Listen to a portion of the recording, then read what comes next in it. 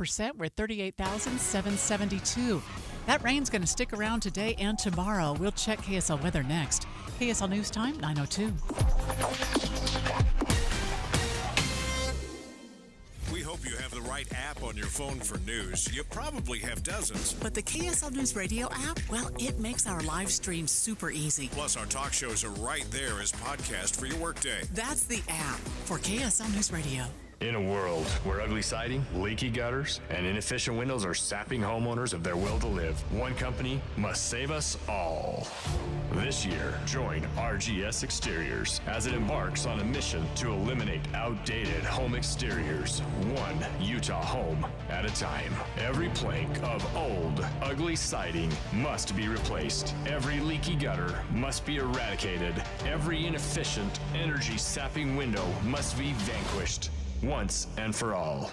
Begin your epic remodeling quest by calling RGS Exteriors for a free estimate. Discover how a heroic team of experts will save your siding, gutters, or windows for a fair, no-nonsense price. Call RGS Exteriors at 801-280-3110 or journey online to rgsexteriors.com.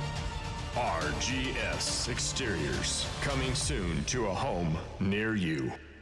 15 years ago, we were adding on to our home, and so I convinced Sean we should update the kitchen. We did some research and we decided to go with 3-Day Kitchen and Bath. Their reputation was phenomenal. To design, do the construction and the finish work, what we wanted was what we got from start to finish. So fast forward 15 years, our family's changed, we've gotten bigger. There just wasn't the space in the kitchen anymore. People were banging into each other. We decided 3-Day Kitchen and Bath. Here's the problem.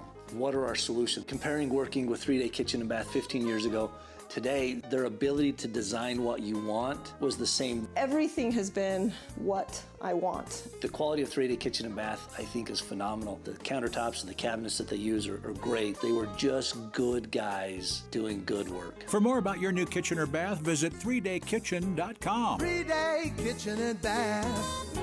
Derek Overstreet, founder of the New Millennium Group. We're a financial planning firm. Listen, we're fiduciaries. We have advisors standing by right now to take your call. That's 888-999-6370. 888-999-6370. The reason you're going to want to call is we're going to help you retire 3 to 5 years before you thought possible. Now, imagine how that would be if you could actually retire 3 to 5 years sooner than your plan was. The way we do this is by putting together a step-by-step plan, taking into consideration any rental properties that you have, any pension income that you have, your Social Security. Listen, we put that all together for you in writing. It will allow us to build your income based on inflation. You know, inflation has been rapidly rising. You and I both need a plan that whatever we start out our income at, in 5 or 10 years, we're going to need 40% more income. So if you're one of those people listening and you'd like a plan in writing, give us a call at 888-999-6370. That's 888-999-6370, or go to utahsfinancialplanner.com.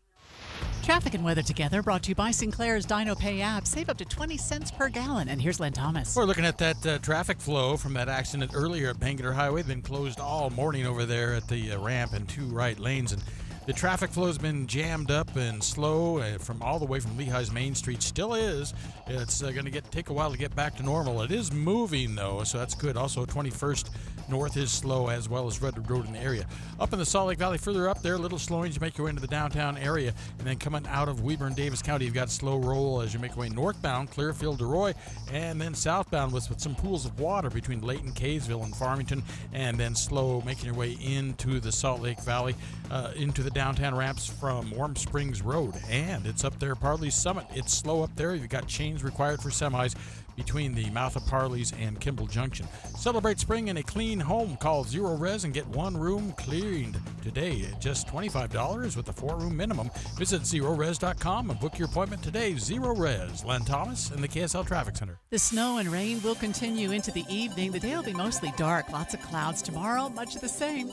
Right now, raining and 37 degrees. I'm Amanda Dixon from the KSL Common Spirit Health Studios. Listen online at kslnewsradio.com. We're Utah's news, traffic, and weather station. In the line of duty, these officers talking amongst themselves, they would refer to how good a lab was by how long their throat burned. Officer Trenton Halliday is memorialized today, 18 years after his death. He worked for years raiding toxic meth houses in Utah County. Today, his death is remembered. This is unfortunately last week's show we just fired it open for. So let me just tell you what we're going to start with today, and it is our fallen officer from the Santaquin Police Department. Oh, pretty heartbroken. It's hard. And the family of the officer is hurt because of a senseless act by one individual. The liberties that we enjoy and the safety that we value here in Utah comes at a price and a sacrifice, and someone made that ultimate sacrifice today. But I can assure you, we as a police department will stand up and we will be there, and we are one family. You could hear the voices of a brother, of a colleague, of the governor. This entire state, Debbie, is mourning the loss of this officer. What's so sickening about it is you and I were broadcasting live from the Utah's Law Enforcement Memorial on Capitol Hill last Thursday to honor two fallen heroes. And today, here we sit, honoring yet another. His brother speaking with KSL 5 television. Oh, pretty heartbroken. It's hard. Everybody out there listening, if I can give them any advice, it's to hold your loved ones a little tighter. And anyone that has had a family member or a friend that is an officer, this is the nightmare. This is what everyone fears. And I think in part, the reason you see the entire state rally around this family and this officer in this terrible moment is because we know that on any shift, at any time, any traffic stop, the worst possible outcome could happen. If you've missed the story, Dave and I have full coverage of what led up to this, the chase that ensued after this traffic stop. Also have a long list of this suspect's criminal history as well we're going to share with you throughout the show. But we don't know a lot yet about the police officer. We do expect another news conference today at noon to learn more. We also know that there will be a very long procession from the state medical examiner's office in Salt Lake County, taking his body back to the Santaquin Police Department, about 45 miles south of Salt Lake County. We also know from Lieutenant Mike Wall with the Santaquin Police Department, as they held a news conference, just a briefing yesterday after this incident unfolded in the 6 o'clock hour yesterday morning, that this police officer who was killed has older kids and was going to be attending a family wedding quite soon. We got notified that one of our officers had been killed in the line of duty. And our entire department is hurt. And the family of the officer is hurt because of a senseless act by one individual. We have family members who will miss their father at their nearing wedding. But I can assure you, we as a police department will stand up and we will be there, and we are one family. We would like to give thanks to the many, many agencies throughout Utah that have stepped in and supported and helped, and also the support of the community. And we thank them, and we ask that as a community and as a department, we stand up as one. Right now, live in Santaquin is KSL News radio reporter Adam Small. And Adam, this obviously has rocked the entire state, but specifically, can you describe what's happening in Santaquin right now? Well, Dave, actually a really cool sight here at City Hall right now as we speak. There's a bunch of people, I believe from other various law enforcement agencies down here in Utah County that have just set up a whole row of American flags just lining the front lawn of City Hall, which City Hall since yesterday also has had these blue and black ribbons tied around anything you could really tie them to, parking signs, trees, the flagpole, the flags here at Half Staff, and also this, as you saw it on my social media this morning, this picture of this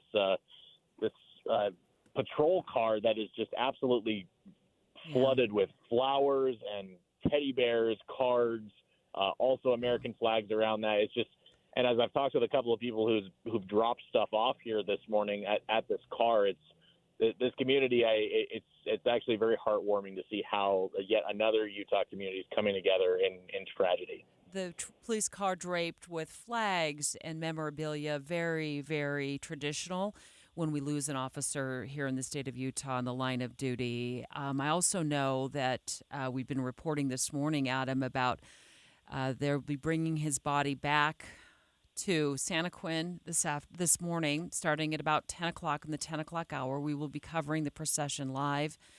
What are you hearing about this in terms of, this is like a 50-mile drive. I believe the state medical examiner's office, the location is in Taylorsville, although we'll check with UHP when they call the show in just a few minutes here to get more information about the procession. But what are you hearing about the procession and how they'll handle things?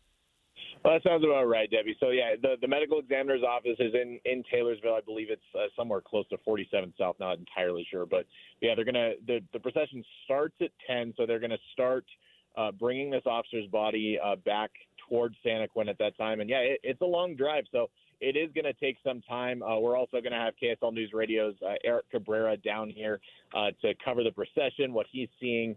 And also, we're going to be live here all day to just bring you the very latest on the procession. And just we have so many different angles on this story as we try to, I'd say, join the community commemorating a fallen officer. And just to clarify, my understanding is they have not released the police officer's name yet, correct? Correct, yeah. We know it's a very small force. We have a good hunch, but we are waiting for the official announcement. So. Sure. Adam Small, thank you for the latest live from Santaquin. Let me give you the lineup for much of the rest of the show. We will be speaking live with the Utah Highway Patrol at 9:50. We have a lot of questions for them. One of their troopers was also involved in this traffic stop.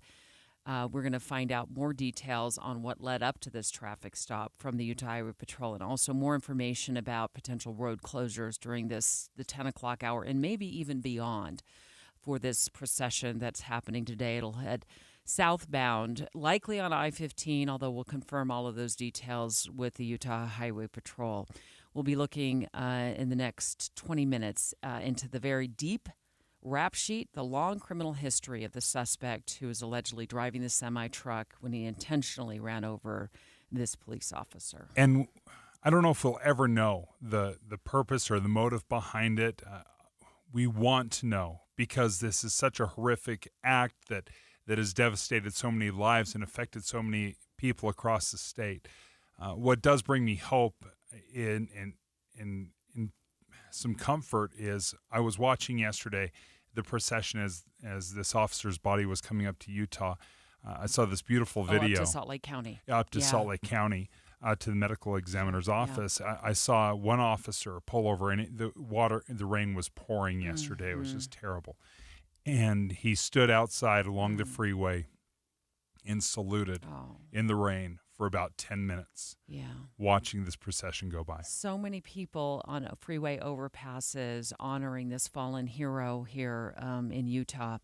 Straight ahead, let's start at the beginning. And the one thing that I could not get out of my mind last night, this traffic stop that begins with someone who calls police to report a semi-truck driving down the road with someone standing on the back of it. Dave and Dujanovic. A lot of us are filling our workdays with podcasts. When you're working, go to KSLNewsRadio.com. Click on Dave and Debbie's podcast and pick a topic and story length. Podcast with Dave and Debbie. Then get to work with KSL News Radio.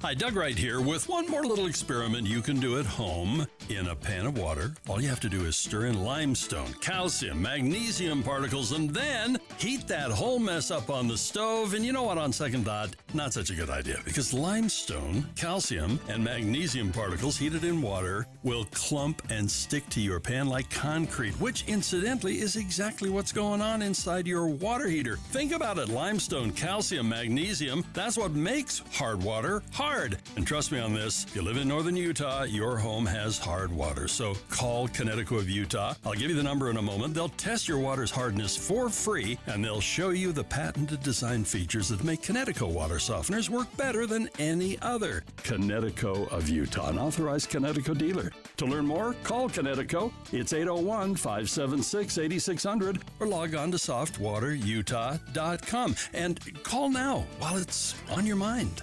News happens all day. Flashbangs were deployed. Tim and Amanda are up at 2 a.m. for breaking stories. Jeff Kaplan begins crafting his minute of news at 6 a.m. 19 protesters were arrested. And updates the top stories while you drive home. When you hit your KSL preset, we're ready. We have you covered on KSL News Radio. Dear Dan, the laptop man from PC Laptops. My mom needed a computer to Zoom call me, my family, and the grandkids from across the country. You guys were so patient, helping her get everything set up just right. She gets so frustrated when things don't work, so I'm grateful that we found PC Laptops to hold her hand. I know it can seem crazy that she comes in every week for help, but you guys really are patient and treat her just like family. Signed, Happy Judy. Thanks, Judy. You know what's also amazing? The team from our store mentioned she brought by a giant box of donuts for them. This warms my heart, and this is why I started PC Laptops in 1992. PC Laptops, we really do love you. We have new computers with a lifetime warranty from $49 a month with 0 interest for a year. OAC, PCLaptops.com. That's PCLaptops.com, where we love you. You know that feeling? It's kind of hot in the afternoon, and you hear the air conditioner kick in, and you think, there we go. And then you wait for a bit, but you don't feel any cold yet, so you go put your hand right in front of it, and sure enough, even with all that noise, it's just regular air coming out instead of cold? Whipple that away. Fixing air conditioners that don't make cold is my job. Make your problem my problem. Whipple Service Champions. Call today and ask about our next day installation, or visit whipplethataway.com.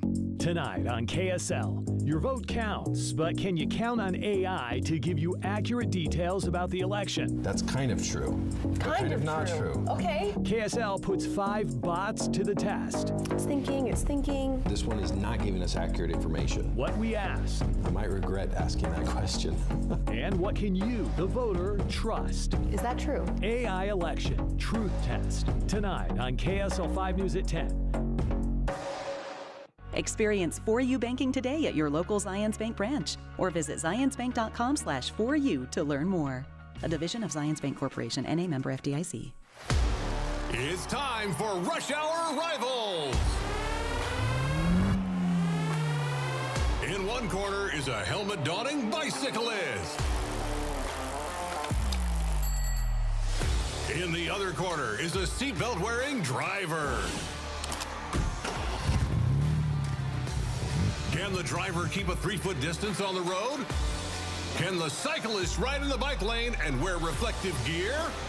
Who will win? I'm fine to ride in the bike lane and wear reflective gear. Yeah, and I can easily keep a 3-foot distance. So, not rivals at all? Nah. Meet in the middle so your paths don't.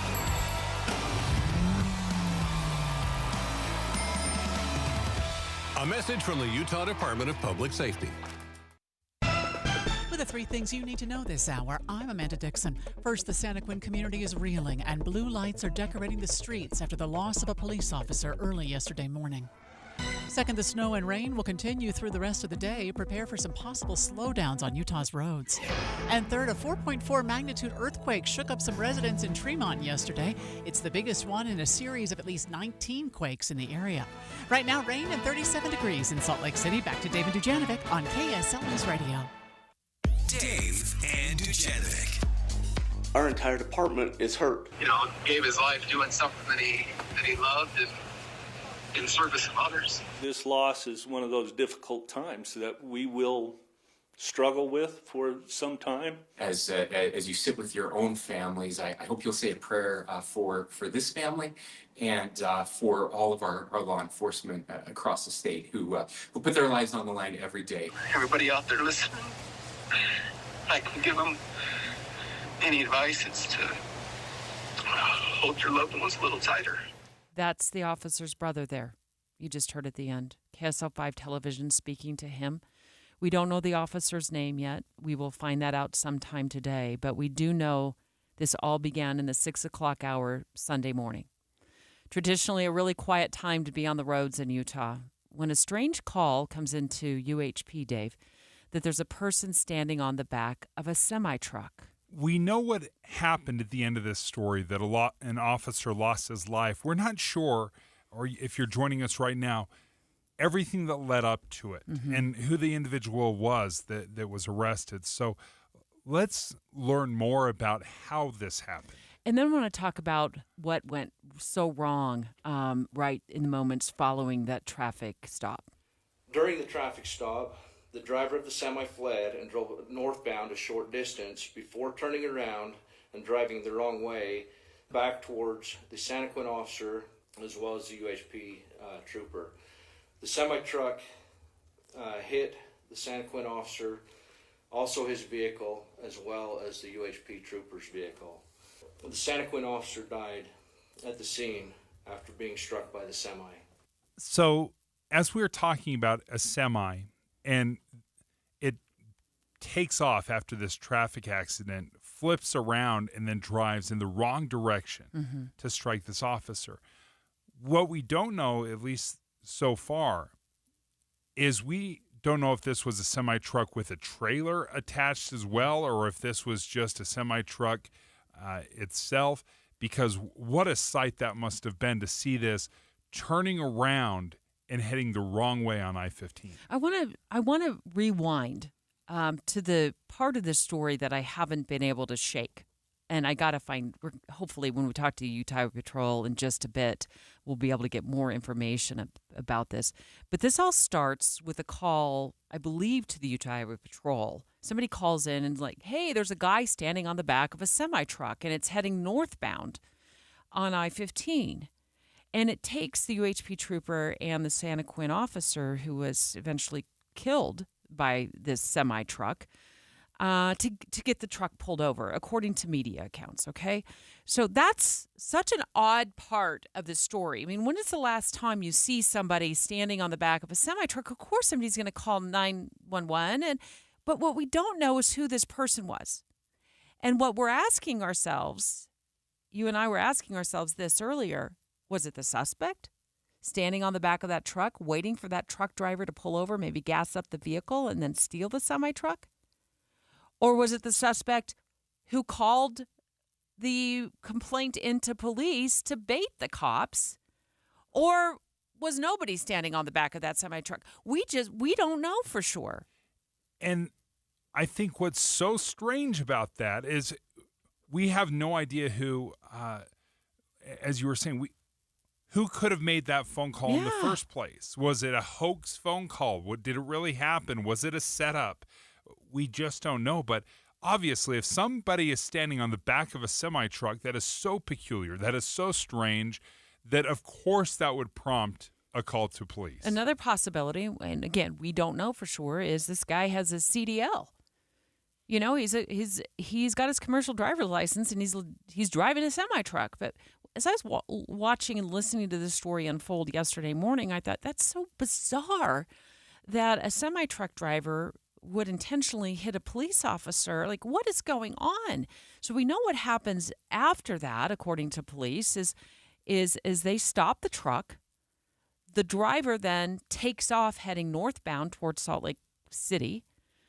And then, as you said, Dave, makes this weird U-turn in the middle of the lanes. Again, more information we're trying to get on, because I'm thinking, isn't there a burrow pit there in the middle of I-15 where it's really hard to cross over with a semi-truck? So he makes... Especially in Santa Quin, Debbie, this is not a 6-lane section of I-15 where you could easily turn around. Because that's Utah County / Juab County area, yes. Right? So a little about 50 minutes south of Salt Lake City. And then he ends up heading the wrong direction on I-15. And then, according to media reports, clobbers both patrol cars and kills this police officer. And what a terrifying sight that must have been, because where do you go at this point? You have somebody in a semi-truck that is driving. Where do you go? Where do you hide? Mm-hmm. And such a terrifying incident. Again, we have no idea how this happened, because again, going back to this guy on the back of a semi-truck. Yeah. Were there two people involved? Was this person acting alone? We got to get more information from Utah Highway Patrol. We've lined them up to call the show at 9:50. So in about 25 minutes, we'll be asking them a lot of questions about this. Hopefully they have more information. We know these investigations can take some time. We do know community was terrorized because apparently he runs off on foot. Shelter-in-place order goes out. I saw some of those alerts come over yesterday. And again, I was thinking, what in the world is going on down there? I mean, first we have this officer who is hit in a semi-truck, and it just all seems so crazy. Then he's accused of stealing several cars. But then this alert goes out that he's driving an F-150 pickup truck, found 164 miles away in Vernal, where there's a short chase. The suspect is believed to have stolen a white Ford F-150 in the Sanpete County area. The suspect is identified as 41-year-old Michael Aaron Jane. The suspect was located in the Vernal area, and after a short pursuit, crashed the stolen vehicle and was taken into custody. And this is a small police department, a relatively small police department. It's a Sunday morning in Santaquin. So as this escape is happening, how quickly can you gather the resources? Might explain why they were only able to track this person down 164 miles away as they drove almost straight east to Vernal. Dave and I starting at the beginning right now of the traffic stop that eventually led to the homicide of a Utah police officer, another Utah police officer killed in the line of duty. We just heard from Adam Small, who's live in Santaquin in front of the police department, where they will be receiving their own officer from the medical examiner's office. We expect a very, very long procession through Salt Lake County, through Utah County, and into the city of Santaquin, where he will be honored there. We also expect his name to be released during perhaps the noon hour when we will be taking a news conference live. And we've heard from the mayor, the governor, the brother of this officer, but which is a little bit strange that we don't have a name so far. We don't know a lot about the officer personally. But as you said, we expect to learn this in the next few hours. We don't know how long he's been on the force. We don't know how long he's been a Utah police officer, if he's served on other forces. We don't know a lot yet about his family, although I'm sure we will be learning more about them, and they are in very deep mourning and probably welcoming the support of the fellow officers from the Santaquin Police Department and others from the community as well. We do know a lot about the suspect. Quite a bit. 25 years almost worth of criminal history leading up to yesterday's crash that killed that Santaquin PD officer. I've been doing my homework overnight, and I'm going to take you from Kansas to California to Oregon and now to Utah. The suspect's rap sheet reveals he's had it out for police for almost a quarter century. 9:30 at KSL News Radio. I'm Amanda Dixon. Our top story: people in Santaquin and around the state are coming together after a local police officer was killed in the line of duty yesterday morning. This is a difficult day, a day that tends to rock a community that's very tight-knit and caring. Santaquin City Mayor Dan Olson says they've received support from people all over the state and that everyone in their city will continue to do everything they can to support one another. Our top national story now from ABC News. Former President Trump has been found in contempt of court again. The New York City judge ruled that Trump violated the gag order around the case again and fined him another $1,000. That's on top of the $9,000 Trump had to pay last week. The judge is raising the possibility of sending the former president to jail.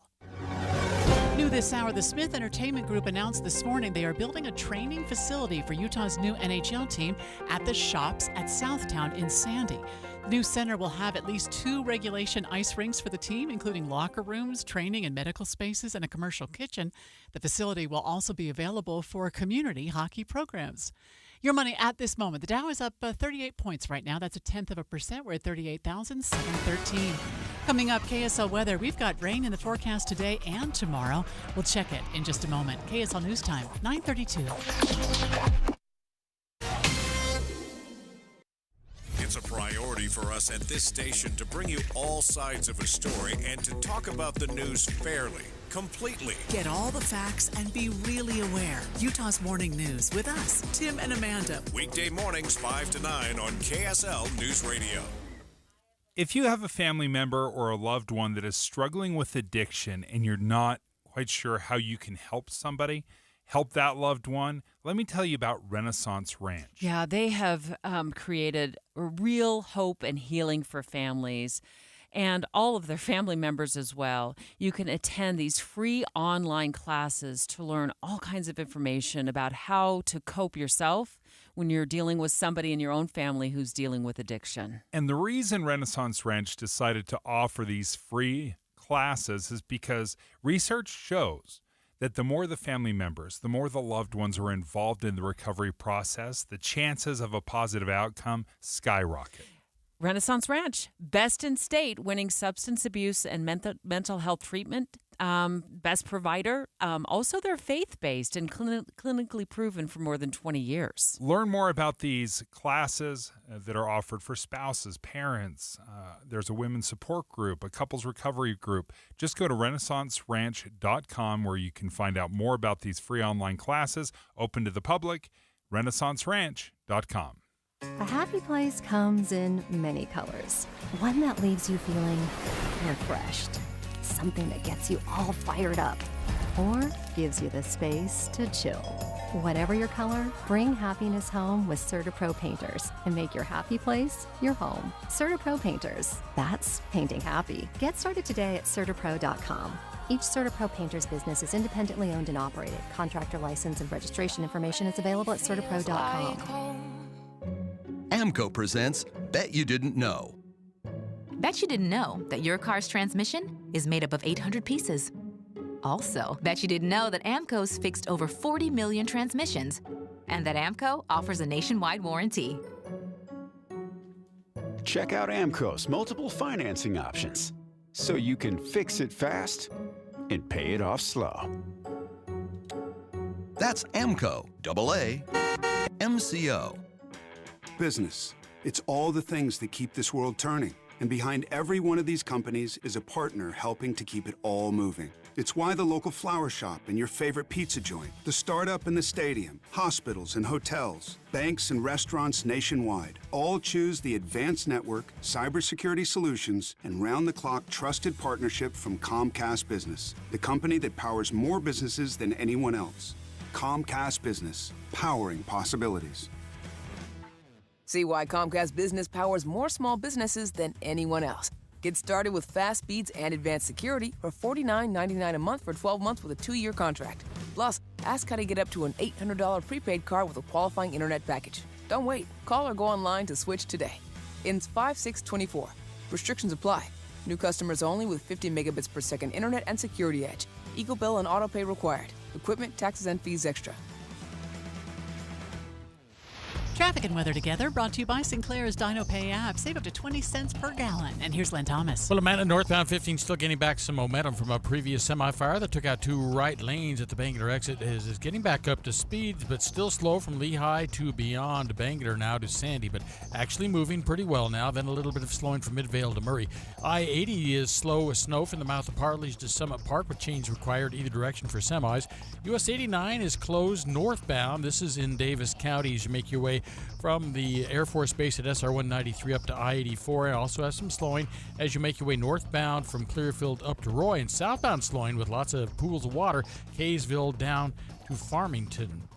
Two Brothers Mattress huge Memorial Day sales going on now on all Serta mattresses. Save up to $500 on Serta mattresses. Visit one of their 5 stores or twobrothersmattress.com. I'm Len Thomas in the KSL Traffic Center. That snow and rain will continue into this evening. In fact, tomorrow we'll do it all again. More snow in the mountains and rain in the valleys. Right now it's 37 degrees. I'm Amanda Dixon from the KSL Common Spirit Health Studios. Listen online at kslnewsradio.com. We're Utah's news, traffic, and weather station. Dave and Dujanovic, your morning companions for talk, analysis, and key perspectives on Utah's biggest stories. On KSL News Radio.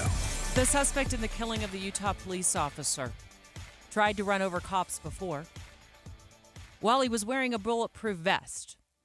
That was 15 years ago. And that's just part of a very long rap sheet that I've been able to track down with Michael Aaron Jane.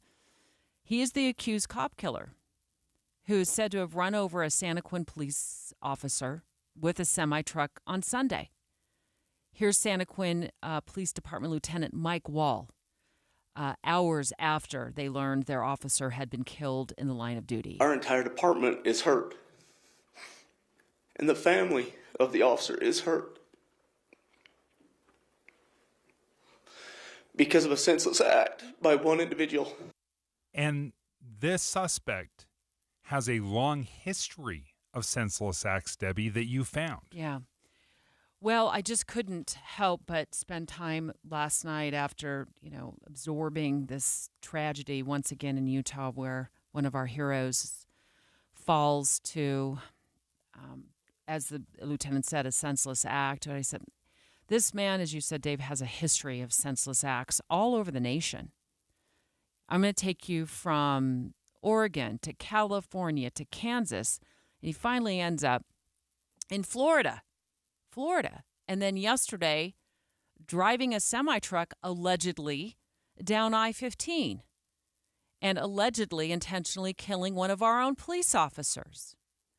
So I put together court records, Dave, prison records, historical news articles to figure out what I could about Michael Aaron Jane. And if you're just joining us and you don't know this story very well, the reason he's suspected, because when I first heard that an officer had been killed as he's hit by a semi, I just thought initially, oh, this is just one of those tragic incidents where you Semi get too loses close, control loses or something, control. yeah. But according to the initial reports, this semi was pulled over, it fled, it made a U-turn on I-15, drove against traffic, and then crashed into these officers, their vehicles and the officer, and killing this officer. So as you're kind of asking yourself, well, was this an accident? No, there's no way a U-turn on I-15 could be considered an accident. Well, be the judge based on his long rap sheet. He had it out for cops for about 25 years now. Let's start at the beginning, shall we? 2001 in California, charged with obstruction and resisting an officer. 2007, accused of stalking and threatening a woman and calling her 60 times from jail. He actually ends up suing the corrections department, claiming they bugged his attorney's phone calls. Those charges again involving the stalking and the insidious number of phone calls to this woman from jail were later dropped in lieu of a case the prosecutors decided to pursue involving assaults on corrections officer in said jail. Now let's fast forward to 2009, shall we? And I'm wondering all along when I'm reading this, how in the world is this guy out of jail? What is going on with our criminal justice system? I wish I had all the answers today. But what I have now is just a timeline of a crime wave, a one-man crime wave. And in 2009, that's when he hits Oregon, Dave. And he gets convicted, at least in 2009, of attempting to run down cops there. Run him over. Tried to. Wasn't successful. While wearing a bulletproof vest. Just a totally off-the-wall kind of behavior. 2009, this happened. Yeah, 15 years ago. 15 years ago, attempting to run down cops. I mean, this is exactly what he's accused of yesterday. And such poor behavior, horrible behavior in jail that he winds up with 17 charges, including assaults on correctional officers. That happened in California in 2011. So somehow we get back to California, or he gets back to California. That appears to be the second time he's assaulted officers. Right. Yeah. Well, more than that, because you call jail officers. Yeah, jail officers. So 17 charges there. And then again, fast forward to 2012, my head is spinning. Like, this guy's getting out of jail faster than most of us can eat our next meal, it seems like. Kansas cops. He's in Kansas now. And I know the area quite well that he's in because my kids played baseball and softball at a community college in Kansas. I'm like, I know Barton County. That's a lonely stretch, middle of nowhere kind of stuff. So they attempt to make a traffic stop of this guy, drops a fake name, flees, of course, because he's gotten really good at that, steals a car. Oh, that's what we had here in Utah yesterday, too. He's on foot after allegedly killing that police officer, runs, steals cars, so he knows how to steal cars. And in fact, in Kansas in 2012, cops issue a warning. He's known for not only fleeing, but breaking into homes. So everything that you're finding right here, Debbie, is so identical to what we have learned to what happened yesterday. And this is going back, again, to 2001. The assaults on police officers, corrections officers, the running people down. All of this is being set up for what happened yesterday. Then he finally winds up in federal prison in about 2014, and I find this out, Dave, because he's a frequent flyer in court, not only for his criminal behaviors, but also he's suing cops, like getting involved in lawsuits and habeas corpus and amicus briefs and all this stuff all along the way. So I'm going to find out through one of his court filings that in 2014, he landed himself in a federal prison in Florida. So he might have committed the crime somewhere else and then just been committed to the prison in Florida, but he's lands behind bars in federal prison in Florida for a federal firearms violation. And then he tries to sue to suggest that his sentence was prolonged because of these other convictions that he had, and ultimately I don't think that case gained any traction. So what happens to him?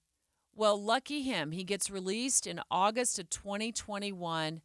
I couldn't tell you at that point, Dave, if he ended up behind bars in some other little county somewhere. I don't know for sure. But in August of 2021, he springs out of federal prison, probably because he served his time on that federal firearms violation, and he's back on the road. He's also, like I said, not only a frequent flyer trying to, argue his criminal cases, sometimes he even represented himself. He's involved in lawsuits where he sues cops or corrections officials. And you know what? I'll be darned if he didn't win a $30,000 lawsuit because of something called the loaf diet that he was put on when he was sitting behind bars in one of these jails. For bad behavior, they put him on this loaf diet. Uncontrollable behavior is how it was described. Yeah.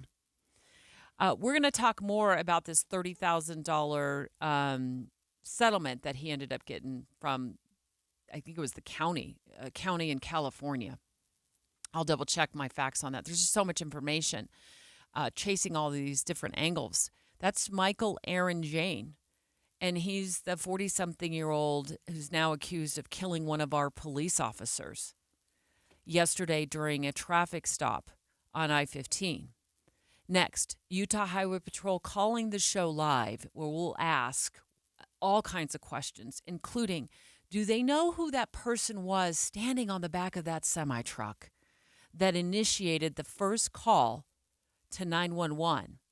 There's a semi-truck with someone standing on the back of it, and the cops end up pulling that truck over. Dave and Dujanovic. You know KSL is the only news radio for your car, right? The only news radio for your smart speaker. Come here in the morning. It's the latest news and traffic. In the afternoon, news and updated weather. We have you covered at KSL News Radio. That's right, it's me again, and I'm at J&J Garden Center in Layton, the best place to shop for Mother's Day, where they have something special for every mom, and of course at a special price. Right now, all hanging baskets are 20% off, all flats of flowering bedding plants are just $22.98, and all 4.5-inch geraniums are 20% off too. That's incredible. J&J Garden Center definitely has the best products at the best price, so give Mom something special this Mother's Day with a special purchase from J&J Garden Center in Layton. Take the Layton Parkway exit, Main Street to Gentile, then west 2 miles. You've got to see it to believe it. You really do. Country grown to your home, J&J Garden Center. My name is Case Lawrence, and I'm running for Congress. My wife and I are the parents of 6 wonderful kids, and now we have 2 beautiful grandkids. We raised our kids right here in Utah and have always felt like Utah is the best place in America to have a family. More than anything, I'm running for Congress to make sure that doesn't change. I hope you'll join me. I'm Case Lawrence, and I approve this message. Paid for by Case for Congress. Progressive presents 10 things on a plumber's to-do list that are harder than getting a small business insurance quote. Waking up for 5 a.m. plumbing disasters, finding out why water is pouring from the ceiling, replacing a pipe in a home from the 1800s, then dealing with invoices or your awkward apprentice or that really weird smell, and then there's breathing and eating and, of course, clogs. But the easiest thing on any small business owner's to-do list? Seeing if you could save on the business insurance that's right for you. Get a quote in as little as 7 minutes at ProgressiveCommercial.com. Progressive Casualty Insurance Company. Coverage provided and serviced by affiliated and third-party insurers. Without the ones like you, who work tirelessly to keep things running, everything would suddenly stop. Hospitals, factories, schools, and power plants, they all depend on you. No matter the weather, emergency, or time of day, you're the ones who get it done. At Grainger, we're here for you with professional-grade industrial supplies. Count on real-time product availability and fast delivery. Call, click Grainger.com, or just stop by. Grainger, for the ones who get it done. Come aboard Norwegian Cruise Line. Unpack once and wake up in a new destination nearly every morning. Book today to get 35% off all cruises and free airfare for second guest. Plus, enjoy your vacation with free unlimited open bar, free specialty dining, and more. Visit ncl.com, call your travel advisor, or 1-888-NCL-CRUISE. Offer ends soon. Norwegian Cruise Line. Ships registry the Bahamas and USA. Restrictions apply. The rest of my life gon' start today. Say hello to For You Banking from Zions Bank. Customized banking that's all about you and the way you bank, like a home equity line of credit. Experience For You Banking today at a Zions Bank branch or visit zionsbank.com/4u to learn more. Loan subject to credit approval. Terms and conditions apply. Actual APR will be determined based on loan amount and creditworthiness. Rates and terms are subject to change without notice. Other conditions may apply. Contact a local branch for full details. A division of Zions Bank Corporation, N.A. member FDIC, equal housing lender, NMLS number 467014. Monster winds can cause huge damage to your roof that you can't see. Don't wait for a disaster. Go to the Masters at masterroofingutah.com to schedule your free windstorm assessment today. Do you know how to tell if a clogged drain is something to worry about or not? What's up, everybody? I'm Mike Wilson with Any Hour Services, and I understand it's annoying and inconvenient, but sometimes a clogged drain can be a sign there's a more serious issue with your sewer main line. If the drains in the lowest level of your home aren't draining, or you flush a toilet and it comes up somewhere else like a shower or a floor drain, I'm urging you to look at this as more than just an annoyance. The last thing I want you to experience is a sewer backup. If you're a homeowner experiencing any of these issues, the first step would be to snake the line to see if it's just a blockage, which one of our drain techs can do for only $29. Yep, you heard that right. Any Hour Services will snake any drain line with normal access for only $29. Sinks, showers, tubs, toilets, floor drains, laundry drains, even that sewer main line that connects to the city. We'll snake any line for just $29. For help with your drain issues, call Any Hour Services at 801-443-7700. You can Google Any Hour Services. You can even schedule online at anyhourservices.com. No one helps more homeowners than Any Hour Services. With the 3 things you need to know this hour, I'm Amanda Dixon. First, the Utah Auditor's Office says it received more than 4,000 fake reports of bathroom violations after the state's transgender-related bathroom bill went into effect. The bill, signed earlier this year, can charge the people who violate the new rules $10,000 per violation per day. Second, the Smith Entertainment Group says they'll be building a hockey training facility at the Shops at Southtown. The center will be the headquarters for the state's new hockey team. And third, an 18-year-old drowned at Sand Hollow State Park over the weekend. He has been identified as Christian Jeffrey Fisher from Las Vegas. Right now it's 37 degrees in Salt Lake. Back to David Dujanovic on KSL News Radio.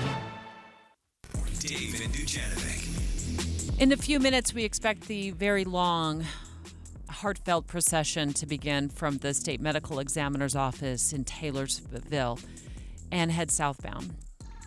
In that procession will be the body of a fallen Santaquin police officer who was killed in the line of duty yesterday in the 6 o'clock hour, wee hours of the morning along I-15, allegedly by a driver who was behind the wheel of a semi-truck. And this is not something that happens often in Utah. We don't lose officers. And when we do, we make a big deal out of it. We've got visuals right now, thanks to our colleagues at KSL5 TV at several locations. And you can watch this happen on our KSL News Radio Facebook page. I'm sure KSL5 Television will be carrying it live as well. But right now what we're seeing is numerous police officers showing up at the medical examiner's office, where they will eventually leave that location and head south to the city of Santaquin. Lieutenant Cameron Roden with the Utah Highway Patrol live on the line. Such a tragic situation, and today is just, it's very, very sad. It's so somber. It is. It is for not only for law enforcement, because it is a family, but I know that the whole community of Santaquin and everybody in Utah is feeling the loss. When incidents like this happen, it has a ripple effect. As we were trying to piece this together, this story, have we learned anything in the last 24 hours or so of what led up to this horrific tragedy? We're actually still meeting with investigators, and they're still going over all the details to confirm everything that happened and put that timeline together. So over the next couple of days, we'll better understand what happened, what caused this, and ultimately that led to the costing the life of the Santaquin officer. So it will be under investigation for quite some time, but we'll get those details out as soon as they are available. Lieutenant Roden, we had a texter text in and said, well, what was the initial reason for the traffic stop? And my understanding is that there was a report to UHP or a 911 call saying, hey, there's somebody standing on the back of a semi-truck as it was moving. Can you confirm more information about that? And does UHP or investigators, do they know yet who that person was standing on the back of the truck? So, that's one thing that they are looking into right now, is to confirm what that initial call was, to see exactly, if it was, an unusual call, that a person was acting very erratically. So there hasn't been anything confirmed there. I know that's something that investigators are currently working on now. Lieutenant Roden, as we have been reporting, it sounds like after this semi-truck was pulled over, the semi flees, and then, am I getting this right, basically flips a U-turn on I-15 and starts heading back to slam into this officer. Is that what happened, as far as we understand? And was this semi, did this have a trailer attached to it? It did. So, yes, initially, after that initial contact with officers, that semi did make a U-turn, come back, deliberately targeting officers, hitting both officers' vehicles and also hitting the Santaquin officer. And was your trooper injured? Luckily, no injuries to the trooper. So the two cars were hit. The Santaquin officer, was he in his car, or were they still standing outside the car? The information I would still have to confirm, and it is not readily available to me. I have another question, Lieutenant Roden. Do we know if the driver, who of course is now in custody, does he have a commercial driver's license, or is there a possibility that he stole that semi-truck? I don't have any indications of a stolen vehicle initially on that initial contact, but I'd have to confirm with investigators on the condition of what his commercial driver's license status was. What will today's procession look like in terms of stopping traffic, number of police cars involved? Like you guys had mentioned earlier, this doesn't happen often in Utah, and we do make a big deal of it because ultimately that person gave their life in service of their community, and so we want to make sure that we honor them and honor their community that they serve.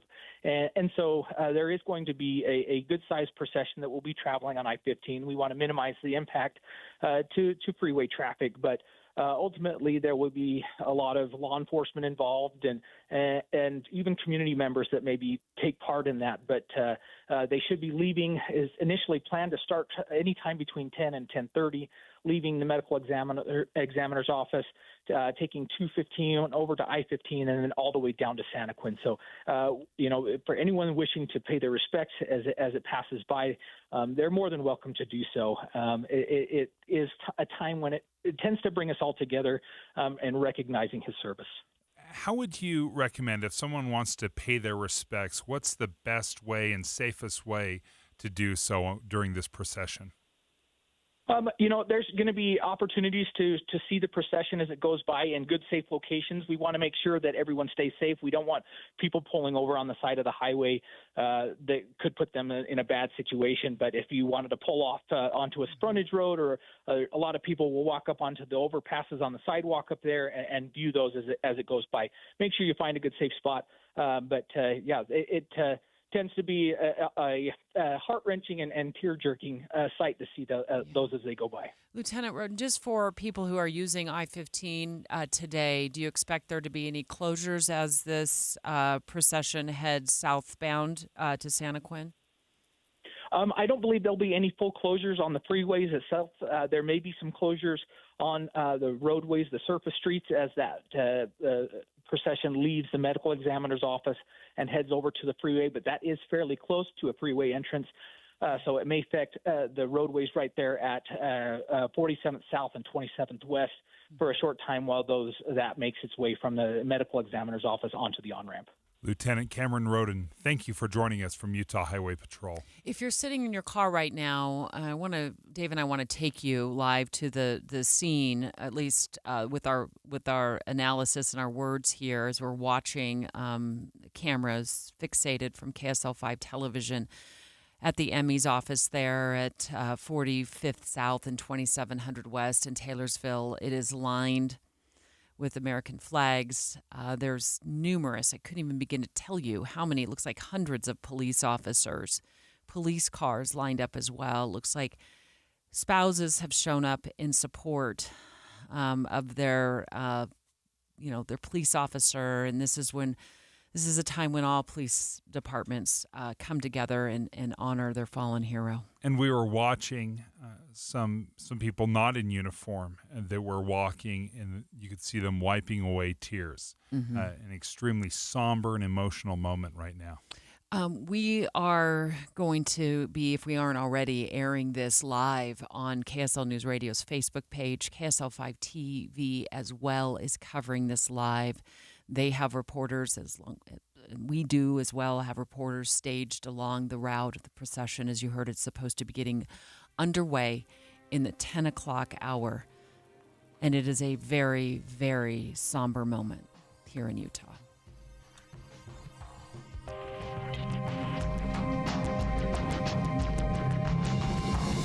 KSL FM Midvale. KSL Salt Lake City. From the KSL Common Spirit Health Studios, this is KSL News Radio.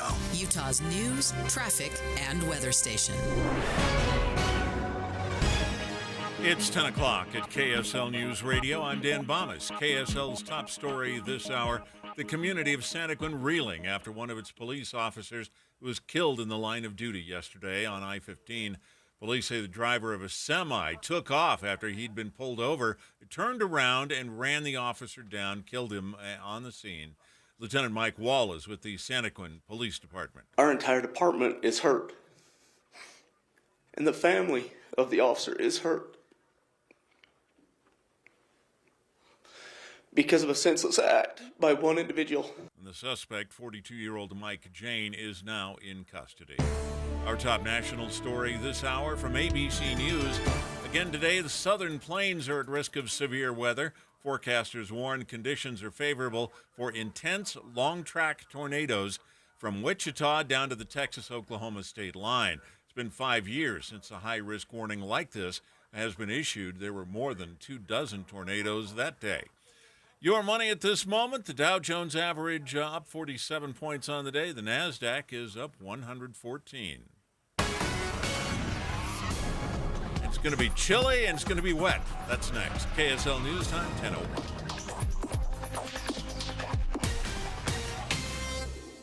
Here's a way to get breaking news updates anywhere you go. At the store or in a work meeting, you can get breaking news on your phone. You can quickly read it, swipe, or click for more. It's super discreet, super fast. That's the app for KSL News Radio. It's been a rough winter for sure, but visitors are flocking to Box Elder County. Our feathered visitors, that is. Bear River Migratory Bird Refuge is busy hosting swans to swallows, geese to grebes. The spring migration is in full swing, and all that's missing is you. Box Elder County really is for the birds. Just a short 60 minutes north of Salt Lake, Box Elder County is the perfect place to make memories and celebrate spring, along with spending time with our feathered friends. You'll experience amazing restaurants and unique shopping. Come take a soak at Crystal Hot Springs, home to the highest mineral content of any natural hot springs in the world. Let the winter melt away as you relax and rejuvenate. Take in a theater performance at one of the live theaters or visit one of the fine museums. Visitors really are chirping all about Box Elder County. Check out visitboxeldercounty.com and see why Box Elder County is for the birds. That's boxeldercounty.com. Jim Jr. here from RGS Exteriors. I want to tell you about our famous "You Don't Need a Warranty" warranty. That's right. It's a warranty you don't need, but we give it to you anyway. Let me explain. Most warranty problems for siding, gutters, and windows are caused by not installing stuff right in the first place. If you rush the work, cut corners, or use subpar materials, you're just begging for problems later. At RGS Exteriors, we don't tolerate careless workmanship. We slow down, focus on every detail, and use only the best materials. We prevent warranty work by doing the job right in the first place. That's why the 10-year everything guarantee we give you is also known as our "You Don't Need a Warranty" warranty. We absolutely will be there if you need to use it. But honestly, you probably will never have to. Done right the first time. That's the RGS way. For siding, gutters, and windows, call 801-280-3110 or visit us at rgsexteriors.com. If you love to travel, Capital One has a rewards credit card that's perfect for you. With Venture X, earn unlimited double miles on everything you buy and turn everyday purchases into extraordinary trips. Plus, receive premium travel benefits like access to over 1,300 airport lounges where you just check in and chill out. Open up a world of possibilities with Capital One. What's in your wallet? Terms apply. Lounge access is subject to change. See CapitalOne.com for details. As a roofer, spring means the start of my busy season, which means I've got to get organized. With help from Beacon, I can save time with Beacon Pro Plus and 24/7 access to live pricing, delivery tracking, order history, and more. Plus, this spring, I can earn $1,000 and the chance to win a $25,000 backyard renovation just by buying my Certainty shingles online with Beacon. No purchase necessary. Now that's what I call a spring cleanup. Visit BECN.com for official rules and to start earning entries. Traffic and weather together brought to you by Sinclair's Dino Pay app. Save up to 20 cents per gallon. And here's Lynn Thomas. Thank you, Dan. Northbound 15 was getting back into motion now from Lehigh to Bangor exit and Draper, where all morning crews have been cleaning up a semi-fire that took up 2 right lanes of the Bangor exit ramp. And now we got another crash on the right shoulder at 146 South in Bluffdale. Now, overall, the traffic is improving, but it is bogging back down from Lehigh's 21st North around the point of the mountain for a ways, and then it eases up a bit there. I-80 in Parley's Summit, or Parley's Canyon, is slow with snow from the mouth of Parley's to Summit Park with chains required either direction for semis. In Davis County, we've got southbound I-15 at Shepherd Lane. You've got standing water in all lanes lanes, slowing the drive down from Kaysville to Farmington, and northbound is slowing from Clinton to Roy. Now, on US 89, that had been closed all morning. They just opened it up, and then they had a crash. Northbound US 89 at 1200 North in Layton had 2 right lanes closed, but they got that open. And just so you know, it's snowing very heavily against the foothills up here. Celebrate spring in a clean home. Visit Zero Res and get 1 room clean starting at just $25 with a 4-room minimum. Visit ZeroRes.com and book your appointment today. Zero Res, Len Thomas in the KSL Traffic Center. Cold and wet today and tomorrow. A warming trend will start on Wednesday. Highs in the 70s by the weekend. Right now, 39 degrees with rain. I'm Dan Bomis from the KSL Common Spirit Health Studios. Listen online at kslnewsradio.com. We're Utah's news, traffic, and weather station. Dave and Dujanovic, your morning companions for talk, analysis, and key perspectives on Utah's biggest stories on KSL News Radio. If you're driving on I-15 this morning up until about the noon hour, you might notice heading southbound a very, very long police procession. It is in honor of a fallen Utah police officer who was killed in the line of duty yesterday in the Santaquin area. He's with the Santaquin Police Department.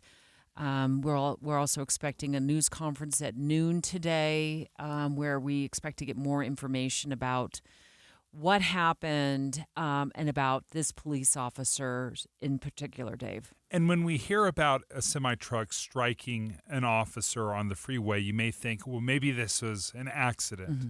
The reason we believe this was intentional is we learned that when this semi-truck was pulled over, the semi-truck flees and then makes a U-turn on I-15. And I wondered, is this making a U-turn with a semi-truck with a trailer, or was it bobtailing, which means the semi-truck doesn't have a trailer attached? The UHP confirmed that this was a semi-truck with a trailer attached as it made this U-turn on I-15, is heading down the wrong way on I-15 when it struck the officer. We have KSL 5 television with its cameras right now fixated at the medical examiner's office, numerous American flags. There's police motorcycles, police officers standing next to their motorcycles. We've seen police cars, numerous police officers showing up at the ME's office there in Taylorsville, where they will head toward I-215, take the loop around, and then head southbound on I-15. And we expect this to be quite the long procession, as it is about 50 miles or so from, maybe a little less than that, from Taylorsville to Santaquin. And there was an escort and a procession yesterday as they brought this officer to Salt Lake. And now we see officers climbing onto their bikes, getting ready for the procession back to Santaquin. This suspect who's in custody now after a 165-mile, he's found 165 miles away in a stolen F-150 pickup truck in Vernal yesterday. They were able to make an arrest. He has a long criminal history dating back, what I could find, to 2001. And much of that criminal history involves, threatening police officers, obstruction, resisting arrest. And back in 2009 in Oregon, he's convicted of attempting to run down cops there while illegally wearing and possessing a bulletproof vest. And that's not it. I mean, in Kansas in 2012, they attempt a traffic stop on him, and he drops a fake name. He flees. He steals a car there. Cops issue a warning that he's known for fleeing from cops and also breaking into homes to try to save himself. This is a desperate man with a long criminal history, and he's had it out for cops for almost 25 years. Greg Skordas, our legal analyst here at KSL News Radio, I mean, I cannot, just looking at the timeline of all of his crimes, it was sick to my stomach that this man is out on the streets and now accused of killing one of our own. Yes, and Debbie, you did a really good job of pulling together his prior criminal history. I was stunned when I started reading it, and I think a lot of people are going to ask why it was that he was even out based on his prior criminal conduct. But he may have served his time. He may have been paroled. He may have shown that he was rehabilitated, or at least made people believe that he had been. Obviously, he wasn't, and he had something for police. He just had some. I mean, his history, and I looked at these cases you pulled up, Debbie. He has a long history of being very antagonistic toward police, and ultimately it culminated in a murder. Greg, we are watching right now as the procession appears to have begun, as officers, UHP, motorcycles are starting to move out. Debbie, in front as they pass along the road and lined with American flags. Greg, you've represented numerous officers over the years because of your role in our criminal justice system for a number of different reasons. And, me and my husband lost our very good friend, Doug Barney, who was shot and killed in the line of duty, sadly, also on a quiet Sunday morning in 2016 in the city of Holiday. And these moments like this they're just so dark. They are so dark. I don't know of any other way to describe it. And as we're watching this police procession take this officer's body back to Santaquin, I can't help but I'm going to just share a story. I woke up in the middle of the night after Doug was killed, and I told my husband, I said, I just keep having the same dream of a black hole, and we can't get Doug back out of it. I mean, it is so incredibly emotionally devastating to law enforcement families and their immediate families, certainly, and their children, of course. But the domino of emotions just does not end, Greg. Yeah, and when you and Dave and I go to work in the morning, our family doesn't wonder if we're going to be safe or if we're going to be in danger. When a police officer goes to work, as you well know, Debbie, they put their life on the line every day, and that's why there's this procession. There is a real group that they band together. They're very close. And when one of their members dies, they're going to put a procession together. They're going to show support because, unlike the rest of us, they, except for maybe military personnel, they put their lives on the line every single day. And an officer, especially one like this, he's on the side of the street. I think it was I-15. I mean, it's a dangerous setting anyway. And then the semi turns around. I mean, he was probably just completely hopeless standing there. And I'm sure he had little or no escape route. Greg, as Debbie was doing this research and looking into his criminal history, I noticed California, Oregon, California, again, Kansas, now here in Utah. Can you walk us through maybe the difficulty when these crimes are being done in so many different states? How does that play into, I guess, the bigger picture?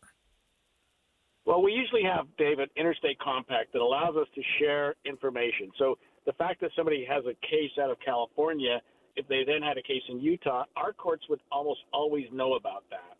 I can only assume that these other states sentenced him.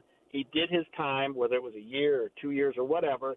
And I mean, they were serious crimes, but they weren't on the level of what he's charged with now. I mean, if he's convicted of the current crime, which I assume is going to be aggravated murder, a capital offense, he will never get out of prison.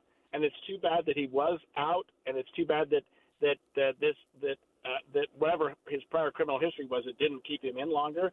But sometimes these parole boards and these prison systems just have rules on how long they can hold somebody.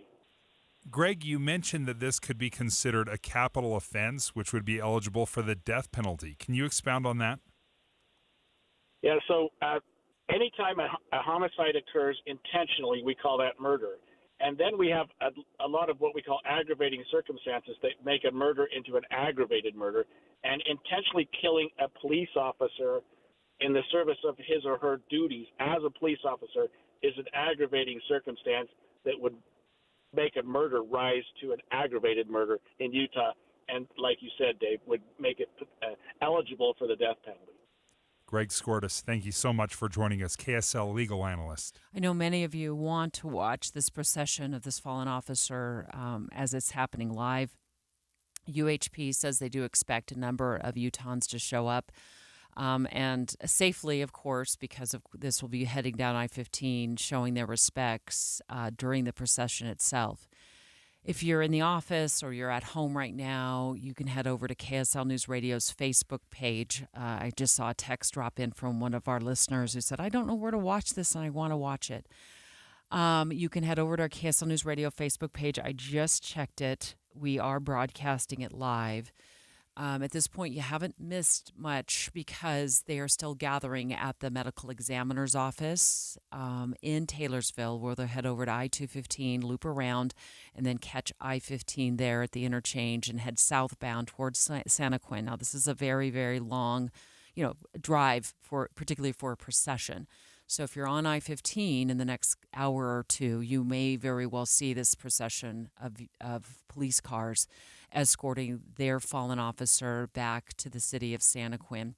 And at noon today, we expect the Santaquin Police Department to hold another news conference. I believe it's the Santaquin Police Department that will be holding that news conference to bring us more information about what happened.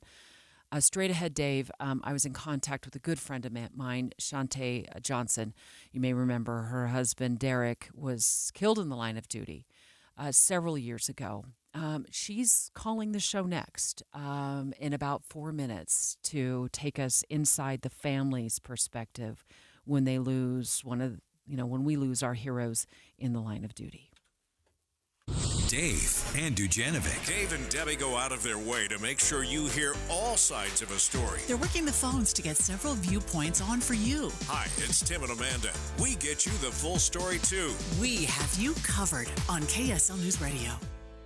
Hi, this is Doug Wright, and it's showing right now at Hale Center Theater, and it's called May We All. It's a country musical. It's a regional premiere, by the way, and you and your family are absolutely going to love it. It is so much fun, and especially for those who have a little hankering for some great country music, the hits you love, and some songs you've never heard before, you're going to really enjoy. A great tale of a young woman who wants to be a star in country music, and maybe all of the opportunities to become that are waiting for her back home in Tennessee. And by the way, Mother's Day is right around the corner. And the gift that special woman in your life will really appreciate, the gift of theater. And you can buy an individual ticket, you can buy season tickets, you can buy a gift card. Good for anything at Hale Center Theater. The Nutty Professor is yet to come, The Addams Family, The Magician's Elephant, Disney's Beauty and the Beast. Great entertainment is always waiting for you at Hale Center Theater. You've told us what you love. Less bias. Really good, deep thinking. Trust is a big thing for me. Lift people up in a heavy world. And we're listening. Boyd Matheson, The Afternoon. Boyd Matheson is a very moderate talk show host. Now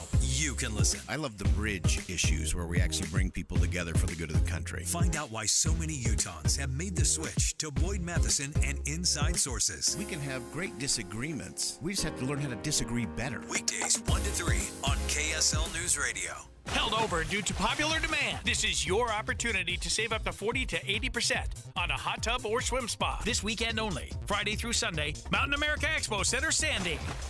Be advised, this is your opportunity to save up to 40 to 80% on a hot tub or swim spa. This weekend only, Friday through Sunday, Mountain America Expo Center, Sandy. 18-month interest-free financing. Our factories have demanded we sell 1,000 hot tubs and swim spas this weekend. Mountain America Expo Center, Sandy. Huge factory incentives, factory rebates, this weekend only. Mountain America Expo Center, Sandy. We can remove your old hot tub. Free delivery of your new hot tub. Hot tub starting at $2,999. Mountain America Expo Center, Sandy. Free delivery of your new hot tub. Just relax and enjoy. Mountain America Expo Center, Sandy. Friday, 2 p.m. to 8 p.m. Saturday, 10 a.m. to 8 p.m. Sunday, 10 a.m. to 6 p.m. Free admission, free parking, free delivery. Mountain America Expo Center, Sandy. Call 833-SPA-SALE or visit hottubandSwimSpaSale.com. Progressive presents 10 things on a plumber's to-do list that are harder than getting a small business insurance quote. Waking up for 5 a.m. plumbing disasters, finding out why water is pouring from the ceiling, replacing a pipe in a home from the 1800s, then dealing with invoices or your awkward apprentice or that really weird smell, and then there's breathing and eating and, of course, clogs. But the easiest thing on any small business owner's to-do list? Seeing if you could save on the business insurance that's right for you. Get a quote in as little as 7 minutes at ProgressiveCommercial.com. Progressive Casualty Insurance Company. Coverage provided and serviced by affiliated and third-party insurers. Without the ones like you, who work tirelessly to keep things running, everything would suddenly stop. Hospitals, factories, schools, and power plants, they all depend on you. No matter the weather, emergency, or time of day, you're the ones who get it done. At Grainger, we're here for you with professional-grade industrial supplies. Count on real-time product availability and fast delivery. Call, click Grainger.com, or just stop by. Grainger, for the ones who get it done. Tonight on KSL, your vote counts, but can you count on AI to give you accurate details about the election? That's kind of true.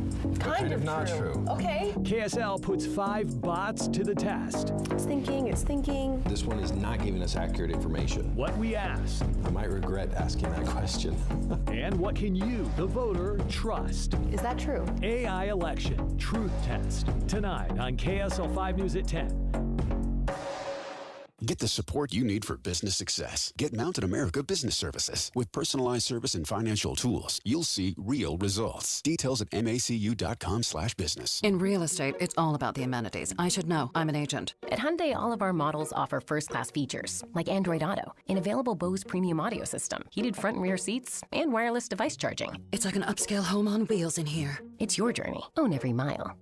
Get 3.99% APR for 60 months or up to $2,000 bonus cash on the Hyundai Tucson. Visit your local Hyundai dealer today.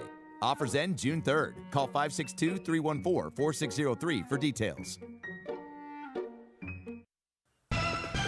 With the 3 things you need to know this hour, I'm Dan Bomas. First, the community of Santaquin stunned by the murder of a police officer. Second, the Weather Service has issued its highest risk tornado warning for the Southern Plains. Third, the judge in former President Trump's hush money trial has cited him for contempt again. 39 degrees with rain in Salt Lake City. And back to Dave and Dujanovic on KSL News Radio. Dave and Dujanovic. KSL 5 Television speaking to the brother of the fallen police officer who lost his life in the line of duty here in Utah yesterday morning. Oh, pretty heartbroken. It's hard. Everybody out there listening, I can give them any advice. It's to hold your loved ones a little tighter.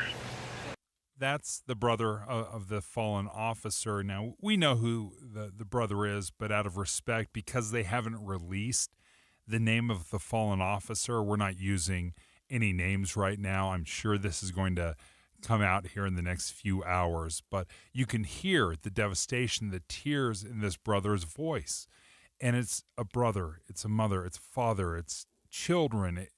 So much of the community is affected, but let's focus on the family, because that is a family that has been destroyed now. Shantae Johnson, a widow of Sergeant Derek Johnson, who was killed in the line of duty in 2013. And Shantae, I don't know if I've ever shared this with you, but I was sitting on my back patio that morning when we got the alert here that an officer had been killed in the line of duty. And at the time, I didn't know you, and I've grown to know you so well over the years. And you have handled this loss of your husband with so much grace and so much love in your heart. And I frankly do not know how you have done it. Walk us through what it is like. I'd never obviously experienced that, even though I was married to a police officer for 21 years. And I always felt like he would always be okay. But, you honestly never know for sure, right? It's so true. Yes. Thank you, Debbie. You haven't shared that with me. They're just, your whole world is turned upside down. And for months and months and months, you face every day hoping that you're going to wake up from this hopeful nightmare that you can wake up from. And every day just becomes more of a reality. And while we do know that there's a risk out there that they may pay the ultimate sacrifice, I think we find a lot of comfort in just burying our heads in the sand, feeling like we live in Utah and that this kind of stuff just happens on the news to other people. And it kind of takes a while for your your soul and your heart to understand that it is actually a reality. So it's really, it's a whole new reality, and it's a whole new life. So it takes a long time for most of us to kind of grasp the reality that this has happened to us. Shantae, as you're describing this, I wonder, intellectually, both the family and obviously the officer knows that this is a risk, that's a possibility, but at the same time, it is rare. It doesn't happen often here. So how do you balance this where you intellectually know that this is a risk, this could happen, and then when it does happen, how do you sleep at night? Because this is an everyday struggle, but you also have to live your life, and you can't let it consume every thought. You'd be miserable every moment. This is very true. So it's just like anything else that people do in life. I feel that you're called to when you have a passion for it. You know that that's what you want to do. Usually your significant other understands that. They're, so it's sort of a thing that you're born. I call it, born in their blood kind of a thing. It's just something you have to understand, and then there's coping mechanisms out there to kind of deal with things. I think as it happens more often now, I think people aren't burying their heads in the sand as much, but definitely for me 10 years ago and 10 years before that, burying my head in the sand was my coping mechanism, so I could sleep at night. And I can honestly say, sadly, that I really didn't worry about it.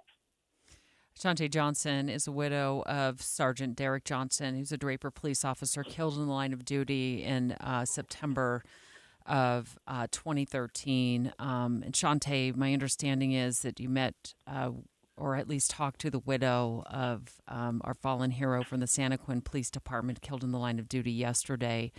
I don't expect you to share particulars of that conversation, but just give the community some guidance on what is appropriate in terms of gifts and condolences, because I know this can be a very overwhelming time internally for a family. So why don't you offer some guidance for our community who so wants to show our love and support to this officer's family?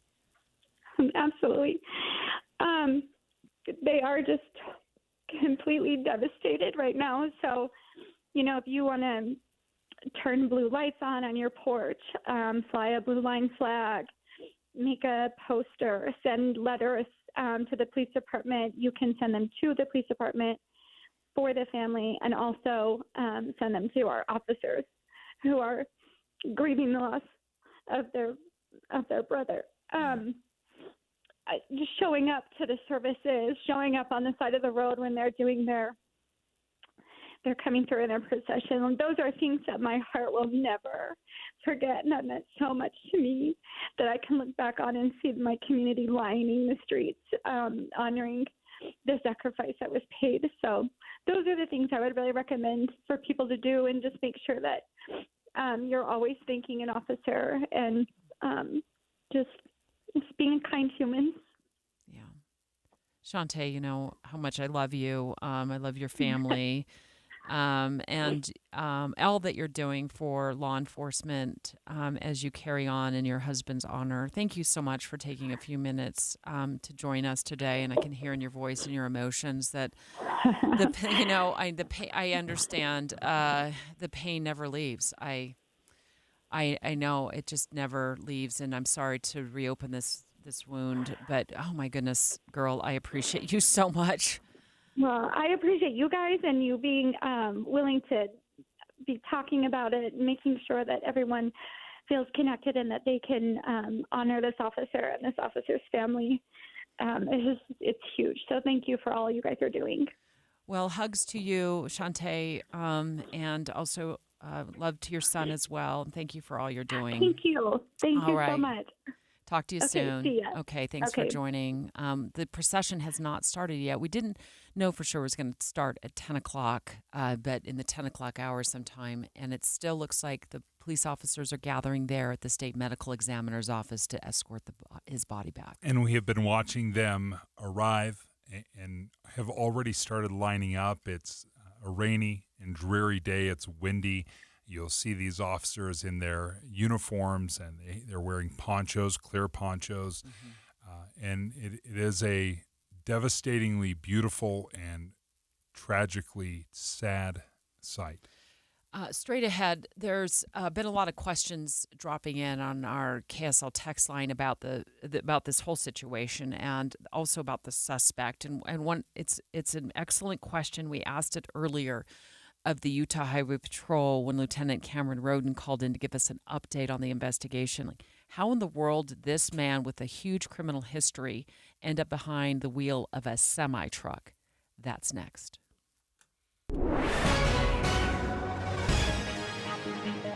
KSL News Radio, I'm Dan Bomas. KSL's top story this hour. State leaders, first responders, community members rallying together after a Santaquin police officer was killed by a semi-truck on I-15 yesterday. Fire crews draped American flags at freeway overpasses. Supportive Utahns carried handheld flags. And Governor Spencer Cox says this is a reminder of how costly liberties like safety can be in Utah. A procession from the state medical examiner's office in Taylorsville back to Santaquin expected to begin at any moment. A series of earthquakes has shaken northern Box Elder County, the biggest one, a magnitude 4.4, which is plenty strong enough to feel. KSL News Radio's Michael Commit has more. This happened only a day after a 3.9 magnitude quake shook the place up as well. But these two are the latest of more than 19 different earthquakes that have been felt across Utah. Michael Commit, KSL News Radio. No injuries or damage have been reported. Traffic in both directions moving again today along Interstate 95 in Norwalk, Connecticut. Crews had to demolish a bridge after a car, a tractor-trailer, and a fuel tanker crashed and sparked a major fire. Your money at this moment, the Dow Jones average up on the day 49 points, the NASDAQ up 98. And our KSL weather, it's going to be a cold, rainy, even snowy day. That's next. KSL News Time, 10:32. News doesn't just mean information or dates. It's the story of our local history being told in real time. Be a part of the story. This is Tim Hughes and Amanda Dixon. We hope to be a part of your story. We have you covered on KSL News Radio.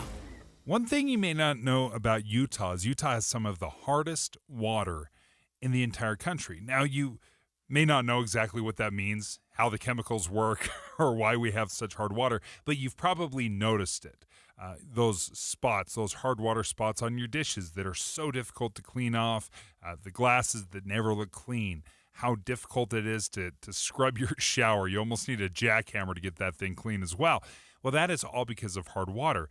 It's why my wife and I decided to call Connecticut of Utah. That, and the number one reason, though, really is because of dry skin. That's something that we really struggle with in our family. So we know that soft water plays a huge role in keeping your skin hydrated and healthy, keeping your house clean, and really preserve the life of your expensive appliances, because hard water can really wear down those expensive appliances.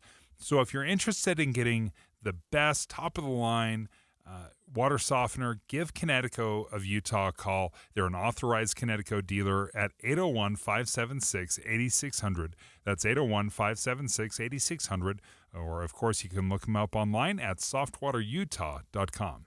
What does an Olympic venue, Memorial Weekend, live music, delicious food, 20 years of family fun, and four-legged canine athletes gathered from all over the world have in common? The 20th anniversary of the Soldier Hollow Sheepdog Classic, presented by Purina Pro Plan, with new date, May 24th through 27th. Enjoy a weekend filled in the beautiful Soldier Hollow mountainside, watching these top dog athletes and their talented handlers navigate down a rugged mountainside terrain to beat the clock using pure agility and skill to corral some of the most spirited sheep in the world. Experience 4 days of high-value fun, exciting competition, plus dog, duck, and bird demos, petting zoo, bagpipes, and delicious local eateries, all while surrounded in beautiful Midway, Utah. Save the date for the Soldier Hollow Sheepdog Classic, presented by Purina Pro Plan, nutrition that performs. Powder River Livestock Equipment, IFA Country Stores, helping to grow the things you love. May 24 through 27. Details and tickets, visit SoldierHollowClassic.com. SoldierHollowClassic.com.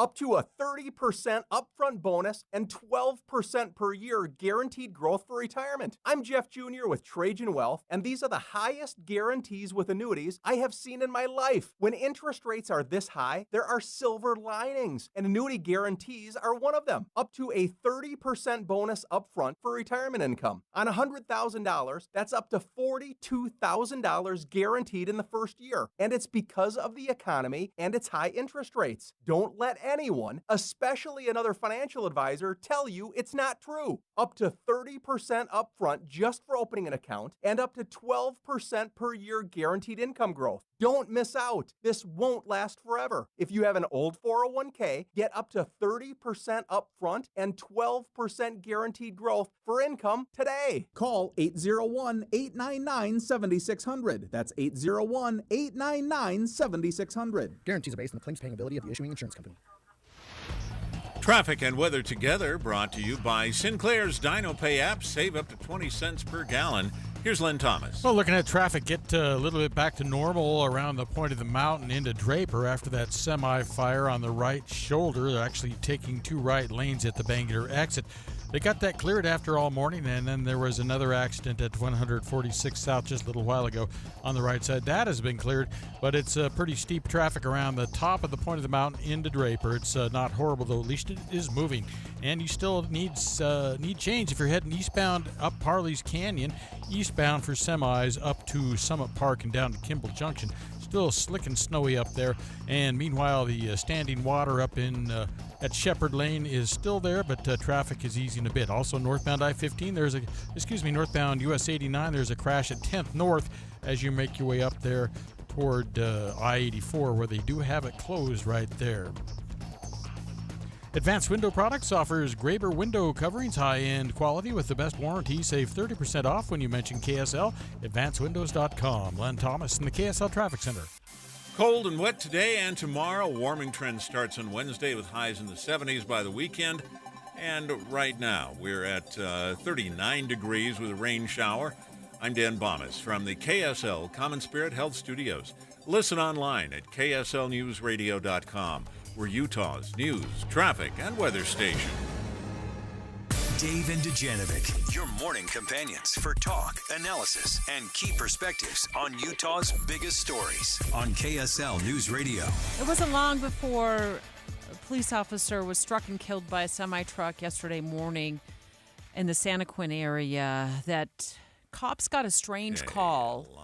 And it had to do with a semi-truck that was driving apparently around the I-15 area with somebody standing on the back of it. And of course, as we're speaking to Lieutenant Cameron Roden from UHP about 45 minutes ago, you would expect that cops would react and pull over the driver of the semi-truck. So, that's one thing that they are looking into right now is to confirm what that initial call was to see exactly, if it was, an unusual call that a person was acting very erratically. So there hasn't been anything confirmed there. I know that's something that investigators are currently working on now. So, Debbie, as we're learning about this story, and again, if you're joining us, how this happened, and the reason we know this or we believe this was intentional is in part this semi-truck that was pulled over takes off after the police have pulled them over and then makes a U-turn on I-15. And I thought initially, because I used to have my commercial driver's license. A CDL? CDL. All right. So I would drive school buses. That was my endorsement. So I couldn't actually drive a semi with a trailer attached. So I'm thinking, if you are driving a semi with a trailer attached, it's typically because you know how to do it. It's not easy to do so. So maybe the suspect has some history driving semi-trucks. Yes. Okay. And I thought, maybe this was just bobtailing, which means a semi-truck without the trailer. But we asked Cameron Roden about that, saying, was the trailer attached to the semi? And this is what he said. And was this semi, did this have a trailer attached to it? It did. So, yes, initially, after that initial contact with officers, that semi did make a U-turn, come back deliberately targeting officers, hitting both officers' vehicles and also hitting the Santaquin officer. The ability to drive a semi-truck is not easily learned. It is not like you and I just jumping into a truck and throwing it in four-wheel drive. So my mind thought, if you can navigate a trailer to the point where you can make a U-turn on I-15 to drive the other way and ram into somebody, I couldn't help but think this person knew what they were doing, knew how to control or drive a semi-truck. So that brings me to the question that I've had. Here I've uncovered, and we talked about this earlier, Dave, this very long criminal history with the help of, historical news reports. So it's, not like I've done all the work here. Historical news reports, reporters have been doing stories all over the country on this guy over the last, couple of decades or so, of firearms violations, would land him in federal prison and probably around 2014. In 2009, he's convicted of attempting to run down cops in Oregon. And he has a whole long history of fleeing from cops. In Kansas in 2012, cops attempt a traffic stop there. He's accused of dropping a fake name, taking off in his car, steals another car.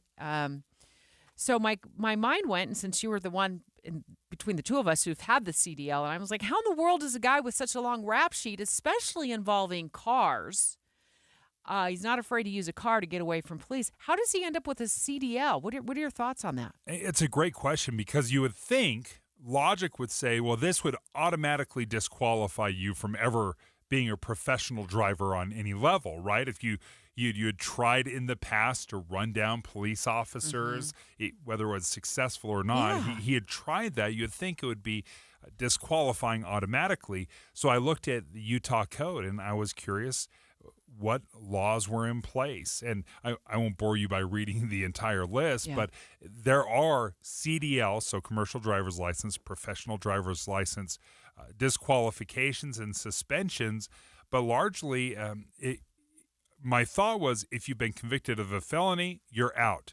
That is not the case. Okay. There are certain parameters that come into play, and it says you will be disqualified for at least a year, maybe longer. So there's a waiting period. There is a waiting period, but even if you're caught driving under the influence with alcohol and drugs, you can. It appears that after a certain period of time, that you can end up being eligible for a CDL. If you're driving leaving the scene of an accident, there were several instances where it says you can have a long rap sheet, but you can still drive a semi-truck. Still drive a semi-truck. Wow. Which was surprising to me. So the other possibility here, my mind went to, maybe he stole this truck. Maybe he was the one standing on the back. We don't know yet. We don't know, that prompted this initial, call to, law enforcement, be like, hey, there's a dude standing on the back of a semi-truck. Still details we're trying to, wrap our brains around and find out. And that he then stole the pickup or the semi-truck once the real driver pulled in and gassed up. But we asked Lieutenant Roden of the UHP that. He's like, is there a possibility that he stole that semi-truck? I don't have any indications of stolen vehicle initially on that initial contact, but I'd have to confirm with investigators on the condition of what his commercial driver's license status was. So we don't know if that will play into this either, that perhaps he didn't have a CDL and he just decided to take that semi. But the way he was driving and able to make probably like a 10-point turn there on a northbound I-15 to come back at those officers makes me. I'm leaning more into your analogy that's really hard to do if you don't have any experience. And again, this is in Santaquin. There are areas on I-15 where perhaps you could make that U-turn, but I-15 isn't 6 lanes wide in Santaquin. So this very likely could have been going off into the median, down into a burrow pit, some sort of a burrow pit, and back out, which is incredibly difficult to navigate. So I will be very interested to see how this plays out, because I want to know why this individual, as you were describing this rap sheet, having used a vehicle to try to hit police officers in the past, it says right here in Utah code that using a motor vehicle in the commission of a felony. Maybe he got a CDL somewhere else, if he got it at all. I want to take live calls from our semi-truck driver family. I mean, we got a lot of semi-drivers who listen to the show from all over. In fact, we know some of you tune in from, as far away as Oregon. Call us giving us some idea on how these trucks operate and how difficult they are to operate. 801-575-TALK, 801-575-TALK, as we wait for the procession to start at the medical examiner's office where the officer was taken yesterday after he was killed in the line of duty. He will now be returned to the Santaquin area this afternoon after a really long procession. It was supposed to start in the 10 o'clock hour. It hasn't quite started yet. That could be for a number of reasons. It does look like there's just lots and lots of police officers showing up. We see an ambulance there. We see fire trucks there. There are American flags there. There's the motor squad there as well. So we will continue with our live coverage here of the fallen officers procession as it heads down I-215 and then to I-15 straight ahead. Dave and Dujanovic. Current events can have a lot of moving parts. Our job is to make it easy to keep up. You're part of a bigger world, so spend 15 or 20 minutes here and be part of it. Join us weekday mornings between 5 and 9 on KSL News Radio. There's a lot to celebrate this month. Graduations, the end of the school year approaching, barbecues, and warm weather months ahead. Celebrate in a clean home by calling the cleaning pros at Zero Res. Take advantage of Zero Res's flash sale today and tomorrow. $25 per room with a 4-room minimum. You know Zero Res as the zero residue carpet cleaners that don't leave behind any dirt-attracting soaps and chemicals that other carpet cleaners use. Don't risk it with the other guys or go DIY with your carpet cleaning. It will end up soaked for days and actually do more damage than good. Keep the mud outside and not under your carpets. Just check out the 3,300 raving customer reviews online with a 4.8 Google rating. Schedule today and get one room Zero Resified, starting at just $25 with a 4-room minimum. Make sure to mention KSL. Book with ease at ZeroRes.com or call 801-288-9376. Zero Res. Spell it backward or forward. It's the right way to clean. Zero Res. Guys, are you ready to give up because you think you've tried everything and you're still dealing with loss of energy, poor sleep, weight gain, and even ED? Revive Men's Health Salt Lake City has local medical providers that offer low T and ED treatments customized to each patient's unique physical makeup. By working with a specialized compounding lab, personalized treatments are guaranteed, even when generic pills and supplements haven't worked. It all starts with your free comprehensive exam and consultation. Availability is limited. Book today, and for this month only, Revive offers qualified patients a free 1-month supply of personalized ED medication, plus a free ED treatment producing immediate results. The experts at Revive Men's Health Salt Lake City will work to provide the right treatment for you so you can show up as the best you in all aspects of your life. Call 801-263-7777. That's 801-263-7777. Or send them a private message at revivemenshealth.com. The Salt Lake Chamber is Utah's voice for business. Okay, that sounds great, but what does it really mean? Well, as Utah's largest and longest-standing business association, they support and champion community prosperity throughout the state. And if you're in business, well, that's a very good thing for you.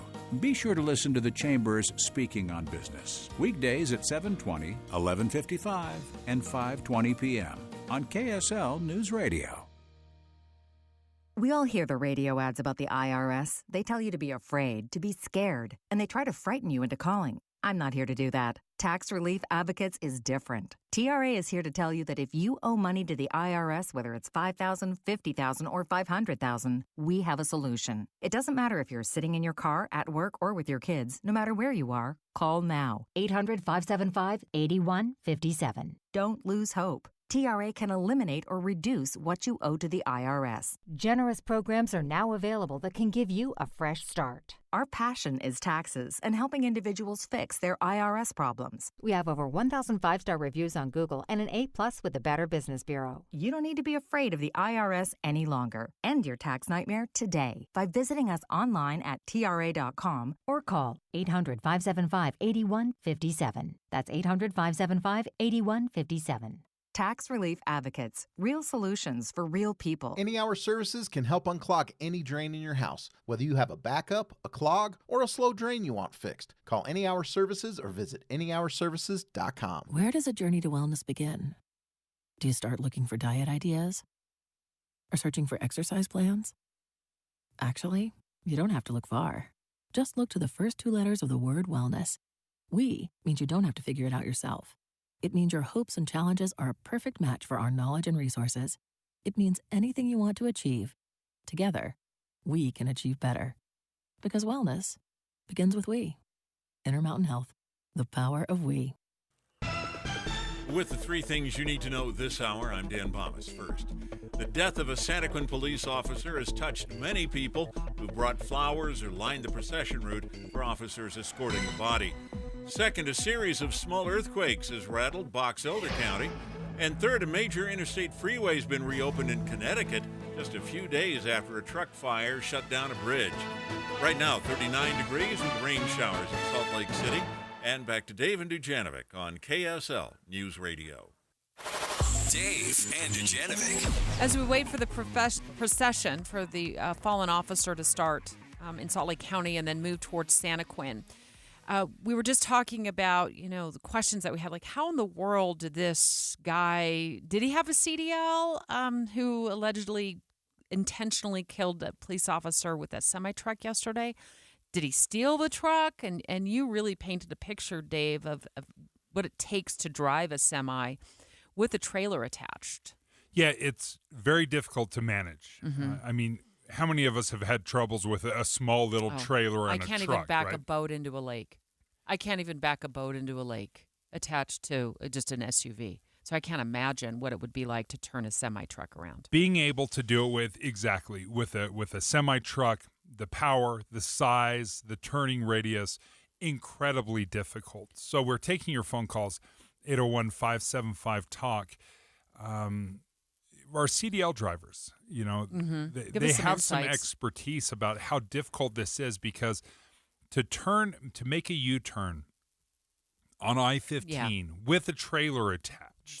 Insane. I want to start with Terry. Actually lives in Santaquin. You said did you see the semi-truck yesterday? What did you see?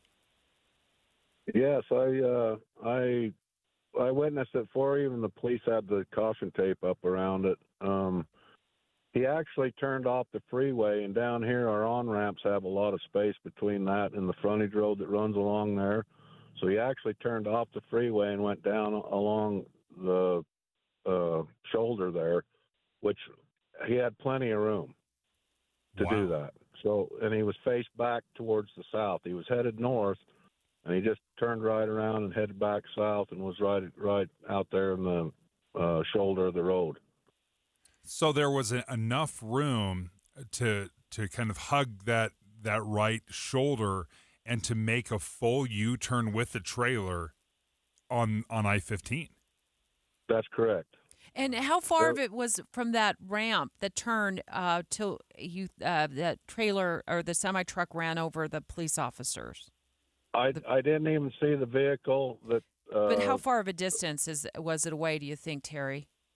Well, it was right. It was the on-ramp comes up out of Santaquin there onto I-15, and he was like right at the end of it.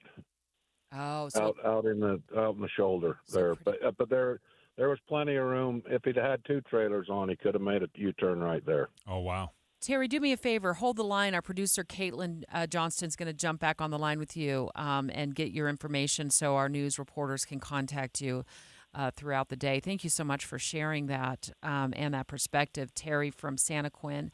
Corey, you live in St. George. You were a police officer. Thank you for your service. And you also drive semi-trucks?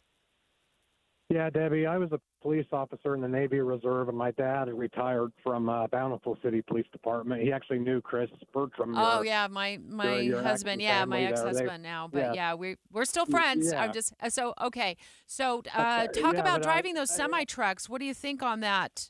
What does it take? I'm actually driving in Texas right now. I was listening to you on Facebook, but You're it'd be awesome. really easy to flip a U-turn as long as you didn't have any blockade in the median, even on a 2-lane interstate. But from a law enforcement perspective, what I don't understand and kind of have a question about is if you had a guy and he's fleeing in a vehicle, typically you're going to get in your police car and follow him and pursue him.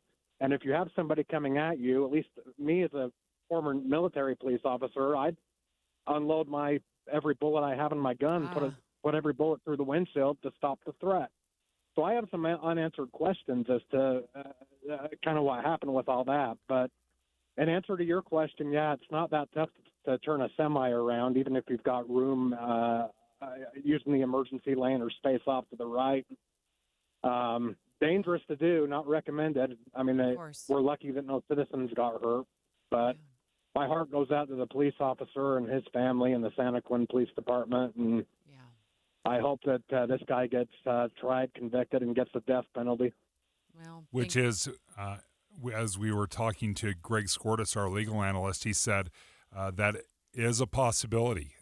Killing an officer in the line of duty intentionally is an aggravating circumstance, and he could face the death penalty. Corey, thank you so much. Stay safe out there on the roads. Appreciate both perspectives you were able to share with us this morning. Steve, you got your CDL. Are you a semi driver? I am. I've had my CDL for 45 years. So you know how to drive a semi. What do you think about this turn that he was apparently able to make? And now we're getting more information thanks to a resident of Santaquin who called in earlier and just a few minutes ago and said that he was turning on the turning around on the off ramp. Yeah, if he had plenty of room, obviously coming on that off ramp, he'd have had plenty of room to turn around. But what I don't understand is, even though you make the turn, it takes a little while to build up any momentum. How fast was he going? So talk about that. I mean, I don't know how fast he was going. How far would it take for him to build up some momentum, or does he need that much momentum? He's got a massive semi truck he's driving. Well, if it depends if he was loaded or not. That makes a difference. But it's not like a car. It takes a little while to get up to freeway speed or even 45, 50 mile an hour, especially if you're loaded. Are the new semi trucks, are they all automatic transmissions, or is this they're still all stick shifts? I guess there's a combination of both now. I've never driven an automatic myself, but now the CDL nowadays, you have to have a different certification to drive a manual transmission versus an automatic. Well, Steve, thank you so much for your call, your insight on that. Let's get to David. David, we've got about 30 seconds left. Oh, David probably had to get back to driving. David also calling in. He had a CDL as well. So a number of phone calls, lots of different perspectives on what could have possibly happened there. And as we heard from somebody that lives in the Santaquin area, said he had seen the truck with the trailer attached. He said there was plenty of room where you could turn around. In my mind, I was thinking you would have to almost off-road this U-turn into a burrow pit, but he said there was plenty of room. In fact, he said you probably could have taken, if we were carrying 2 trailers, still been able to make that U-turn. We are expecting the procession to happen any moment now. They're gathering, law enforcement's gathering. There's also fire trucks, fire personnel at the State Medical Examiner's office in Taylorsville. If you're just joining us, this procession was expected to happen in the 10 o'clock hour. It does look like there's a lot of police officers who will be participating in the escort of this fallen officer's body back to the Santaquin area. This will happen on I-215 as well as I-15 southbound. I want you to know that we have our full team of traffic reporters on standby to keep an eye on things for you so you can know exactly where this procession is if you want to watch it, if you want to pay your respects to this fallen officer. KSL FM Midvale. KSL Salt Lake City. From the KSL Common Spirit Health Studios, this is KSL News Radio. Utah's news, traffic, and weather station. It's 11 o'clock at KSL News Radio. I'm Dan Bomas. KSL's top story this hour. A procession including law enforcement officers from around the state is beginning at this hour to escort the body of a police officer from Taylorsville to Santaquin this morning. A news conference set for noon today should help provide more details of what happened before the Santaquin officer was hit and killed by a semi on I-15. Utah Highway Patrol Lieutenant Cameron Roden tells David Dujanovic it's still early in the investigation. Over the next couple of days, we'll better understand what happened, what caused this, and ultimately that led to the costing the life of the Santaquin officer. So it will be under investigation for quite some time. Roden says there are a lot of details that still need to be confirmed, but they do know the semi-driver did a U-turn on I-15 where he then hit the officer's vehicle and a Utah Highway Patrol trooper's vehicle. The trooper was not injured, but the Santaquin officer was killed. Our top national story this hour from ABC News. President Biden has spoken to Israel's prime minister as IDF forces prepare to move in on Rafah. As many as 1 million Palestinian civilians have taken refuge there during the 6-month war with Hamas. Negotiations meant to secure a ceasefire and the release of hostages have broken down in Egypt. Your money at this moment, the Dow Jones average up on the day 92 points. The NASDAQ is up 124 right now. And our KSL weather, we're getting rain right now, and that's expected to continue. That's next. KSL News Time, 11:01.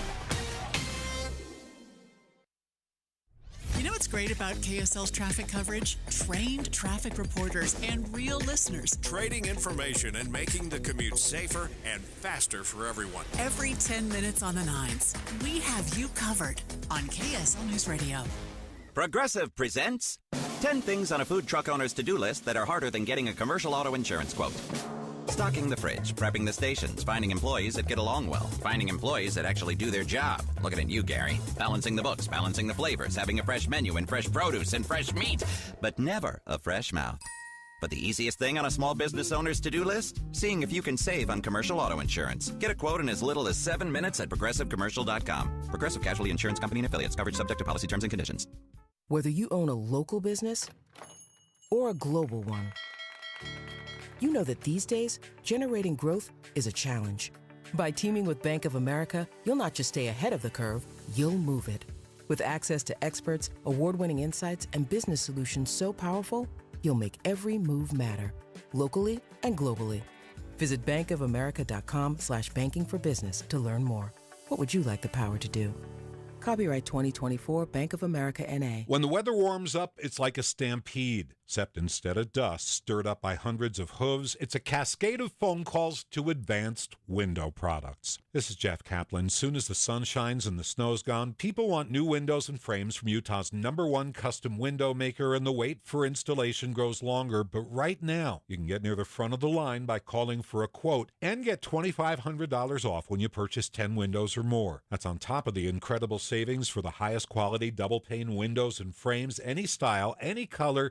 See, at Advanced Window Products, they actually build the windows here in Utah, they install the windows, and they guarantee them for life. There's no middleman, and they can pass the savings on to you. They even offer buy now, pay later. So get in before the wait grows longer and get the $2,500 off. Get your new windows this spring. Make the call. Advanced Window Products, 801-850-9100. That's 801-850-9100. Or visit AdvancedWindowsUSA.com. Tonight on KSL, your vote counts, but can you count on AI to give you accurate details about the election? That's kind of true, but kind of not true. Okay. KSL puts 5 bots to the test. It's thinking. This one is not giving us accurate information. What we ask. I might regret asking that question. And what can you, the voter, trust? Is that true? AI election truth test. Tonight on KSL 5 News at 10. Looking for a secure retirement plan without market risk? Look no further. Lyle Boss, president of Boss Financial, specializes in no market risk retirement strategies with guarantees of principal, guaranteed growth, and lifelong income. Join Lyle right here each Saturday and Sunday for his Safe Money radio show, and call him now at 855-355-SAFE for your complimentary customized Safe Money information kit and Safe Money book. Nothing but upside here at 855-355-SAFE.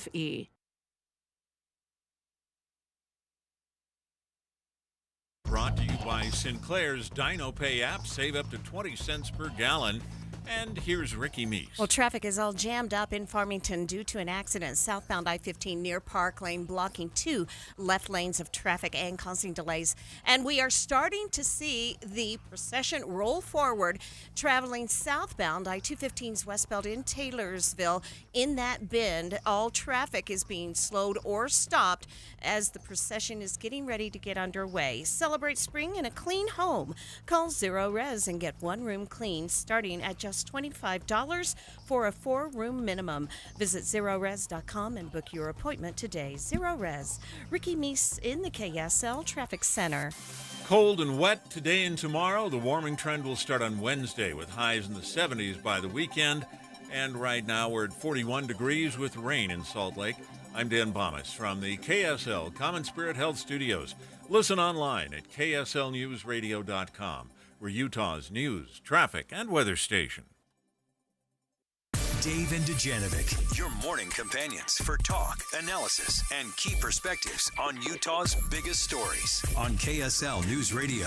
The procession is just beginning from the medical examiner's office in Taylorsville, and it'll head over to I-215, then loop around to I-15 and head southbound in honor of the fallen officer for the Santaquin Police Department, and it'll head to the Santaquin area in the next few minutes. It's being led by a motorcade, a procession of motorcycles riding side by side. There had to have been somewhere between, I don't know, maybe 15 and 20 pairs. It was a large group.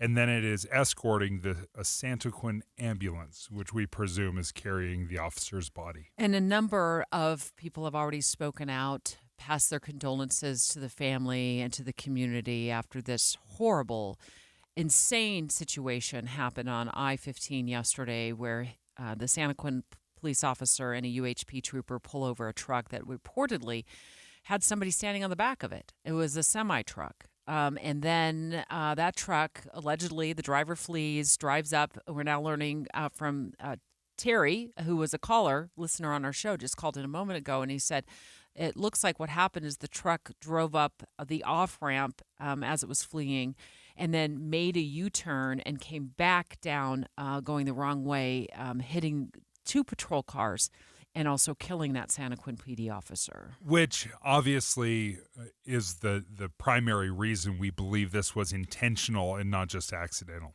KSL5 television is also live right now. Let's dip into KSL5's Shara Park as she is watching this procession.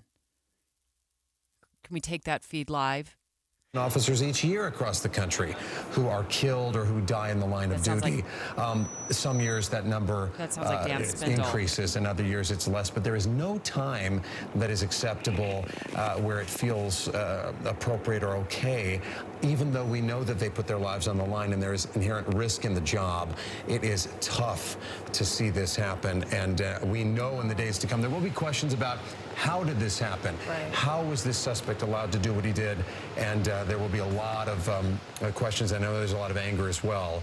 And we will dig to get those answers to those questions. Let me walk us back. As you're looking at one of our K9 units there on the side of the road. Let's head over to the traffic center right now. And Ricky Meese, I want to make sure those of you who are listening in your cars, or maybe even one of you this procession as it heads down I-15. We'll want information on what traffic is looking like and where things are at. So, Ricky, can you give us a perspective from the traffic center? Yeah, I'm seeing it move forward. They are on I-215's belt route right now going southbound. Most of the backup is going to be from 3500 to 4700 south, where they joined I-215. And now they're going from Taylorsville around that bend towards Redwood Road, making their way to I-15. Now, the freeway has been cleared. Every procession like this is sometimes different. Sometimes they'll clear the entire freeway. Sometimes they won't. Sometimes they'll only take maybe the HOV lane. But it looks like all lanes of traffic are available for this event today. And once they get over to I-215 at the I-15 junction in Murray, they'll make that southbound turn. Now, from there, expect traffic to be much heavier and backed up and slow. You may want to just get off the freeway, but here's what you need to see. If you're driving on the freeway and you look in your rear view mirror, you're going to see several motorcycle officers first, followed by other, like there's an ambulance and there are other official vehicles behind those motorcycles. And then the procession just continues down to a single lane of cars going down the center of I-215 South Belton. That's what will continue down southbound I-15.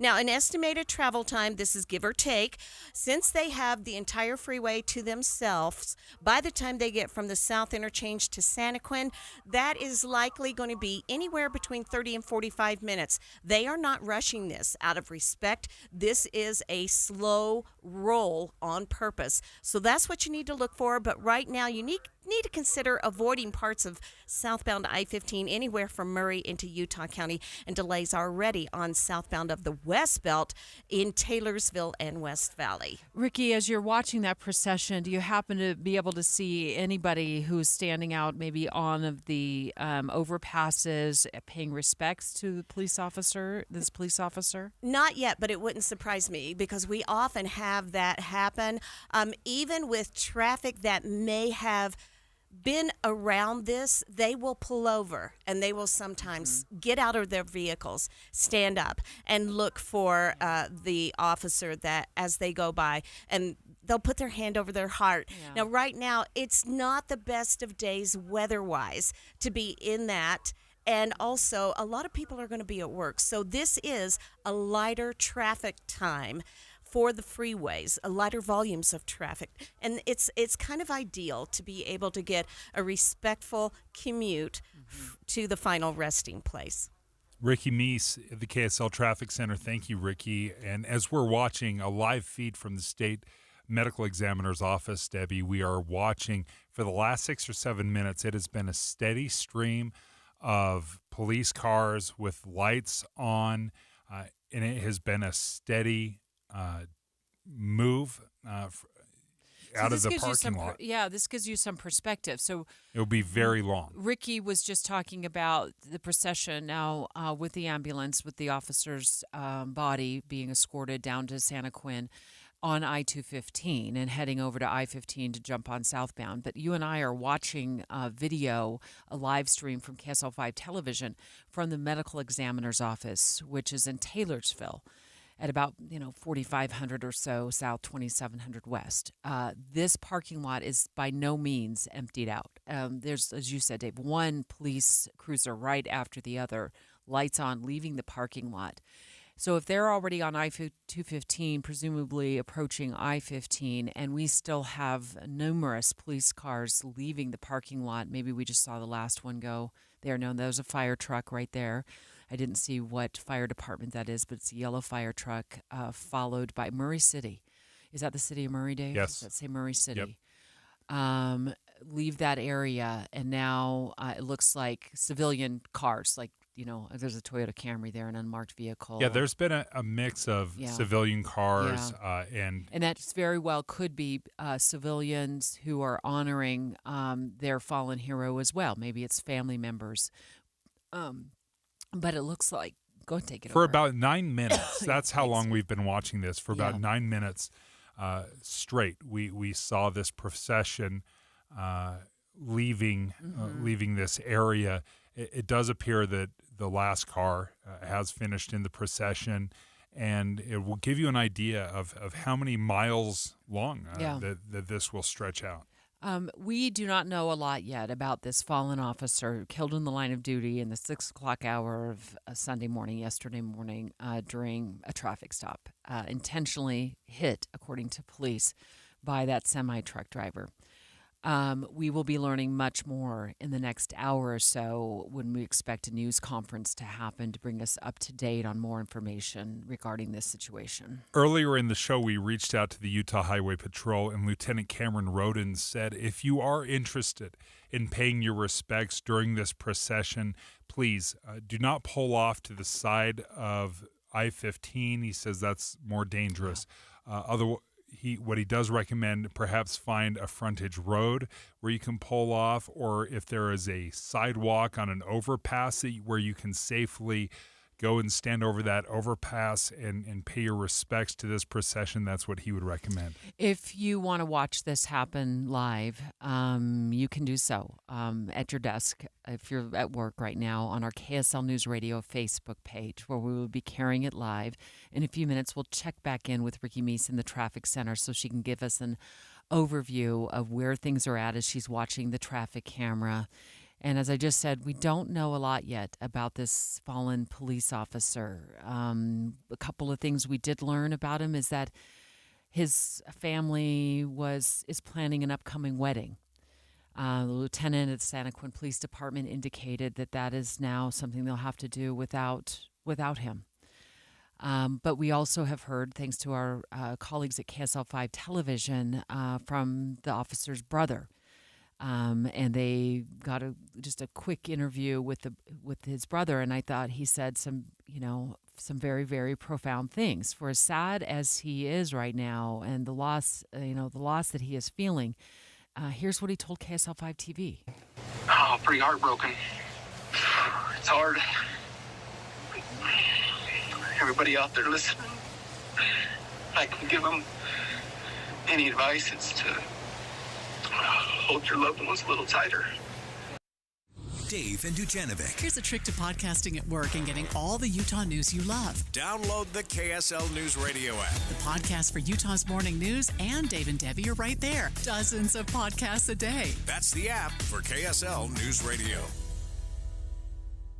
Let me tell you about Master Electrical. You know them for replacing your lights or any of your electrical needs. What you may not know is they are fantastic if you are looking at a standby generator. Oh, you've been talking about a standby generator for ages now. Time to actually contact Master Electrical and get the ball rolling. I mean, when you look at the weather changes that we've had in just like 24 hours, it goes from 78 degrees to, I don't even think it's hitting 40 degrees today. This is the time when you really need to get serious about getting yourself a generator. Yeah, we had 2 inches at least of the heaviest, slushiest snow ever. And these weather changes, they can knock out your power. And sometimes it's just an inconvenience. Other times it can be dangerous. If you have medical equipment that has to be able to function 24 hours a day, a standby generator can be invaluable. And Master Electrical's generator department is a premier dealer for Generac. They not only sell Generac, but they also service and install it for you. Make sure you look out and find out more by going to the website masterelectrical.com if you are interested in a standby generator, to find out more at masterelectrical.com. We see a lot of news about teens vaping, but teens see something else. Videos on social media that glamorize it and downplay the dangers of nicotine. How can parents talk so kids will listen? Use facts. 1. Nicotine can rewire teens' brains. 2. It can make teens more anxious. 3. Changes to the brain can be permanent. So even when it hides behind a new look, nicotine is brain poison. Go to undo.org for more. Ooh, ma. What was that? That is business phone bliss with the Ooma Cloud phone system. It handles all our voice, video, and messaging needs. You sound very... Calm? I am. Ooma has everything I need to run my business more efficiently, like virtual receptionist, call routing, and video conferencing. And it starts at just $19.95 per month per user, plus taxes and fees. Ooma. Nice. Find your business comm at ooma.com/radio. We're in for a wild ride. The shortest lived warm-up ever. It's May in Utah. Scattered thunderstorms, valley rain, mountain snow, highs in the 50s. Get a reliable KSL forecast every 10 minutes on the 9s, mornings and afternoons, so you're ready for whatever happens. We have you covered on KSL News Radio. We all know what UV rays can do to our skin, but they can also do damage to your car. Keep that from happening with 303 Protectant. 303 Protectant keeps the sun's harmful rays from causing fading and cracking in rubber, plastic, or vinyl surfaces. From the dashboard to the tires, 303 Protectant keeps your car looking new longer. Get 303 Protectant today at Advance Auto Parts. Visit 303radio.com for more information.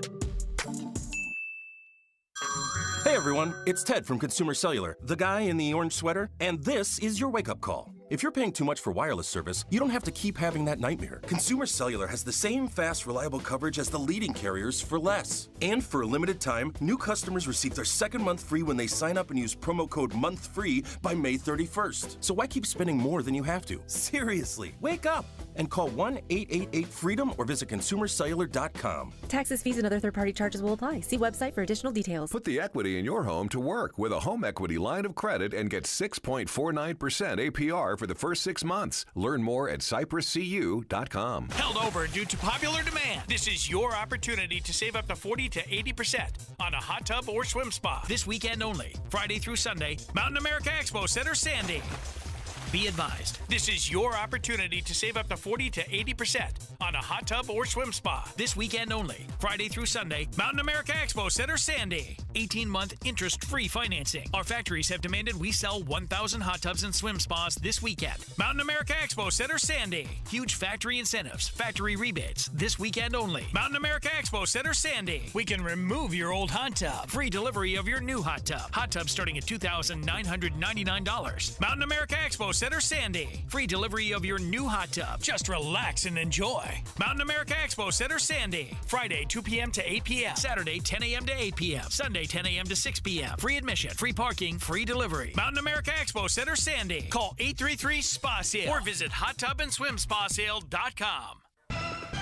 With the three things you need to know this hour, I'm Dan Bomas. First, a procession of law enforcement officers from across the state is escorting the body of a Santaquin police officer along I-15 this morning. Second, a Highway Patrol spokesperson says the investigation of the officer's murder is just beginning. And third, Israeli forces are getting ready to move into Rafah, the city in southern Gaza where hundreds of thousands of Palestinian civilians have taken refuge. 41 degrees with rain in Salt Lake City. And back to Dave and Dujanovic on KSL News Radio. Dave and Dujanovic. If you are driving on I-15 in the south end of the Salt Lake County area, maybe around Southtown Mall, and you are heading northbound, you're noticing a very long procession coming in the southbound lanes for a fallen police officer. They're escorting his body back to the Santaquin area where he lost his life in the line of duty yesterday.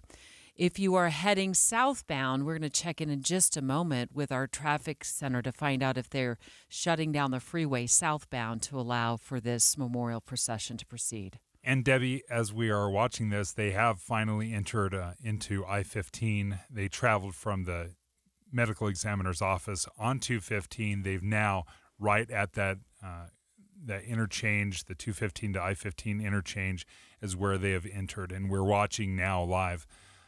And it is a somber and sobering thing to watch. And it is really an empty freeway other than this procession. There's a handful of cars that maybe didn't get, they got through before it was closed down. Oh, there's just nothing more devastating than to watch the procession, but then also see that ambulance go by, which is the ambulance we believe is carrying the officer's body back to the area where he was patrolling yesterday morning, doing what so many police officers do, responding to a call, a strange situation going on I-15, where a call came in, we believe, to law enforcement that said somebody was standing on the back of a semi-truck. And so the Santaquin officer and a UHP trooper pull over this semi-truck.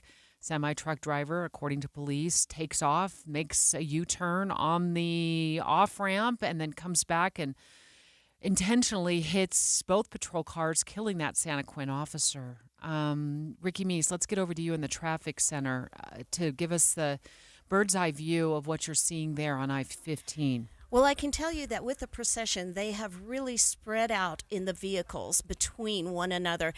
When they were on I-215, they were much more closer together. So if you are on southbound I-15, the first thing you're going to see is delays because they do have the freeway closed just about 7200 south. Once the procession moves past that, they'll let you go again. But we have stop-and-go delays between 53rd and 72nd right now.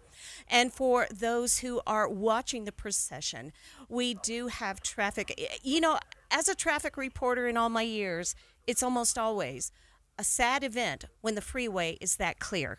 And you just don't see I-15 wide open like that. A lot of the cars in the procession have spread out as well, whereas before they were all in the center lane. So they are across multiple lanes of travel. And what drivers need to look for are several vehicles with the flashing lights that are moving slowly through the area. Right now, they've gone southbound I-15, and as you two have mentioned, they hit the south interchange and started moving through Midvale and Sandy. Now they're in Draper, and they are close to Bangerter Highway. I don't know if you two can see this in there, but they're taking up 2 left lanes of traffic. Do you see the motorcycles all congregated together in this output that are moving southbound? So they're near Bangerter. From there, they will hit the point of the mountain. Now, so far, we have light traffic. And as we've seen, they've been able to move very quickly from Taylorsville all the way to Draper. So they're likely going to be on the freeway another, I'd say, 20 to 40 minutes until they reach Santaquin and are able to get this officer to his final resting place. But they are opening up other lanes of traffic. They are going to let drivers available in those right lanes. But drivers, beware. This is a situation where you do not go 80, 90, 100 plus miles an hour. This is a situation where there are way too many things going on. You need to pay attention to what's happening on the road in front of you. Yeah, and show respect. Ricky, you're amazing. Thank you so much for being on standby and keeping our listeners posted on that for a number of reasons. Many people want to pay respects. Of course, some people might be caught in traffic not understanding the gravity of what's going on. So thanks for bringing us that update. And this procession is stretching out over miles. Everyone is in one single lane. So as she was describing this being spread out, it is. It is for the last 6 or 7 minutes, we've been watching this steady procession of cars. It is spread out. And I saw people standing on the bridge over I-15 there at looks like about 106 South is where KSL 5 Television has the live cameras situated, and they were showing the respects for the officer. In about an hour ago, we had Shantae Johnson, who's a friend of mine. She is also the widow of Sergeant Derek Johnson, killed in the line of duty on September 1st in the early morning hours of 2013.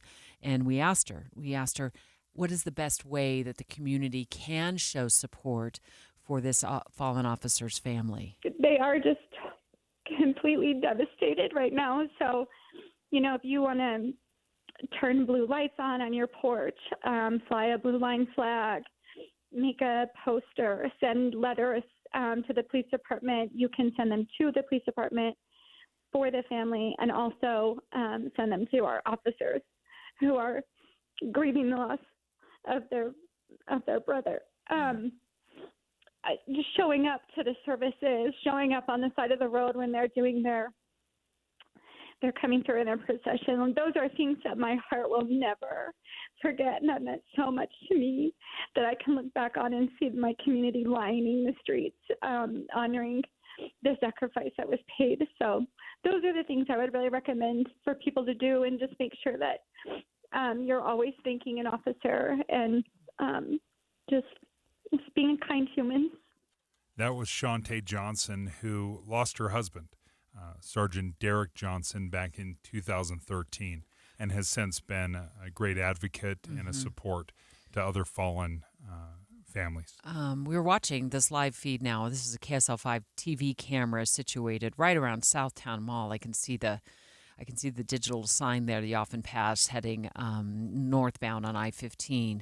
And they're situated probably, like I said, that bridge on 106 South there. And it looks like they have now opened I-15 southbound to traffic as you're moving along there towards the south end of Salt Lake County. And if you're going at a regular rate of speed, you're probably going to eventually catch up to this procession for this fallen police officer who was killed in the line of duty in the 6 o'clock hour yesterday morning, a Sunday morning, another quiet Sunday morning.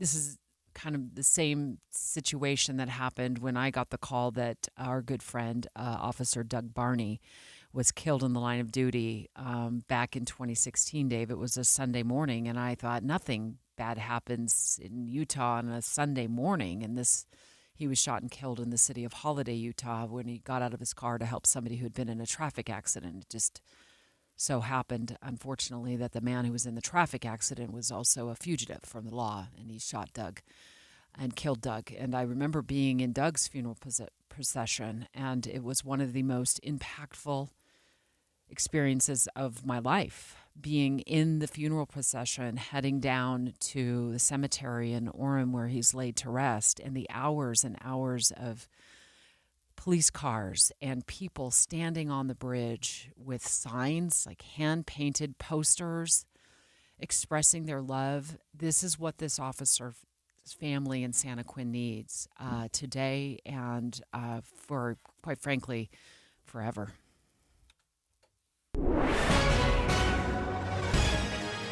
It's 11:30 at KSL News Radio. I'm Dan Bomas. KSL's top local story this hour. A procession including dozens of police officers from across the state is escorting the body of an officer who was run down by a truck on I-15 back to Santaquin this morning. People in that community, like Dennis Chappell, said he'd had many interactions with this officer. He's always had a smile on his face and was really willing to help us like he was one of our family. A news conference is planned for the noon hour where police will be providing more information about the case.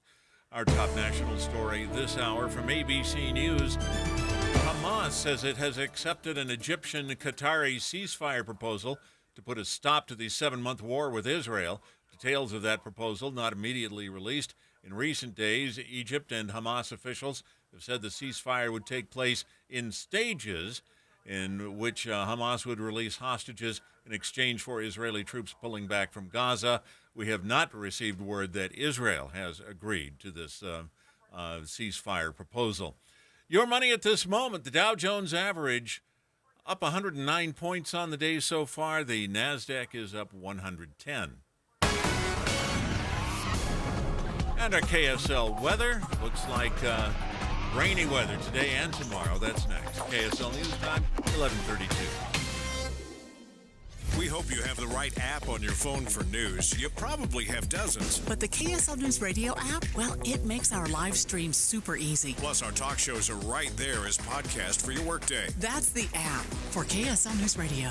Everyone's house is different, but they're all the same in one way. We've all got those places where the Wi-Fi just won't go. For you, maybe it's the attic. For me, it's my basement. Well, if you had wall-to-wall Wi-Fi from Xfinity, you could worry less about these dead spots. Finally. With wall-to-wall Wi-Fi from Xfinity, you get fast speeds throughout your home, reliable connection in every room, and power for all of your devices, even when everyone is online. That's wall-to-wall Wi-Fi from Xfinity. Get wall-to-wall Wi-Fi from Xfinity for a reliable connection throughout your home. Now through June 21st, new customers can get started with gig speed internet for $25 a month for 2 years with no annual contract and free Wi-Fi equipment included when you add unlimited mobile. $25 a month for 2 years with no annual contract. Go to Xfinity.com. Call 1-800-XFINITY. That's 1-800-XFINITY. Or visit a store today.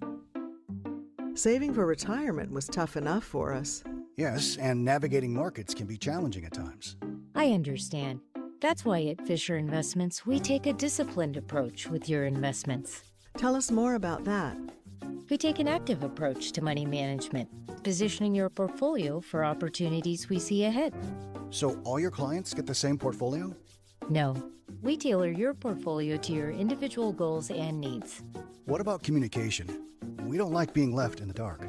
We check in regularly to keep you informed on the markets and your portfolio. Which means you'll help us stay on track.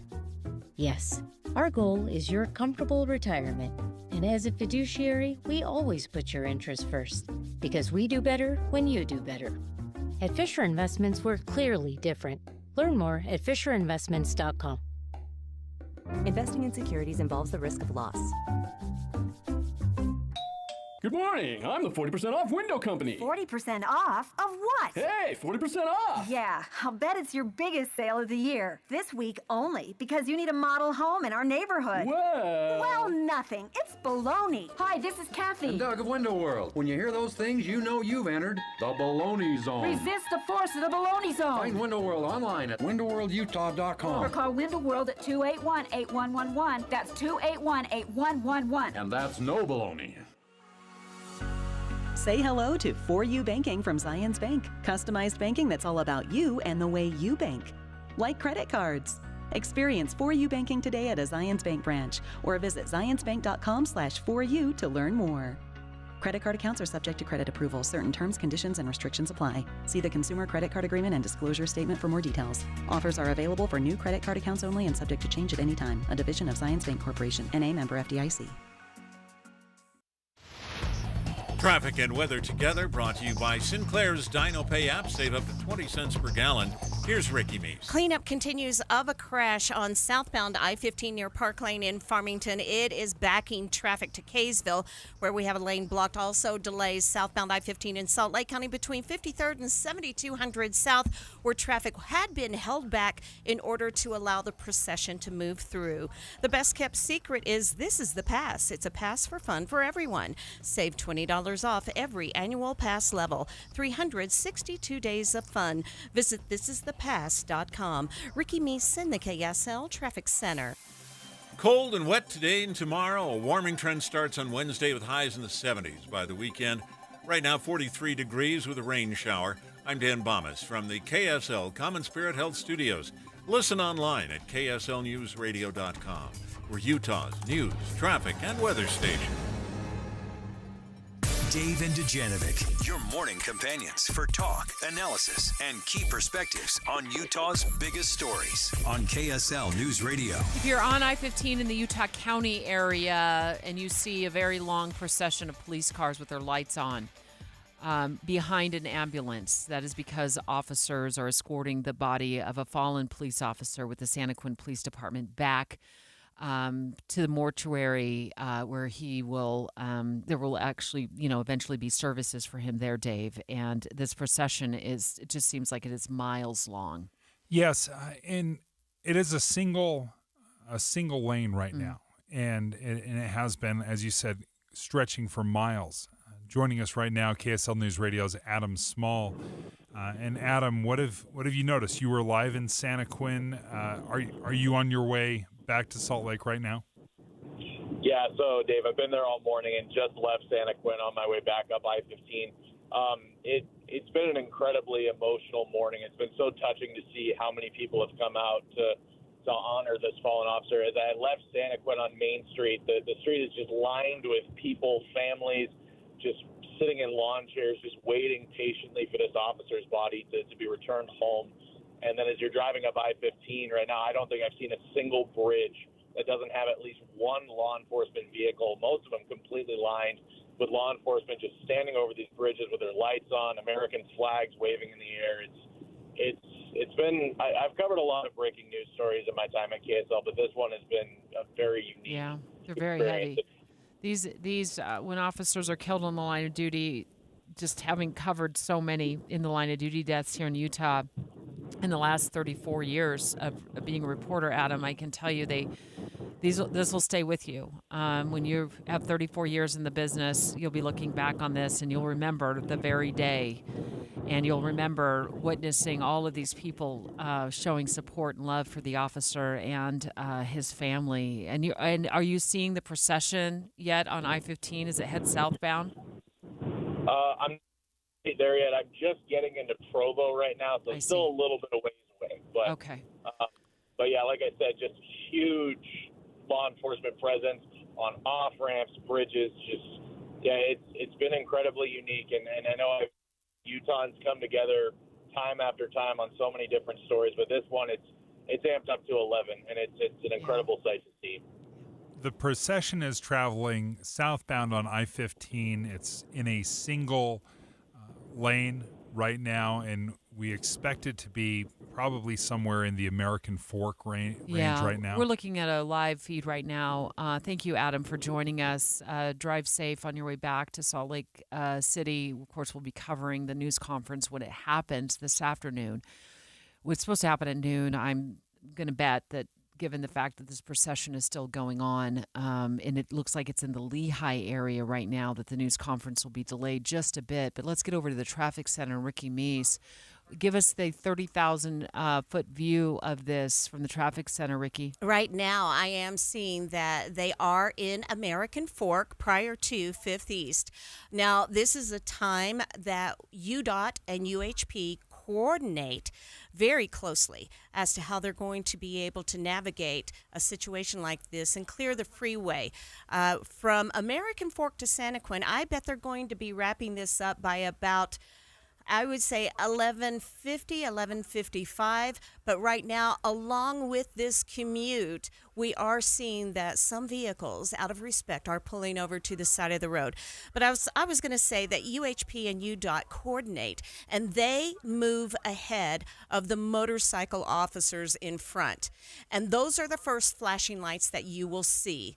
And that is your signal to move over into those right lanes, because once the motorcycle officers arrive, they will be in the 2 left lanes of traffic.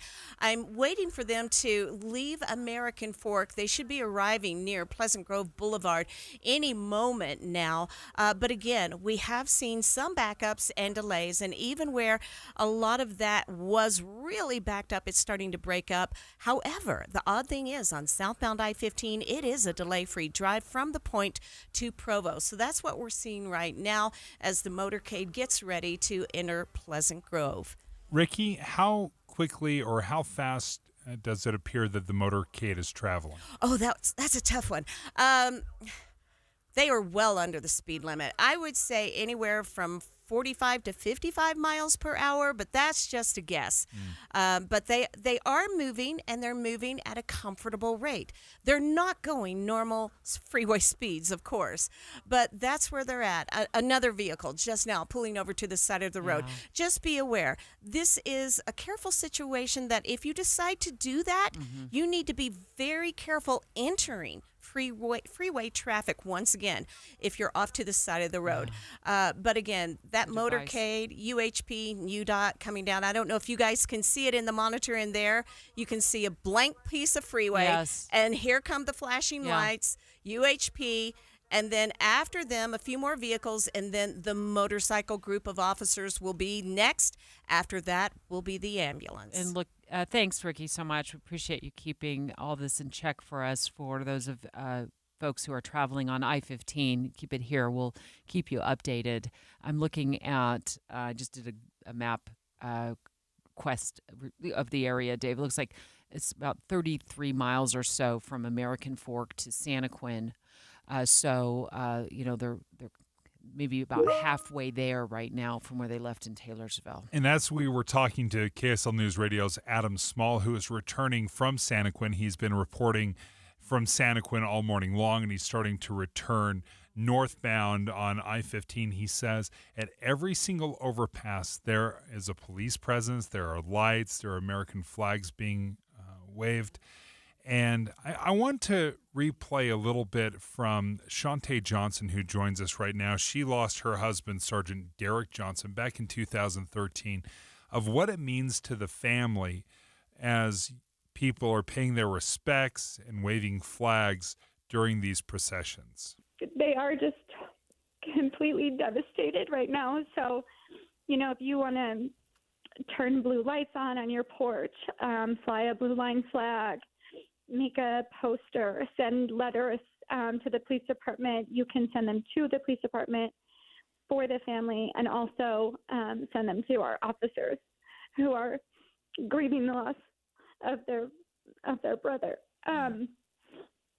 Just showing up to the services, showing up on the side of the road when they're doing they're coming through in their procession. And those are things that my heart will never forget, and that meant so much to me, that I can look back on and see my community lining the streets, honoring the sacrifice that was paid. So those are the things I would really recommend for people to do, and just make sure that you're always thanking an officer and just being kind humans.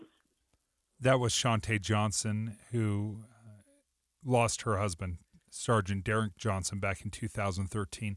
And if you're interested in paying your respects for this procession of the Santaquin police officer that lost his life, Lieutenant Cameron Roden of the UHP said you can, where it's safe, either on a frontage road or perhaps an overpass, go and pay your respects. I'm watching the procession head southbound on I-15 and in the Linden area. If you are listening to us, thank you. Thank you to all of those people who have gathered on that bridge, the overpass there, to pay respects to this officer who lost his life in the line of duty. So many bridges have been lined with people showing support and love for the fallen hero. And the procession is miles and miles long. So we appreciate you standing out there, not only to honor him, but to also honor all of our law enforcement officers. Dave and Dujanovic. A lot of us are filling our workdays with podcasts. When you're working, go to KSLNewsRadio.com. Click on Dave and Debbie's podcast and pick a topic and story length. Podcast with Dave and Debbie. Then get to work with KSL News Radio. So many of us have tried to lose weight in the past and really struggled with it, or will get into that yo-yo scenario where you lose a bunch of weight and then you gain it all back, maybe a little bit extra. Salt Lake City Fat Loss taught me how I could lose up to a pound of fat every single day. And if you're wondering, well, how many days did you do that, Dave? 60 days. For 60 days, I lost about a pound a day. I lost 57 pounds in total, and I've been able to keep it off. Many people will lose 20 to 30 pounds in just a month or two. And I will tell you, I feel great. I've got energy. I feel better. I look better. And I did it safely and naturally without surgery, without injections. That's a big part of the Salt Lake City Fat Loss Program. No surgery, no injections. Also, no insane exercising routines or expensive prepackaged meals that you have to buy. If you're interested, if you want a free consultation, go ahead and go to slcfatloss.com to schedule that consultation. Again, that website is slcfatloss.com. There's a lot to celebrate this month. Graduations, the end of the school year approaching, barbecues, and warm weather months ahead. Celebrate in a clean home by calling the cleaning pros at Zero Res. Take advantage of Zero Res's flash sale today and tomorrow. $25 per room with a 4-room minimum. You know Zero Res as the zero residue carpet cleaners that don't leave behind any dirt-attracting soaps and chemicals that other carpet cleaners use. Don't risk it with the other guys or go DIY with your carpet cleaning. They will end up soaked for days and actually do more damage than good. Keep the mud outside and not under your carpets. Just check out the 3,300 raving customer reviews online with a 4.8 Google rating. Schedule today and get one room Zero Resified, starting at just $25 with a 4-room minimum. Make sure to mention KSL. Book with ease at ZeroRes.com or call 801-288-9376. Zero Res. Spell it backward or forward. It's the right way to clean. Zero Res. My name is J.R. Bird. As mayor of Roosevelt, I increased transparency, led the charge to pass term limits, and kept taxes low. As your congressman, I will leverage my experience in the energy sector to champion energy independence and dominance. I'm determined to defend the unborn, secure our borders, uphold our Second Amendment rights, and bring the same level of transparency that we've upheld locally. I hope to earn your support.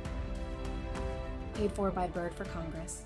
The KSL News Radio Movie Show comes to My Hearing Centers this Friday from 10 to 1. But first, discover what My Hearing Centers can do for you. My Hearing Centers uses advanced technology to diagnose and treat hearing loss. These comprehensive evaluations determine the best treatment options. Then enjoy lifetime support with regular check-ins, cleaning, and maintenance. Call My Hearing Centers at 801-701-1629. 801-701-1629 for more details. My Hearing Centers has offices from Ogden to St. George. This is Derek Miller speaking on business. The Utah Valley Convention Center is an event venue located in downtown Provo that boasts comprehensive on-site services, a variety of floor plans, and even LEED Silver certification. Suzanne Whitaker, Director of Sales and Marketing, joins us with more. The Utah Valley Convention Center opened its doors in 2012 and quickly became a hub for local, regional, and national events, ranging from conventions and meetings to dance competitions or banquets. Our location offers not only breathtaking views, but also easy access to unique dining, shopping, and entertainment options. Our convention center hosts functions of various sizes, from a 2,500-person general session to a 12-person board meeting. All our spaces are blank canvases that can be molded to your needs, and we pride ourselves on being creative in order to make your space match your event vision. Known for our exceptional in-house services, our facility has high-speed internet access, staging, advanced audio-visual equipment, and gourmet catering options. But it is our exceptional staff's dedication to the success of each event that makes the Utah Valley Convention Center Utah's premier event venue. Learn more at utahvalleycc.com. Whether you need space for an 800-person gala or a small business meeting, the Utah Valley Convention Center is equipped to meet your unique needs. Learn more at their website. I'm Derek Miller with the Salt Lake Chamber, speaking on business. Getting help with plumbing repairs is easier than you think. All you have to do is call Any Hour Services or schedule an appointment at anyhourservices.com. No one helps more homeowners than Any Hour Services. With the three things you need to know this hour, I'm Dan Bomas. First, people in Santaquin expressing their heartbreak over the death of a police officer yesterday. Second, Hamas and Egypt have agreed on a ceasefire proposal for Gaza. Israel hasn't said yet whether it's agreed to that. And third, former President Trump has been held in contempt again by the judge in his hush money trial in New York. 43 degrees with a rain shower in Salt Lake. And back to David Dujanovic on KSL News Radio. David Dujanovic. Oh, pretty heartbroken. It's hard. Everybody out there listening, I can give them any advice. It's to hold your loved ones a little tighter. That's the brother of the fallen police officer from the Santaquin Police Department. Lost his life in the line of duty early yesterday morning. Many of you have been texting in and asking what the name of the officer is. We're awaiting word from the police department on the, official word and the release of his name. And when that happens, you'll hear it here as well. We will, of course, share that with you, as I know it's out of concern for him and his family. We do expect a news conference to get underway likely after the procession, which is now on I-15 heading southbound with the body of the officer, the fallen officer, in that procession as they head back to the Santaquin area. And it looks like we're approaching the Orem University Parkway area with the procession. Again, it stretches for many miles. It's down to one lane, the procession is, and it stretches. They are traveling probably in the 45 to 55 mile an hour range. Some cars have pulled off to the side to honor the procession. We just saw on one of the off-ramps some semi-trucks that had pulled off to the side as well. There was an American flag, a very large American flag that looked to have been hung perhaps from some sort of crane. And it's very emotional, especially as we look in some areas where the freeway is completely bare and they've shut it off for this procession. A lot of you also just joining us might not have heard all of the details that we were able to unravel during the show today over the last 3 hours of our coverage. The first thing is we learned what this initiated this traffic stop was that there was apparently some sort of a report of somebody on the back of a semi as it was moving, as they were driving along. So a Santaquin police officer, along with the UHP trooper, initiated a traffic stop on I-15 yesterday morning. Took them, it sounds like, from media reports, about a half an hour to pull this semi-truck over. And the truck driver takes off in the semi-truck. You asked Utah Highway Patrol when they called the show in the 9 o'clock hour, you said, was there an actual trailer attached to the semi-truck? Because what ends up happening, according to police, is that the semi-driver makes a U-turn on northbound I-15, on the northbound side of the road, and comes back and hits and kills this Santaquin PD officer. So here's your question, Dave, earlier today to Utah Highway Patrol about that aspect of it. And was this semi, did this have a trailer attached to it? It did. So, yes, initially, after that initial contact with officers, that semi did make a U-turn, come back, deliberately targeting officers, hitting both officers' vehicles and also hitting the Santaquin officer. Why was that important for you to ask that question? Remind us. I was curious to know what level of expertise. Was this somebody that knows how to handle a truck? Because obviously if you're in a semi-truck with a large trailer, the skill level needed to navigate one of these things is considerable. It's something I can't imagine making a U-turn in a semi-truck. Yeah, but we had a caller from Santaquin, a resident of Santaquin, that said, I saw the trailer, I saw the semi-truck, and where it turned around is a very large portion. He said you absolutely could make a U-turn. This wasn't like a 4-point turn in a in a semi-truck, that they were able to make the full U-turn heading back before they rammed into this officer. We were not able to confirm if this man who's now in custody has a CDL. I did ask Lieutenant Roden with UHP if perhaps the semi-truck was stolen. Is there a possibility that he stole that semi-truck? I don't have any indications of that stolen vehicle initially on that initial contact, but I'd have to confirm with investigators on the condition of what his commercial driver's license status was. And Debbie, we do have the name of this suspect, and you looked into his history, and it is a horrifying history. Michael Aaron Jane, he's in his 40s, and so what I did is I went back through historical media reports, I looked at court records, and I also checked prison databases, found out he was released from federal prison where he was serving time in Florida for a federal firearms violation. He was released in 2021, so just a couple of years ago. It looked like not way back, but because it's amazing to me that he hasn't served more time. But back in 2014, he was in that federal prison at the time because he'd filed some sort of a brief with the court arguing about his sentence being too harsh. So I was able to piece together that from at least from 2014 to 2021, he was in a federal facility in Florida on a weapons violation. And that before then, he had a long history of run-ins with police that he would often blame police for it. In fact, I saw that he'd written a letter to a local newspaper in California blaming police at one point for setting him up. But can I just tell you what I know so far, Dave, in the next few minutes about this man's criminal history? In 2012, Kansas cops in Kansas, attempt to traffic stop on him. He drops the fake name, flees, steals a car. Cops also issue a warning that he's known for not only fleeing from cops, but also breaking into homes. So communities are on high alert in 2012 in Kansas.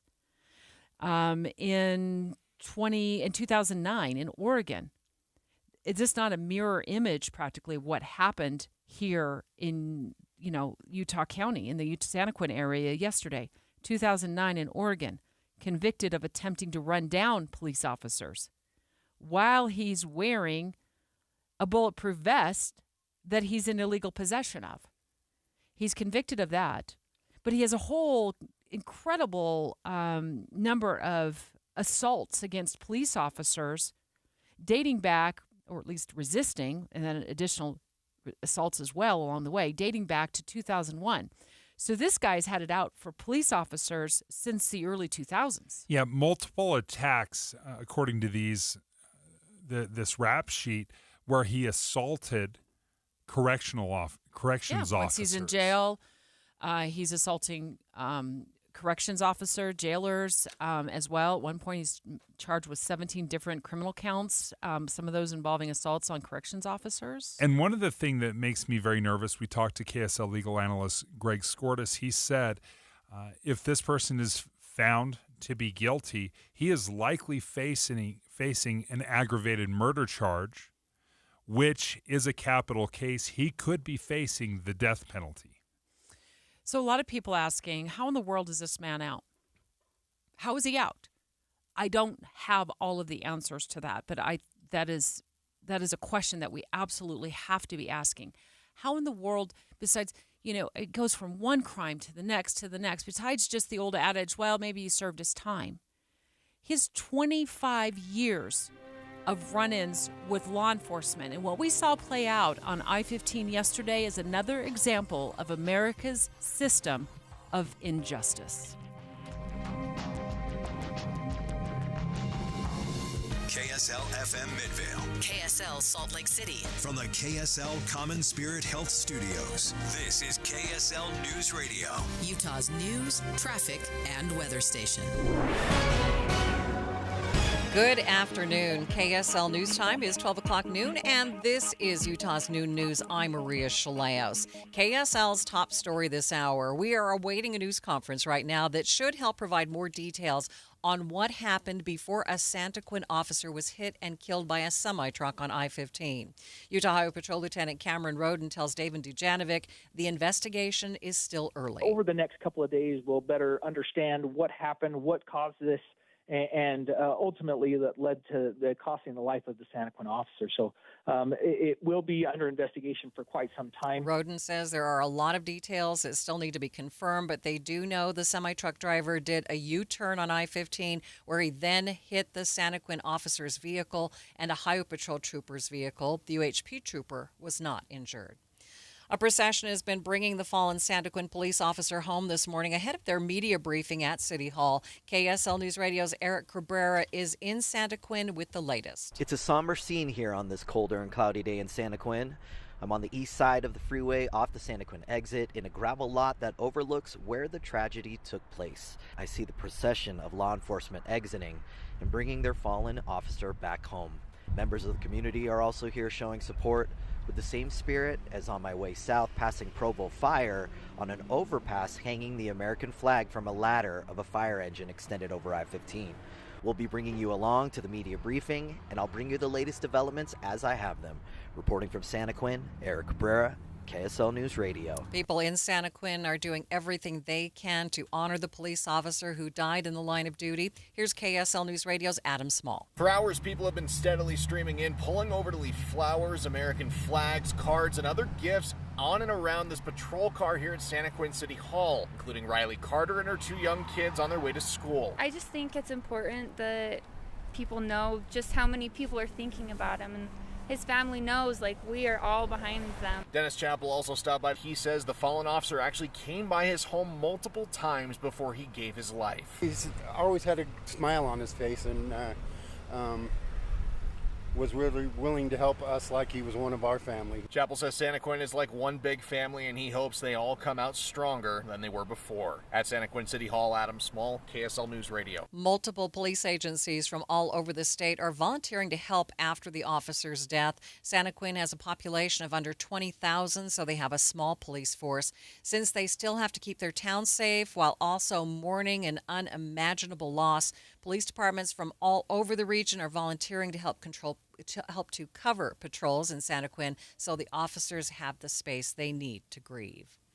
We are also digging into the background of the suspect who police say was driving the semi-truck, and he has several past violent run-ins with police. KSL News Radio's Alexandria Bonilla reports. What we know so far is that his rap sheet goes back to at least 2001 when he was charged with obstruction and resisting an officer in California. And then in 2009, he was convicted of attempting to run down police while wearing an illegally owned bulletproof vest in Oregon. And then a few years later, in 2011, 17 charges were filed against him, including assaults on correctional officers. He was also the center of a federal case in 2014 for a firearms violation. He was reportedly released from prison in 2021. Alexandria Bonilla, KSL News Radio. For the latest on the investigation and everything going on in Santaquin today, you can head to KSLNewsRadio.com. We will bring you the very latest in this story. Again, we are awaiting a news conference out of the Santaquin Police Department to bring you the very latest, and we'll bring that to you when it does happen.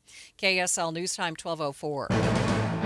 KSL's top national stories. Hamas says it has accepted an Egyptian-Qatari ceasefire proposal to put a stop to the 7-month war with Israel. Details of the proposal were not immediately released, but in recent days, Egyptian and Hamas officials have said the ceasefire would take place in a series of stages in which Hamas would release hostages in exchange for Israeli troops pulling back from Gaza. But this comes after President Biden and Israeli Prime Minister Netanyahu spoke on the phone today about Israeli forces preparing for an expected ground offensive in Rafah. ABC News White House correspondent Karen Travers has the latest. President Biden, in a phone call, reiterated to Israeli Prime Minister Benjamin Netanyahu what the White House calls his, quote, clear position on Rafah. The White House has said a major operation by Israeli forces there would be a mistake. This comes as Israeli military officials warn civilians in eastern Rafah to begin a gradual movement to a humanitarian area. The president and prime minister also spoke about efforts to secure a hostage deal and ensure routes are open to get humanitarian assistance into Gaza. Karen Travers, ABC News, the White House. Other national stories KSL is following. Pro-Palestinian protests continue on college campuses across the country, including the University of Chicago. There, a coalition of more than 100 faculty members are standing in solidarity with the protesting students. Jessica Darrow is an assistant instructional professor at the Crown Family School of Social Work, Policy, and Practice. Irrespective of one's view of the bloodshed taking place in Gaza, our university campuses are the last place at which peacefully assembled students should be arrested. Meanwhile, Columbia University, where these nationwide protests began, is canceling its commencement ceremony on May 15th because of the unrest. Instead, only smaller school-based ceremonies will take place. First Look Traffic. Good afternoon, Ricky Meese. Good afternoon, Maria. Right now, I'm looking at a live shot of southbound I-15 at about 8,000 South Spanish Fork. Very, very dark clouds, but traffic is stalled and wide open on southbound I-15 as we are waiting for the procession. It is a sight to behold as an American flag with fire crews are on that overpass, and that flag is waving in the air, and that procession is almost at its destination. But for right now, just continue to anticipate slower speeds on southbound I-15, anywhere from Provo, Spanish Fork, into Santaquin. Ricky Meese in the KSL Traffic Center. And you can see that procession on our live stream right now at KSLNewsRadio.com. KSL News Time, 12:06. Reliability, steadiness, trusted voices. I'll listen to KSL in the morning. I use it to find my weather, to find my traffic. When you ask me what news is, I think of KSL first. We have you covered at KSL News Radio. Are you stressing about your IRS tax problems? Have you received notices from the IRS threatening to garnish your wages, levy your bank accounts, or seize your property? You need an ally. Allies Tax Relief has tax attorneys and enrolled agents that are ready to fight for you. They have saved millions for taxpayers just like you. Allies Tax Relief can help put a stop to IRS collections and, most importantly, negotiate your tax debt. Here's Brenda, a happy client of Allies Tax Relief. I owed the IRS around $57,000, and they're about to start garnishing my paychecks. I heard a commercial on the radio about Allies Tax Relief, so I thought I'd give them a call. After a day, they were able to at least stop the garnishments, and after a few months of negotiations, I walked away owing the IRS only $301. If you owe the IRS, call Allies Tax Relief right now for your free consultation. Call 800-230-5174. 800-230-5174. That's 800-230-5174. As a business owner, you don't have time for automated systems. You need real support. Mountain America Credit Union can help businesses of all sizes. Mountain America has the personalized service and financial tools for success. From checking and cash management to merchant services and loans, we can help you reach your goals. Get real results. Get Mountain America Business Services. Loans on approved credit. Membership required based on eligibility. Learn more at macu.com/business. Mountain America Credit Union's business services, real business, real success. The Salt Lake Chamber is Utah's voice for business. Okay, that sounds great, but what does it really mean? Well, as Utah's largest and longest standing business association, they support and champion community prosperity throughout the state. And if you're in business, well, that's a very good thing for you. Be sure to listen to the Chamber's Speaking on Business, weekdays at 7:20, 11:55, and 5:20 p.m. on KSL News Radio. Here's an easy tip from Jordan Valley Water to know when it's time to water your lawn. If you can easily push a 6-inch screwdriver into your soil, you don't need a water yet. For more tips, visit waytowater.com. Thank you for joining us for Utah's Noon News, recapping our top story this hour. A procession has been bringing a fallen Santaquin police officer home this morning from the medical examiner's office. We are awaiting a news conference from police for the latest on the investigation. We will bring that to you when it happens. KSL News Time is 12:08. An 18-year-old from Las Vegas has drowned at Sand Hollow State Park this weekend. He's been identified as Christian Jeffrey Fisher. Park manager says he was swimming with friends in the dive park area, but he did not resurface. Wind-caused waves may have been a factor. The body of a missing Brigham City man has been found near Bear Lake months after he disappeared. Paul Illam was reported missing in November of 2023. He was found in his vehicle parked on private property. There was no obvious cause of death. A series of small earthquakes continue to shake Box Elder County today after a larger quake hit the area near Tremont yesterday. KSL News Radio's Michael Commit has more. We're looking at a 4.4 magnitude earthquake, roughly 16 miles southwest of the town. There was a 3.3 magnitude shakeup only the day before, and these two are just the latest of a series of 19 earthquakes that have been felt across Utah. Seismologists at the University of Utah are trying to figure out where those other earthquakes did occur.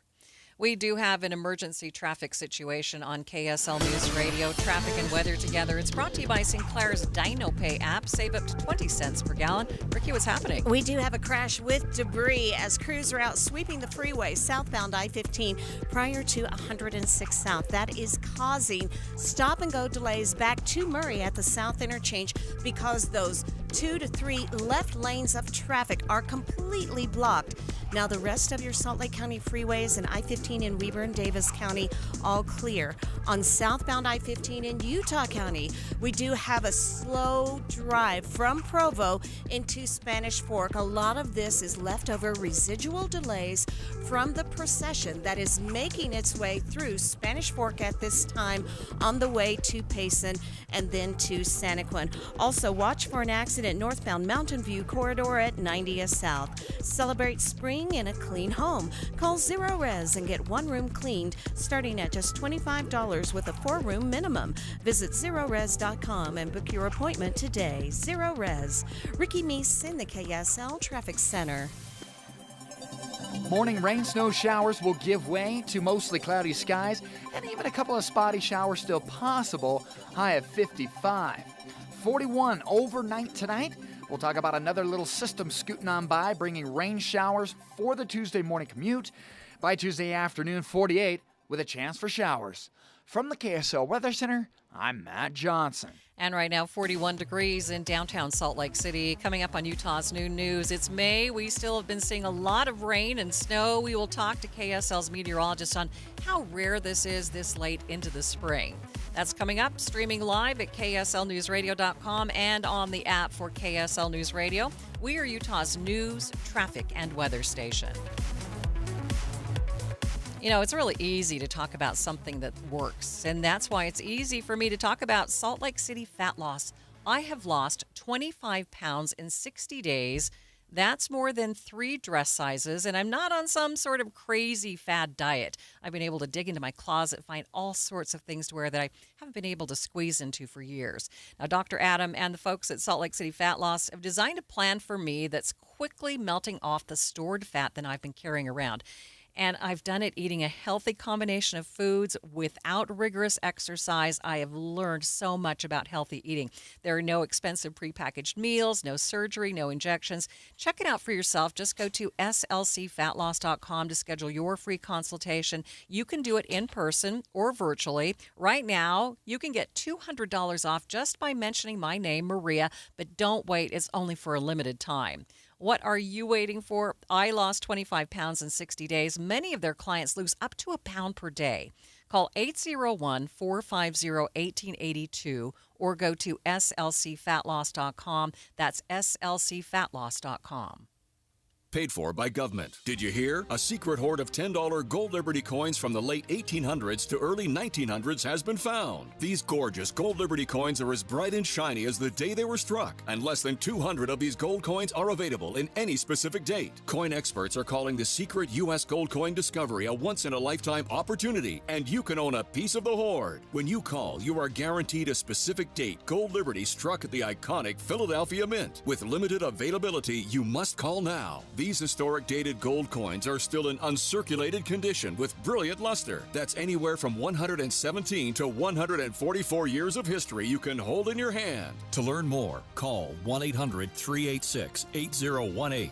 Call now and you'll receive a free bonus, a $50 value free with every order. Call 1-800-386-8018 now to secure your $10 Gold Liberty coins before they sell out. That's 1-800-386-8018. Listen to the greatest classical hits from the 1700s to today. The world-class Utah Symphony performs thoughtfully curated programs featuring timeless masterpieces by Strauss, Dvorak, and Tchaikovsky, and even world premieres from modern composers. The Utah Symphony's Masterworks concerts offer elegant and entertaining evenings at Marie Sabrovnal Hall in the heart of Salt Lake City. Tickets start as low as $21. Get yours at utahsymphony.org. You can stream your favorite show anytime, but the opera only happens 4 times per year. Join us and make new memories with your family and friends. Enjoy the entertaining stories, beautiful sets and costumes, and mesmerizing music. You deserve an elegant night on the town or a Sunday matinee with Utah Opera. Your couch will be there when you get back.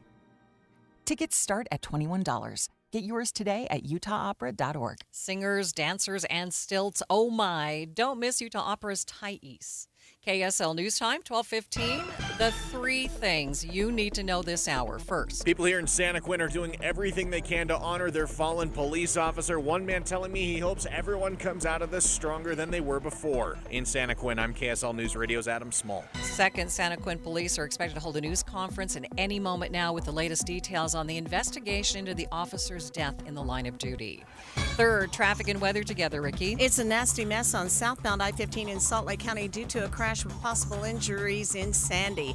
This is prior to 106 South blocking at least three left lanes of travel. We have stop-and-go delays into Murray. Ricky Meese in the KSL Traffic Center. Rain, snow showers this morning, then a bit of a break. I'm Matt Johnson. 41 degrees at the KSL Common Spirit Health Studios. Time for KSL's top national stories. From ABC News, I'm Dave Packer. Hamas says it agrees to a ceasefire with Israel. Israel is not yet committed to the deal.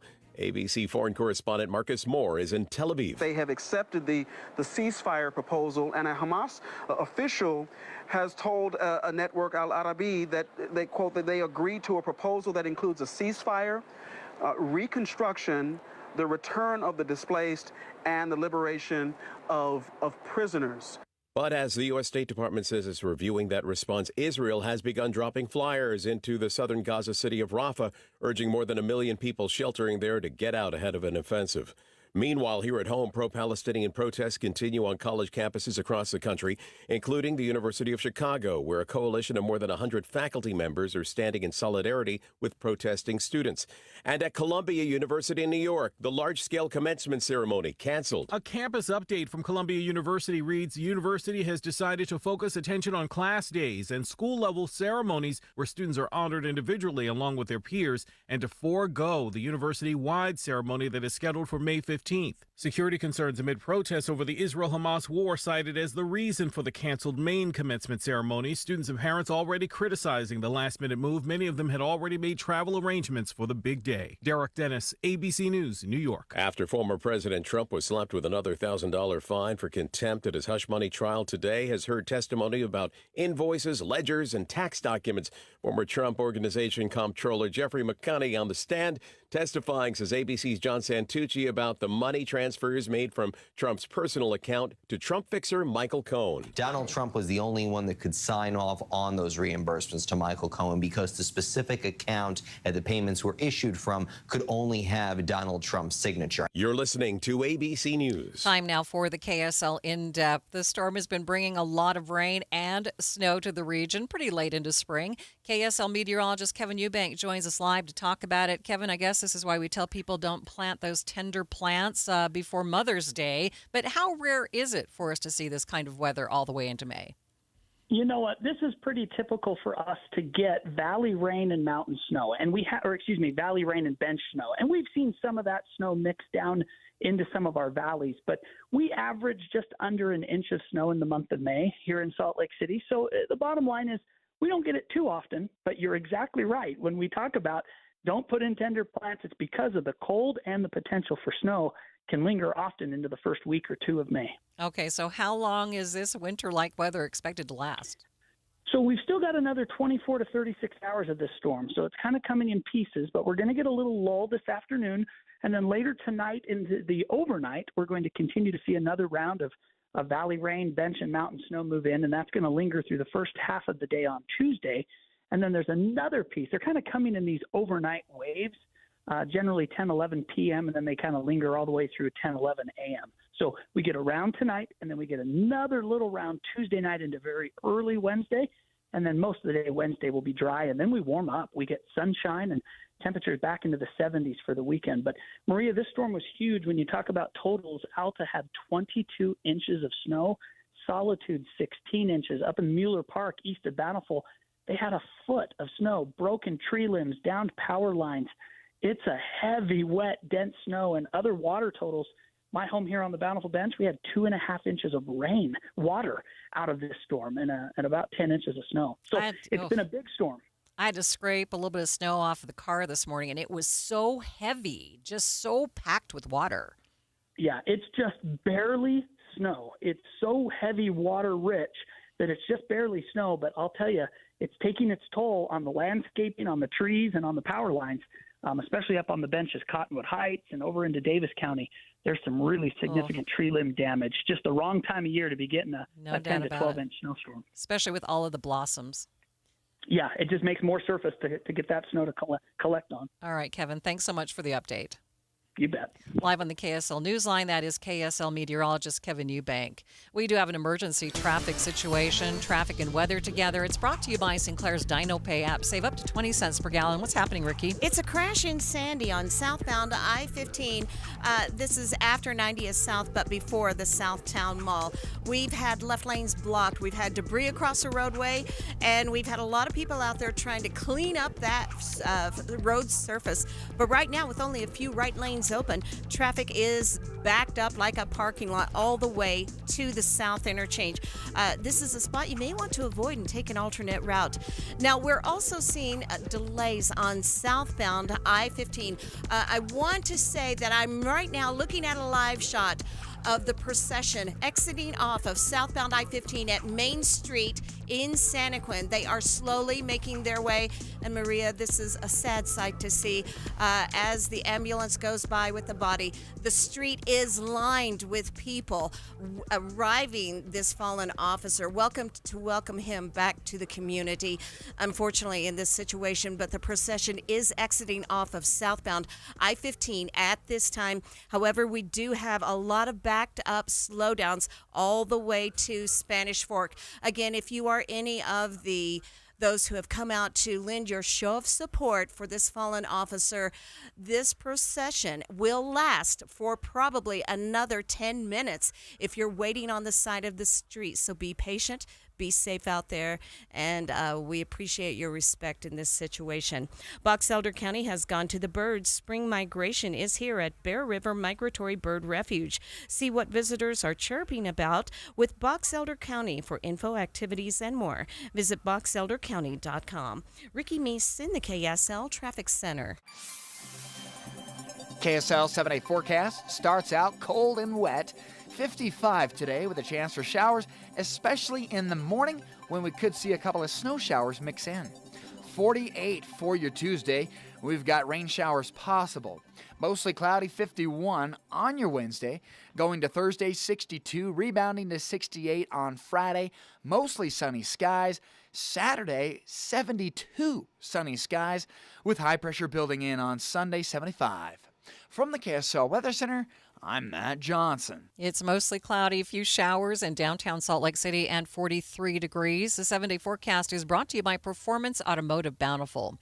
We've been telling you about the procession that is underway in Santaquin, taking the officer's body to the police department there. When the officer's body does reach the police department, they will be holding a news conference to talk about the very latest in the investigation into his death, and we will bring you the very latest here on KSL. For fabulous food, atmosphere, and tradition, Five Alls Restaurant offers memorable dining for any occasion. Birthdays, anniversaries, proms, graduation, engagement, and more. FiveAlls.com. Looking for a secure retirement plan without market risk? Look no further. Lyle Boss, president of Boss Financial, specializes in no market risk retirement strategies with guarantees of principal, guaranteed growth, and lifelong income. Join Lyle right here each Saturday and Sunday for his Safe Money radio show, and call him now at 855-355-SAFE for your complimentary customized Safe Money information kit and Safe Money book. Nothing but upside here at 855-355-SAFE.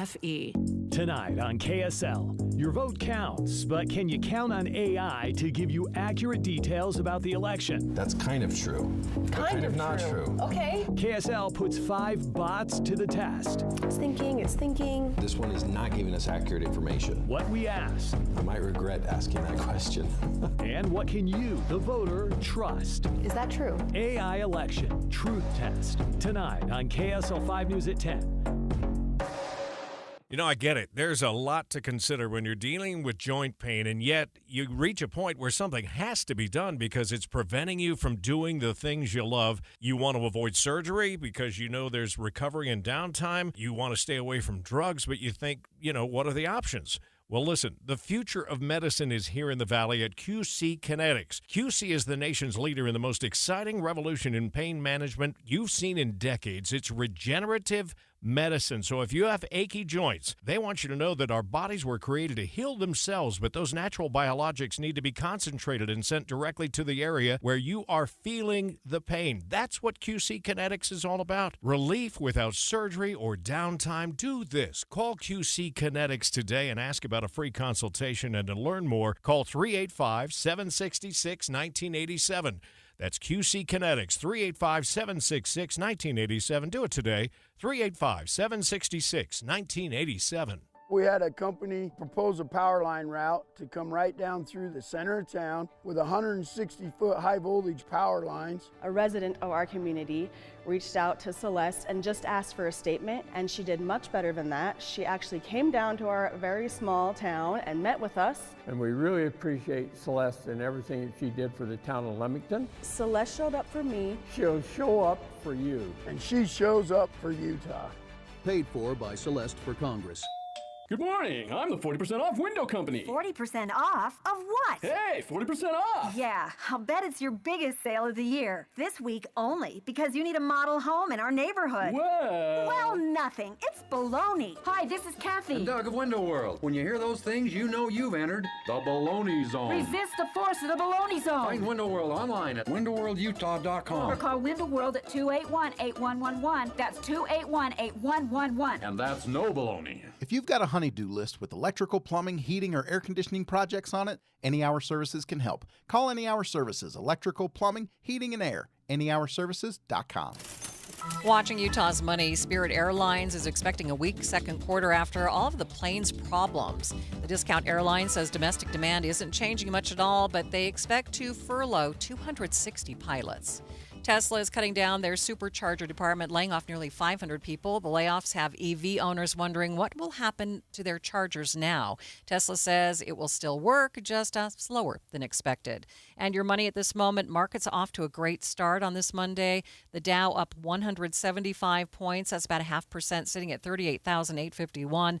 S&P up by 42. The NASDAQ, it's up by 150 points. News happens all day. Flashbangs were deployed. Tim and Amanda are up at 2 a.m. for breaking stories. Jeff Kaplan begins crafting his minute of news at 6 a.m. 19 protesters were arrested. And updates the top stories while you drive home. When you hit your KSL preset, we're ready. We have you covered on KSL News Radio. You know, Deb, you and I have had this conversation so many times. We think, oh, I wish I had a little more light here or maybe a ceiling fan there. That's why we love Master Electrical. So anytime we have an electrical problem, we know we can call them and they will give us their upfront pricing guarantee. Because we're not going to do it yourself. We're going to leave it to the professionals. And this upfront pricing guarantee is fantastic. I'm sure you've been bitten by bids in the past where they say, oh, that's going to take half a day. And then 2 weeks later, the bid and the invoice have nothing to do with each other. Not only will you get their upfront pricing guarantee, but you will never see an upcharge. Their pricing system simply won't allow it. Master Electrical proudly serves from Logan to Santaquin. They do everything that has to do with electrical, and they're always open, including for emergency services. The phone number to call is 801-543-2222. 801-543-2222, or check them out online at masterelectrical.com. Traffic and weather together. It's brought to you by Sinclair's Dino Pay app. Save up to 20 cents per gallon. We've had an emergency traffic situation in Sandy. Let's get the latest with Ricky Meese. This is a crash on southbound I-15 prior to the Southtown Mall. It is almost in the cleanup stages. They've opened up some of those left lanes of travel, and it looks like the crash is over to the left shoulder. However, even though the very front of those delays is starting to move, we still have a parking lot all the way back to the I-215 junction. A quick update in Utah County. Heavy and slow traffic southbound I-15 from the Highway 6 junction in Spanish Fork all the way to the Main Street exit at Santaquin. Now, as this procession is exiting off of southbound I-15 at Main Street in Santaquin, it will take a while for the procession to actually get through. It's a long, long procession. They may be about halfway through now. We have streets lined with residents of Utah County there to receive their fallen officer. That procession is single file. No traffic is getting through except for this procession as it moves towards it's the final resting place for our officer. Again, it will still take a while for this procession to exit off of southbound I-15. Advanced Window Products, $2,500 off 10 windows or more. AdvancedWindows.com. Affordable windows guaranteed. Ricky Meese in the KSL Traffic Center. Rain, snow showers for the first half of the day today. Then we'll see things break up with a high of 55. Overnight, 41 the low. We'll talk about rain, snow showers again. 48 tomorrow with a couple of showers still possible. From the KSL Weather Center, I'm Matt Johnson. And the rain, the snow has stopped in downtown Salt Lake City right now, 43 degrees. You're listening to Utah's New News with Maria Chaleos on KSL News Radio, 102.7 FM and 1160 AM. Good afternoon. KSL News Time, 1231. KSL's top story this hour. The fallen Santaquin police officer who was killed this weekend has come home. A procession is just coming into Santaquin, and it's being attended by tons of local officers and other people who want to honor his sacrifice. Police say his death happened when the driver of a semi took off after he was pulled over. He then turned around and ran down the officer, killing him on the scene. Lieutenant Mike Wall is with the Santaquin Police Department. Our entire department is hurt, and the family of the officer is hurt. Because of a senseless act by one individual. The suspect, 42-year-old Mike Jane, is now in custody. We are awaiting a news conference at any moment. We will bring it to you. The police are expected to bring us the very latest into the investigation. Communities across the Wasatch Front are encouraging people to display the color blue in honor of the fallen officer. The Santaquin community page is encouraging homeowners to turn their lights to blue if they have them. There are school kids in Payson, Salem, Santaquin, all wearing blue today as well. These are just some examples of the outpouring of support shown to the officer and the family of the officer. Utah's new NHL team will have plenty of space to practice with a new facility soon to be built at the Shops at Southtown. KSL News Radio's Amy Kobe reports. The double practice rinks will be ready by the 2025 season, making for about a year and a half to get everything built. The Smith Entertainment Group also says they'll have locker rooms, training and recovery spaces, and the team's official offices here.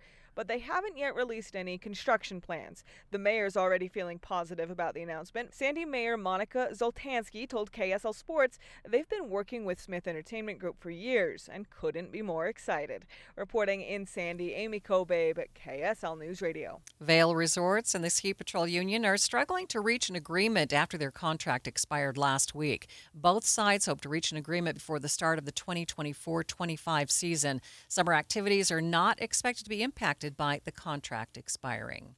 We have a lot of rain and snow. We had a lot of rain and snow this weekend, and it's not every year we see a snowstorm like this in May. KSL News Radio's Alexandria Bonilla explains. The last big snowstorm this late in the year was back in 2017. KSL meteorologist Matt Johnson says it's almost a month after our average last snowfall. Last 5 years, this is probably the most snow we've seen in early May, and so it's definitely late. We'll continue to see some big totals for the snowstorm, with parts of Davis County hitting 2 inches of snow. The northern mountains, where the storm will continue into tomorrow, are expected to get up to 18 inches. Alexandria Bonilla, KSL News Radio. The Utah Auditor's Office says it received more than 4,000 fake reports of bathroom violations after the state's transgender-related bathroom bill went into effect. The bill signed earlier this year can charge the people who violate the new rules $10,000 per violation per day. KSL's top national stories. Key former executive in the Trump Organization, Jeff McConney, is on the stand today in the New York City criminal trial of the former president. Prosecutors are asking him about the paperwork around the hush money payments to adult film actress Stormy Daniels at the heart of the case.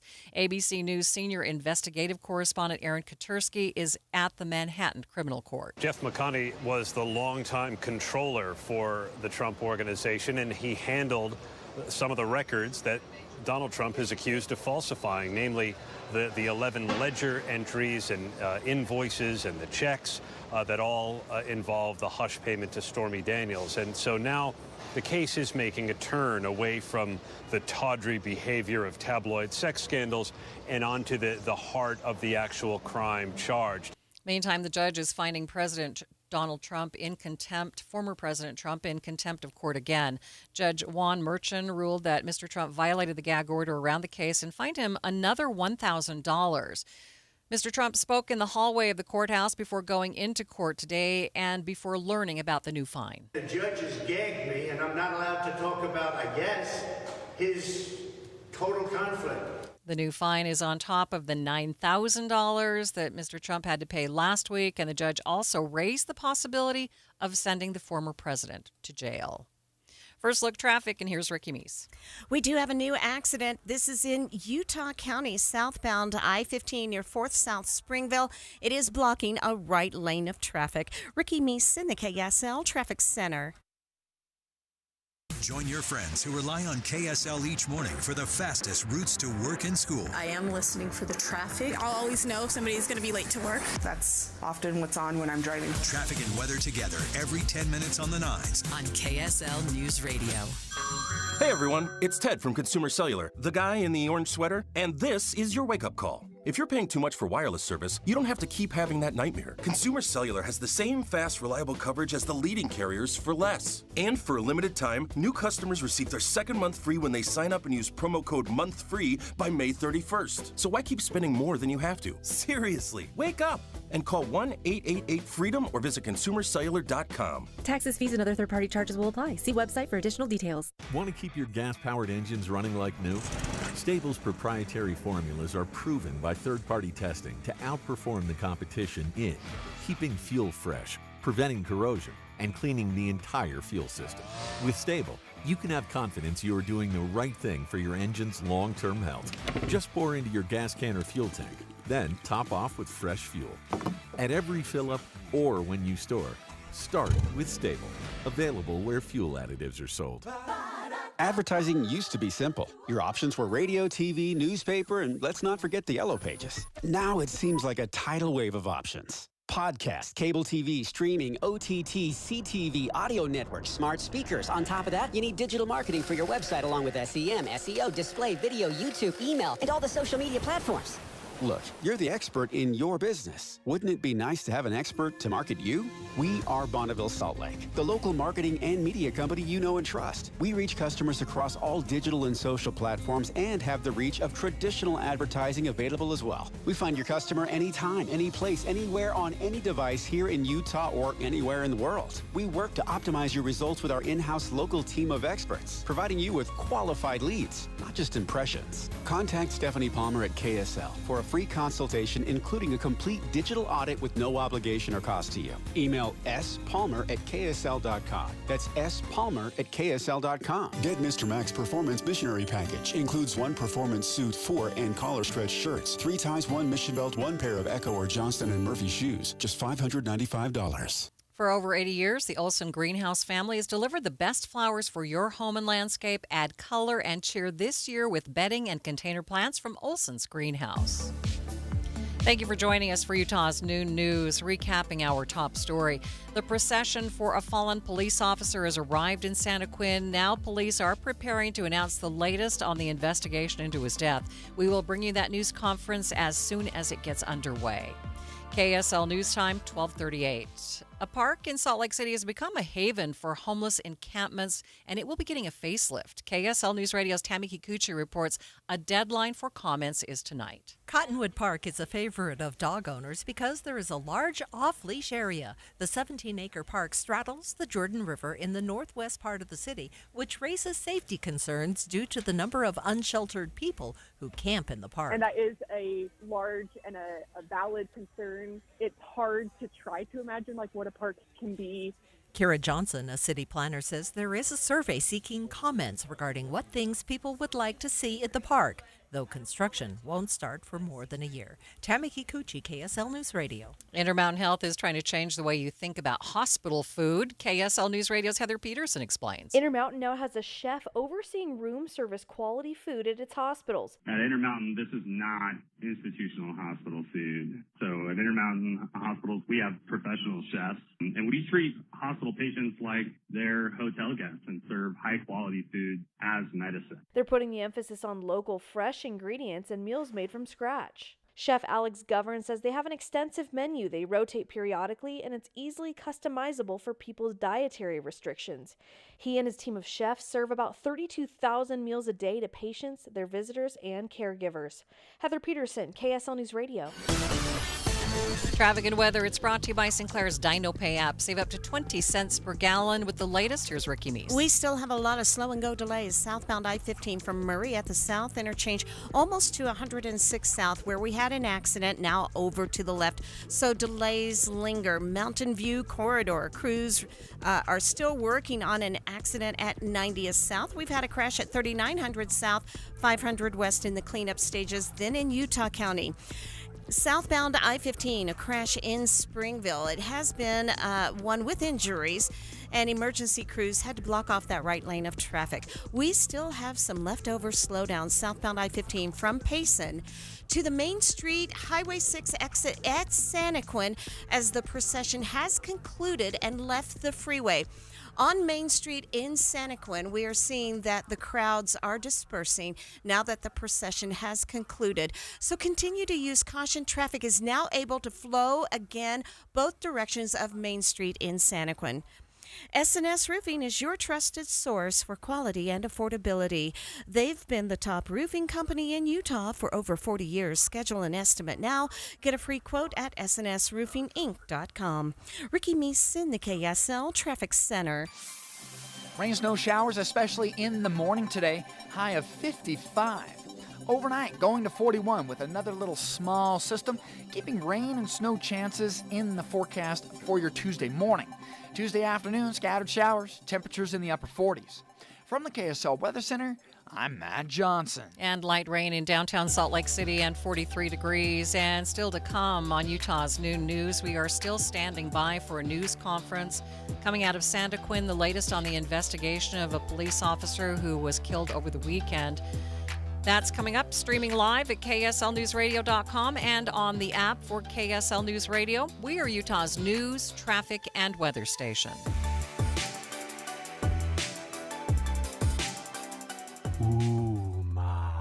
What was that? That is business phone bliss with the Ooma Cloud Phone System. It handles all our voice, video, and messaging needs. You sound very... Calm? I am. Ooma has everything I need to run my business more efficiently, like virtual receptionist, call routing, and video conferencing. And it starts at just $19.95 per month per user, plus taxes and fees. Ooma. Nice. Find your business comm at ooma.com/radio. The news on vapes talks a lot about the technology and teen use, but parents need to know more about the dangers of nicotine. So know this. 1. Nicotine is a poison that can rewire teens' brains. 2. It can increase mood swings. 3. It can limit attention and learning. So even when it comes in new tech, nicotine is brain poison. Go to undo.org for more. Held over due to popular demand. This is your opportunity to save up to 40 to 80% on a hot tub or swim spa. This weekend only, Friday through Sunday, Mountain America Expo Center, Sandy. Be advised, this is your opportunity to save up to 40 to 80% on a hot tub or swim spa. This weekend only, Friday through Sunday, Mountain America Expo Center, Sandy. 18-month interest-free financing. Our factories have demanded we sell 1,000 hot tubs and swim spas this weekend. Mountain America Expo Center, Sandy. Huge factory incentives, factory rebates, this weekend only. Mountain America Expo Center, Sandy. We can remove your old hot tub. Free delivery of your new hot tub. Hot tub starting at $2,999. Mountain America Expo Center, Sandy. Free delivery of your new hot tub. Just relax and enjoy. Mountain America Expo Center, Sandy. Friday, 2 p.m. to 8 p.m. Saturday, 10 a.m. to 8 p.m. Sunday, 10 a.m. to 6 p.m. Free admission, free parking, free delivery. Mountain America Expo Center, Sandy. Call 833-SPA-SALE or visit hottubandSwimSpaSale.com. Derek Overstreet, founder of the New Millennium Group. We're a financial planning firm. Listen, we're fiduciaries. We have advisors standing by right now to take your call. That's 888-999-6370. 888-999-6370. The reason you're going to want to call is we're going to help you retire 3 to 5 years before you thought possible. Now, imagine how that would be if you could actually retire 3 to 5 years sooner than your plan was. The way we do this is by putting together a step-by-step plan, taking into consideration any rental properties that you have, any pension income that you have, your Social Security. Listen, we put that all together for you in writing. It will allow us to build your income based on inflation. You know, inflation has been rapidly rising. You and I both need a plan that whatever we start out our income at, in 5 or 10 years, we're going to need 40% more income. So if you're one of those people listening and you'd like a plan in writing, give us a call at 888-999-6370. That's 888-999-6370, or go to utahsfinancialplanner.com. KSL News Time, 1245. The 3 things you need to know this hour. First, the new NHL team in Utah is slated to get a brand new practice facility in Sandy. The Smith Entertainment Group says they'll build 2 rinks at the shops at Southtown. I'm KSL News Radio's Amy Kobabe. Second, any moment now, we will hear from the Santaquin Police Department about the investigation into the death of a police officer over the weekend. We will bring you their news conference as soon as it begins. Third, traffic and weather together, Ricky. Cleanup of a crash continues southbound I-15 in Sandy prior to 106 South. The backup still reaching into Murray. Ricky Meese in the KSL Traffic Center. Our Cinco de Mayo storm yesterday holds on for today with scattered rain, snow showers, especially in the morning. I'm Matt Johnson. Rain, 43 degrees at the KSL Common Spirit Health Studios. Time for KSL's top national stories. ABC News, I'm Dave Packard. There's now confirmation from the U.S. State Department that Hamas has accepted a ceasefire proposal to exchange hostages and prisoners and provide humanitarian aid to the Gaza Strip. State Department spokesman Matthew Miller. It remains our top priority to try to reach a ceasefire agreement that will lead to the release of hostages, that will allow a surge of humanitarian assistance both into Gaza and allow it to move around inside Gaza. But Israel is saying what Hamas is agreeing to is not the same proposal that was under discussion, and it will take some time before an official Israeli response. This as Israel drops leaflets over Rafah in southern Gaza, telling more than 1 million sheltering civilians to get out before an Israeli offensive. Testimony about the paper trail of payments between Michael Cohen and Donald Trump in the former president's hush money trial today. Trump fined another $1,000 for contempt. The judge warning jail could be next. This is ABC News. Time for the KSL In-Depth. The Smith Entertainment Group announced this morning they're building a training facility for Utah's new NHL team at the Shops at Southtown in Sandy. The new center will have at least 2 regulation ice rinks for the team. KSL Sports NHL insider Jay Stevens joins me now live to talk about this development. Jay, thanks for being with me. And first of all, how did this all come about? Well, they've been looking for a while for a place to put a team, or, for our practice facility. Ever since the announcement that we're going to have an NHL team, it's obvious they needed a place to practice since the Delta Center will host both the NHL and the NBA. So they've been looking around, and it just made sense. I think they made this agreement with the Shops at Southtown, and you're going to have an amazing state-of-the-art facility with at least 2 NHL-sized ice rinks. So that's pretty phenomenal. And they're going to keep the mall up. I know everybody's worried about if they're going to break down the mall, but they're not going to break down the mall. This will be like an anchor tenant for the mall. So that'll really help kind of revitalize that mall as well. Right. I didn't know there was that much space there to have 2 regulation ice rinks.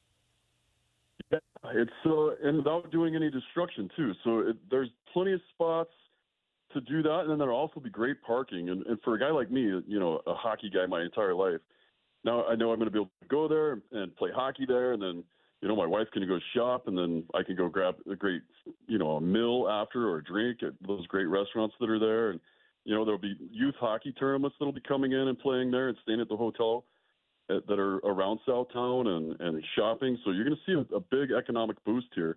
Plus you're going to see hockey grow. Every time we build one sheet, we sell it out. And to have 2 more sheets come in, they'll definitely be sold out pretty quick. Pretty exciting stuff. Jay, thanks so much for being with me. Yeah, it's great. I appreciate it.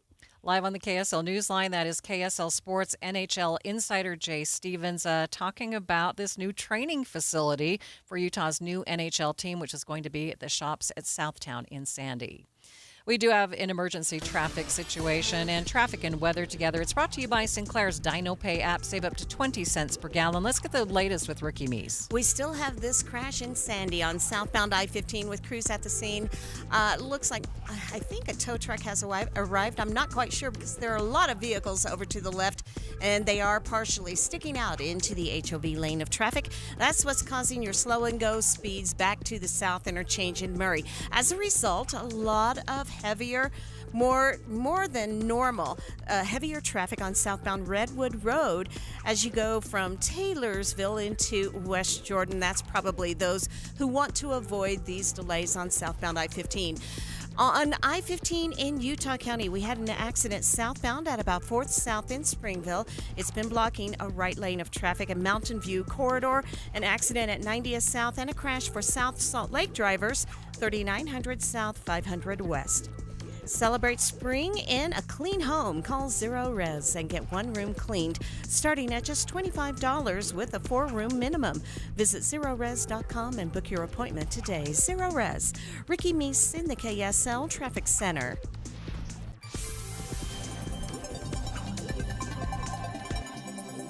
KSL 7-day forecast starts out with highs in the mid-50s today, with a slight chance for showers in the afternoon. A lot of the activity will be in the morning.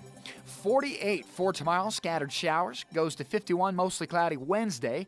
Continuing to dry out, 62. Partly cloudy on Thursday. Friday, we're at 68, mostly sunny skies.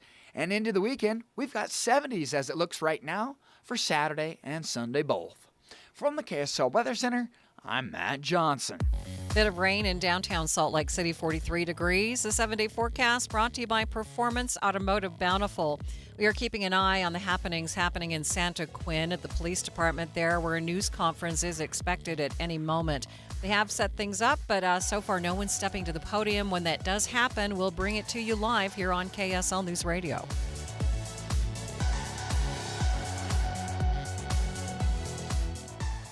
What does an Olympic venue, Memorial Weekend, live music, delicious food, 20 years of family fun, and four-legged canine athletes gathered from all over the world all have in common? The 20th anniversary of the Soldier Hollow Sheepdog Classic, presented by Purina Pro Plan, with a new date, May 24th through 27th. Enjoy a weekend filled in the beautiful Soldier Hollow mountainside, watching these top dog athletes and their talented handlers navigate down rugged mountainous terrain to beat the clock, using pure agility and skill corralling the most spirited sheep in the world. Experience 4 days of high-value fun, exciting competition, plus dog, duck, and bird demos. Petting zoo, face painting, bagpipes, and delicious eateries all surrounded in beautiful Midway, Utah. Save the date for the Soldier Hollow Sheepdog Classic, presented by Purina Pro Plan, performance nutrition that fuels more sporting dog champions than any other brand. Also sponsored by Powder River and IFA Country Stores. May 24th through 27th. Details and tickets, visit SoldierHollowClassic.com. SoldierHollowClassic.com. Guys, are you ready to give up because you think you've tried everything and you're still dealing with loss of energy, poor sleep, weight gain, and even ED? Revive Men's Health Salt Lake City has local medical providers that offer low T and ED treatments customized to each patient's unique physical makeup. By working with a specialized compounding lab, personalized treatments are guaranteed, even when generic pills and supplements haven't worked. It all starts with your free comprehensive exam and consultation. Availability is limited. Book today, and for this month only, Revive offers qualified patients a free 1-month supply of personalized ED medication, plus a free ED treatment producing immediate results. The experts at Revive Men's Health Salt Lake City will work to provide the right treatment for you so you can show up as the best you in all aspects of your life. Call 801-263-7777. That's 801-263-7777. Or send them a private message at ReviveMen'sHealth.com. Discover the best of senior living at Trio Orem and Trio South Ogden. Today's older adults aren't wrapping up their life's journey, they're seeking a new one. And Trio Independent Living is here to help them do just that. With a smart, modern, and connected lifestyle, residents cultivate relationships and maximize independence through signature programs like Prime Fit Wellness that bring living well and well-being to life.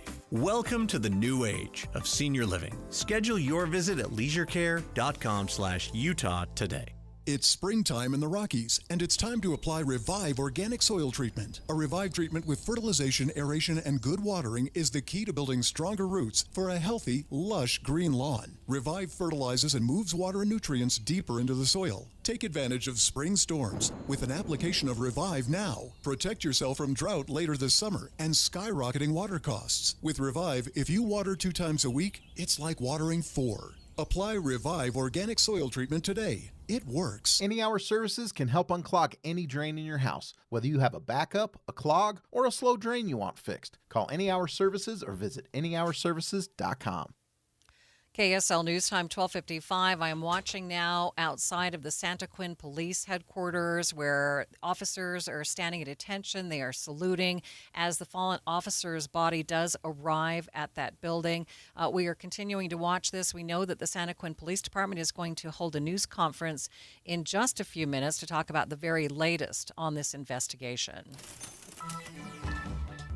Watching Utah's money, the Dow is up 141 points, sitting at 38,817. S&P 500's up by 43, and the NASDAQ up by 156 points. You wouldn't know it, but most financial advisors are put in a box. I'm Jeff Jr. from Trajan Wealth, and I want to provide you a little insight about financial advisors. Most financial advisors have to sell what their company requires them to sell, and many advisors have to only adhere to what's called a suitability standard. A suitability standard is a limited standard of care, not requiring what's sold to be best, just suitable. Advisors with this loose standard often have limited investment and product selection. Trajan Wealth is held to a fiduciary standard, which is the highest standard of care in the advisory business. And that's just one of the many reasons we have billions of dollars under our care and attract clients from other advisors. Raise your standards today and call Trajan Wealth. Call 801-899-7600. That's 801-899-7600. Advisory services offered through Trajan Wealth, LLC, an SEC-registered investment advisor. Advertising used to be simple. Your options were radio, TV, newspaper, and let's not forget the yellow pages. Now it seems like a tidal wave of options. Podcast, cable TV, streaming, OTT, CTV, audio networks, smart speakers. On top of that, you need digital marketing for your website along with SEM, SEO, display, video, YouTube, email, and all the social media platforms. Look, you're the expert in your business. Wouldn't it be nice to have an expert to market you? We are Bonneville Salt Lake, the local marketing and media company you know and trust. We reach customers across all digital and social platforms and have the reach of traditional advertising available as well. We find your customer anytime, any place, anywhere on any device here in Utah or anywhere in the world. We work to optimize your results with our in-house local team of experts, providing you with qualified leads, not just impressions. Contact Stephanie Palmer at KSL for a free consultation, including a complete digital audit with no obligation or cost to you. Email spalmer@ksl.com. That's spalmer@ksl.com. Wasatch Front Businesses and Property Managers. GoPave Utah provides all asphalt repairs for your parking lot. For patching and paving along the Wasatch Front, contact GoPave Utah. GoPaveUtah.com. We do have emergency traffic coverage. It's sponsored by Sinclair's DinoPay app. Save up to 20 cents per gallon. Here's Ricky Meese. We still have a lot of heavy traffic left over on southbound I-15 from just before 7200 south down to 106 south, where what remains of the earlier crash is still blocking the HOV lane in Sandy. And then southbound I-15 in Utah County, we're in the final cleanup stages of an earlier crash with injuries in Springville at 400 south. And an accident called out 3900 south at 5th West. The best kept secret is This Is the Pass. It's a pass for fun for everyone. Save $20 off every annual pass level. 362 days of fun. Visit thisisthepass.com. Ricky Meese in the KSL Traffic Center. Taking a look at the forecast for the Wasatch Front. Hope you're just ready for more of this rain-snow mix. It's continuing through tomorrow and possibly some showers early Wednesday as well. Then on Thursday, things clear up. Temperatures starting to warm up on Thursday. Looks like a high of 61 degrees on Thursday. And then just a slight chance of showers for the weekend. Right now in downtown Salt Lake City, it's raining and 43 degrees. And we are still standing by for the news conference coming to us from the Santaquin Police Department, the latest on the investigation into the officer's death. KSL FM Midvale. KSL Salt Lake City. From the KSL Common Spirit Health Studios, this is KSL News Radio. Utah's news, traffic, and weather station. It's 1 o'clock at KSL News Radio. I'm Dan Bomas. KSL's top story this hour.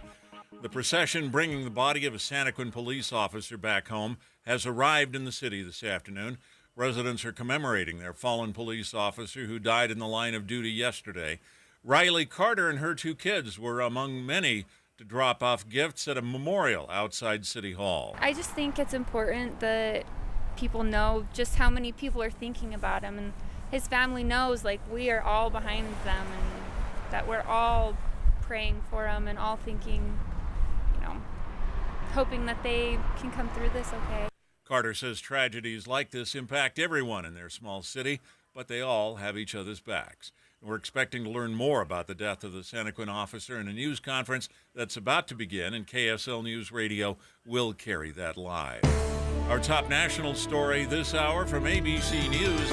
The judge in the New York City criminal trial of former President Donald Trump is found in contempt of court again. Judge Juan Merchan ruling that Trump violated the gag order around the case fined him another $1,000. In the hallway outside the courtroom, Trump addressed the contempt situation. The judges gagged me, and I'm not allowed to talk about, I guess, his total conflict. Trump was cited for contempt and fined $9,000 last week, and now the judges raised the possibility of sending Trump to jail. Your money at this moment, the Dow Jones average up on the day 96 points. The NASDAQ is up 142. And our KSL weather, this rain is going to stick around for another day or so. That's next. KSL News Time 101. It's a priority for us at this station to bring you all sides of a story and to talk about the news fairly, completely. Get all the facts and be really aware. Utah's Morning News with us, Tim and Amanda. Weekday mornings 5 to 9 on KSL News Radio. Progressive presents 10 things on a food truck owner's to-do list that are harder than getting a commercial auto insurance quote. Stocking the fridge, prepping the stations, finding employees that get along well, finding employees that actually do their job. Looking at you, Gary. Balancing the books, balancing the flavors, having a fresh menu and fresh produce and fresh meat, but never a fresh mouth. But the easiest thing on a small business owner's to-do list? Seeing if you can save on commercial auto insurance. Get a quote in as little as 7 minutes at progressivecommercial.com. Progressive Casualty Insurance Company and Affiliates. Coverage subject to policy terms and conditions. Whether you own a local business or a global one, you know that these days, generating growth is a challenge. By teaming with Bank of America, you'll not just stay ahead of the curve, you'll move it. With access to experts, award-winning insights, and business solutions so powerful, you'll make every move matter, locally and globally. Visit bankofamerica.com/banking for business to learn more. What would you like the power to do? Copyright 2024 Bank of America N.A. If your water heater's over 10 to 15 years old, congratulations. You've beat the average. What's up, everybody? I'm Mike Wilson with Any Hour Services, and I love hearing stories of people having water heaters that are really old and they're still doing their job. Unfortunately, most of us won't be that lucky. And when water heaters fail, it's usually in spectacularly inconvenient fashion. Whether it's an unexpected cold shower when we're already running late for work, or worse yet, coming home to a flooded basement, it's never fun. If you'd like to look into replacing your water heater before it fails, Any Hour Services is having a sale for any homeowners listening. Whether you're looking for a new tanked water heater or you want to see what upgrading to a tankless would cost, the plumbers at Any Hour Services can show you what options are available. And right now, you can save $400 on a tanked water heater or $1,200 on a tankless. If you think you might be interested, call Any Hour Services today and schedule your free estimate. 801-443-7400. You can Google Any Hour Services. You can even schedule online at anyhourservices.com. No one helps more homeowners than Any Hour Services. This Friday from 10 to 1, the movie show comes to Sound Sleep Medical. But first, take the time to learn about a better night's rest. Sound Sleep Medical delivers oral appliance therapy that treats sleep apnea without the use of CPAP machines. They're professionally fit, warranted, and covered by most major medical insurance. End the days of a poor night's sleep. Sound Sleep Medical will help. Call Sound Sleep Medical at 801-716-8672 for details. Sound Sleep Medical. Utah roofs have over 30 potential leak points, requiring detailed inspections to prevent water damage. Experts advise regular checks, especially for roofs over 10 years without recent inspection. Avoid water mishaps with Master Roofing's repair and restoration services. For a free assessment and to extend your roof's life, don't wait for a disaster. Call the Masters at 801-383-0072 or visit masterroofingutah.com today.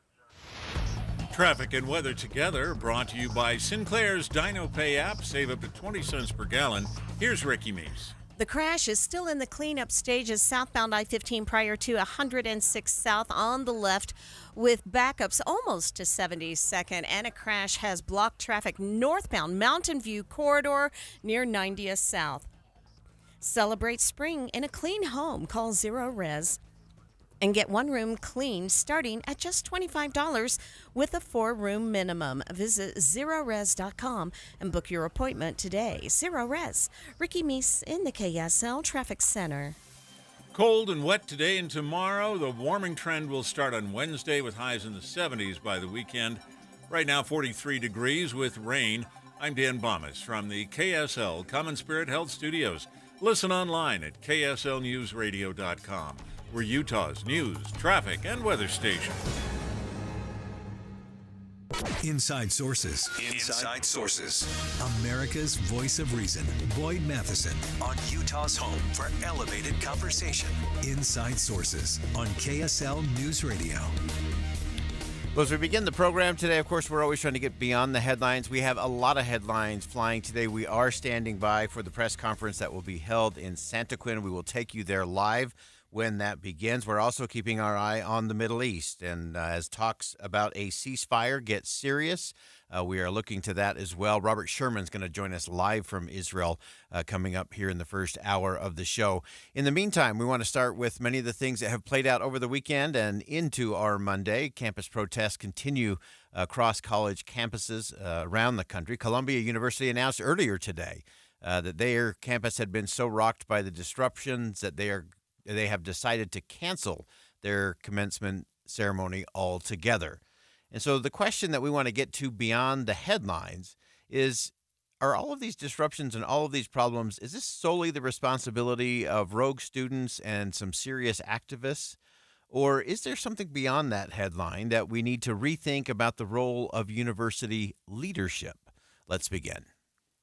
Think you know the news of the day? Think again with Boyd Matheson on KSL News Radio.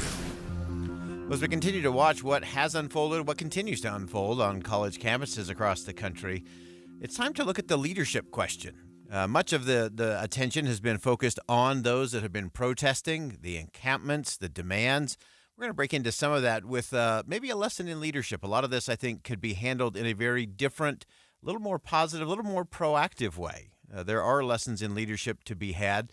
Yesterday, former United States Senator from Nebraska and current University of Florida President Ben Sasse gave an interview with Jake Tapper on CNN talking about his reactions to the protest and what was going on his campus down there at the University of Florida. He was asked, how does his university draw the line of acceptable conduct while protecting the right to protest? Here's how he described it. I think the line is between speech and action. And what we tell all of our students, protesters and non, is there are two things we're going to affirm over and over again. We will always defend your right to free speech and free assembly. And also, we have time, place, and manner restrictions. And you don't get to take over the whole university. People don't get to spit at cops. You don't get to barricade yourselves in buildings. You don't get to disrupt somebody else's commencement. We don't allow protest inside. And so you can't start to build an encampment. But our goal is not to arrest people. It's to help them get into compliance with the rules. They can protest. They can try to persuade people, but they don't get to build a camp. Nobody else does either.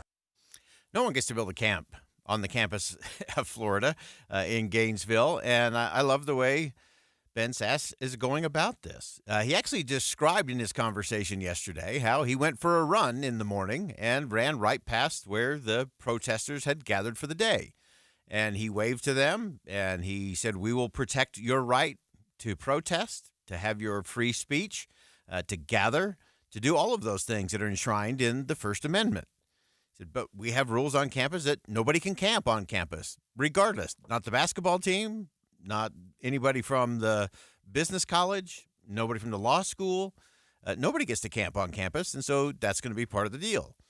And so taking a very proactive kind of thing is really where it begins. Now, another interesting part of Ben Sasse's conversation with Jake Tapper yesterday was about the student demands for American schools to divest their funding portfolios from anything connected to Israel.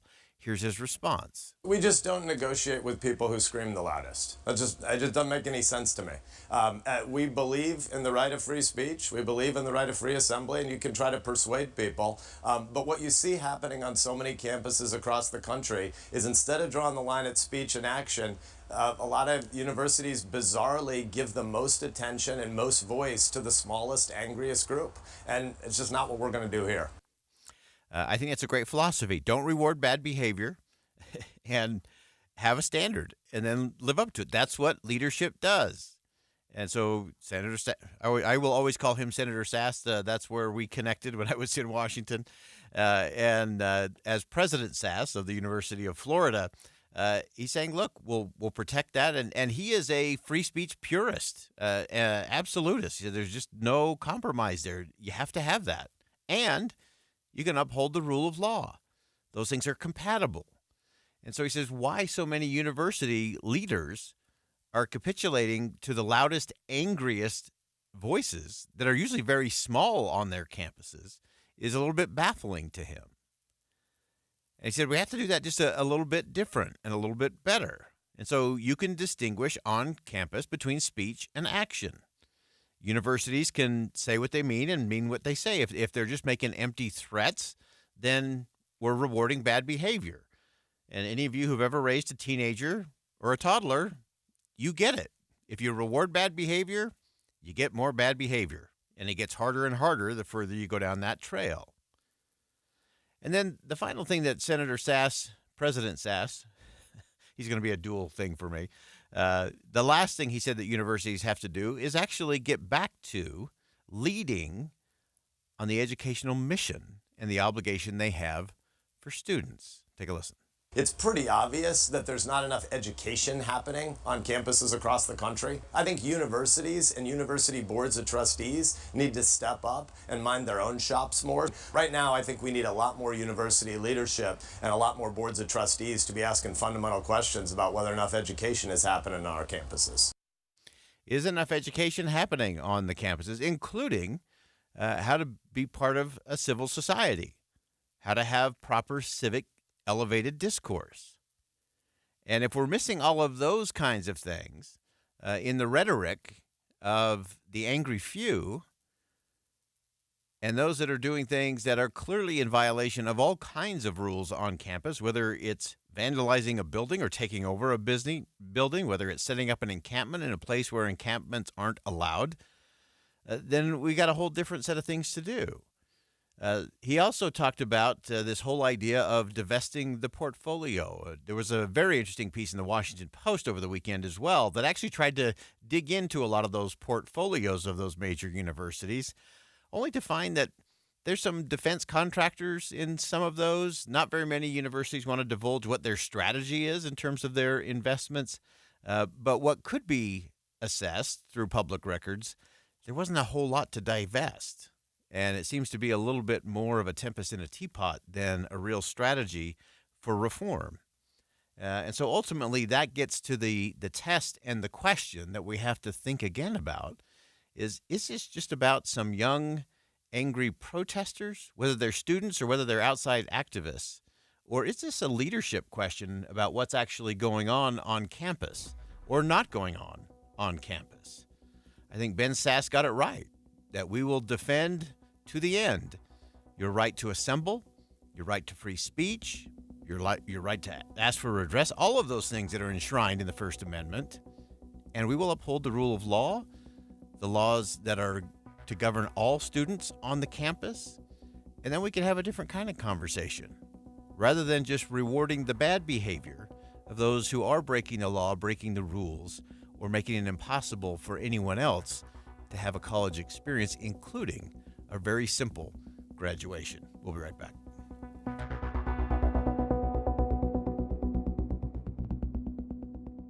Think again on Inside Sources with Boyd Matheson. Business. It's all the things that keep this world turning. And behind every one of these companies is a partner helping to keep it all moving. It's why the local flower shop and your favorite pizza joint, the startup and the stadium, hospitals and hotels, banks and restaurants nationwide all choose the advanced network, cybersecurity solutions, and round-the-clock trusted partnership from Comcast Business, the company that powers more businesses than anyone else.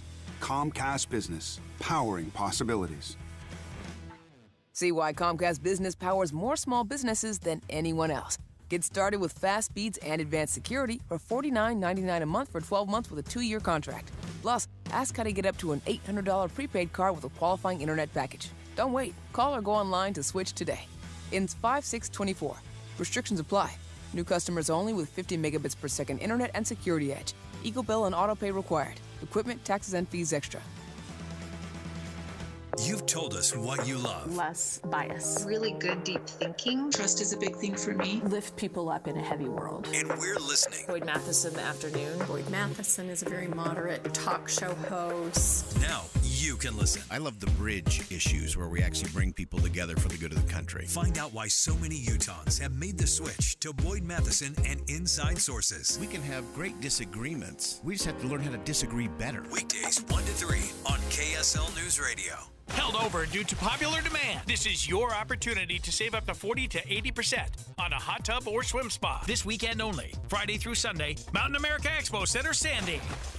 Be advised, this is your opportunity to save up to 40 to 80% on a hot tub or swim spa. This weekend only, Friday through Sunday, Mountain America Expo Center, Sandy. 18-month interest-free financing. Our factories have demanded we sell 1,000 hot tubs and swim spas this weekend. Mountain America Expo Center, Sandy. Huge factory incentives, factory rebates, this weekend only. Mountain America Expo Center, Sandy. We can remove your old hot tub. Free delivery of your new hot tub. Hot tub starting at $2,999. Mountain America Expo Center, Sandy. Free delivery of your new hot tub. Just relax and enjoy. Mountain America Expo Center, Sandy. Friday, 2 p.m. to 8 p.m. Saturday, 10 a.m. to 8 p.m. Sunday, 10 a.m. to 6 p.m. Free admission, free parking, free delivery. Mountain America Expo Center, Sandy. Call 833-SPA-SALE or visit hottubandSwimSpaSale.com. Tonight on KSL, your vote counts, but can you count on AI to give you accurate details about the election? That's kind of true. Kind of not true. Okay. KSL puts 5 bots to the test. It's thinking. This one is not giving us accurate information. What we asked. I might regret asking that question. And what can you, the voter, trust? Is that true? AI Election Truth Test. Tonight on KSL 5 News at 10. Healthcare with human kindness is here. It's at Common Spirit Health. Hospitals, clinics, and caregivers all connected to advance healthcare in Colorado, Kansas, and Utah. Together, we have a common purpose, partnering with you in health and healing using powerful medicine, powerful technology, and the greatest power of all, human kindness. You'll know it when you see it, because human kindness is in every care site and in every caregiver. Common Spirit Health.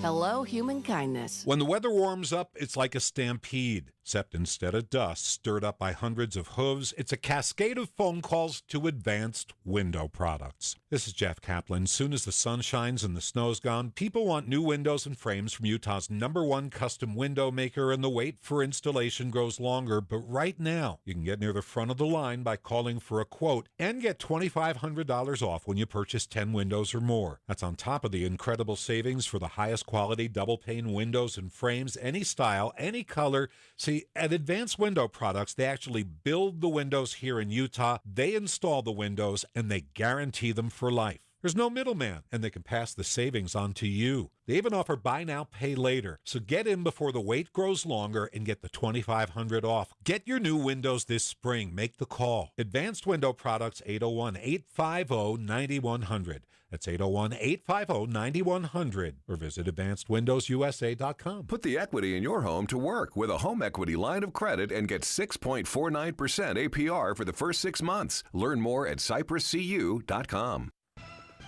With the 3 things you need to know this hour, I'm Dan Bomas. First, a procession down I-15 to bring the body of a police officer back home has arrived in Santaquin. Second, we're expecting more information about the death of the Santaquin officer in a news conference from city officials. And third, the 3rd week of former President Trump's hush money trial began with another contempt citation from the judge.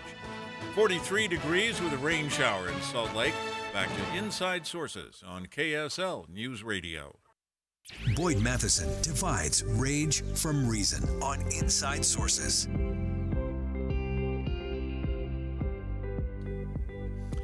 Welcome back to Inside Sources here on KSL News Radio. I'm Boyd Matheson. Great to be with you today. As always, we're continuing to keep our eye on a host of different developments. Of course, the press conference coming up in Santaquin. We'll cover that for you live here when that comes up probably in the next 15 to 30 minutes is the window we're looking at now. And we'll bring that to you the moment it happens. We're also keeping our eye on all things happening in the Middle East and what will take place in terms of a potential ceasefire agreement. And there's a lot of nuances to that. We're just waiting to get on the line Robert Sherman from News Nation, who is in Israel. Who's been following this very closely, including some reaction from the hostage families who have said, look, any kind of ceasefire agreement has to include a path towards all of those hostages coming home. And so we're going to continue to track and monitor all of that. No overstatement to suggest this is a pivotal moment. Of course, Israel has been ratcheting up and preparing for what they are going to do in relationship to Rafah. And, of course, the United States and the Biden administration has been very outspoken in their opposition to that, saying that the impact on the innocent civilians would just be too great. We know that there has been a evacuation. Information has been dropped. Leaflets have been dropped into Rafah, saying that they do need to go to a more secure place. Israel will try to be targeted as they go after Hamas.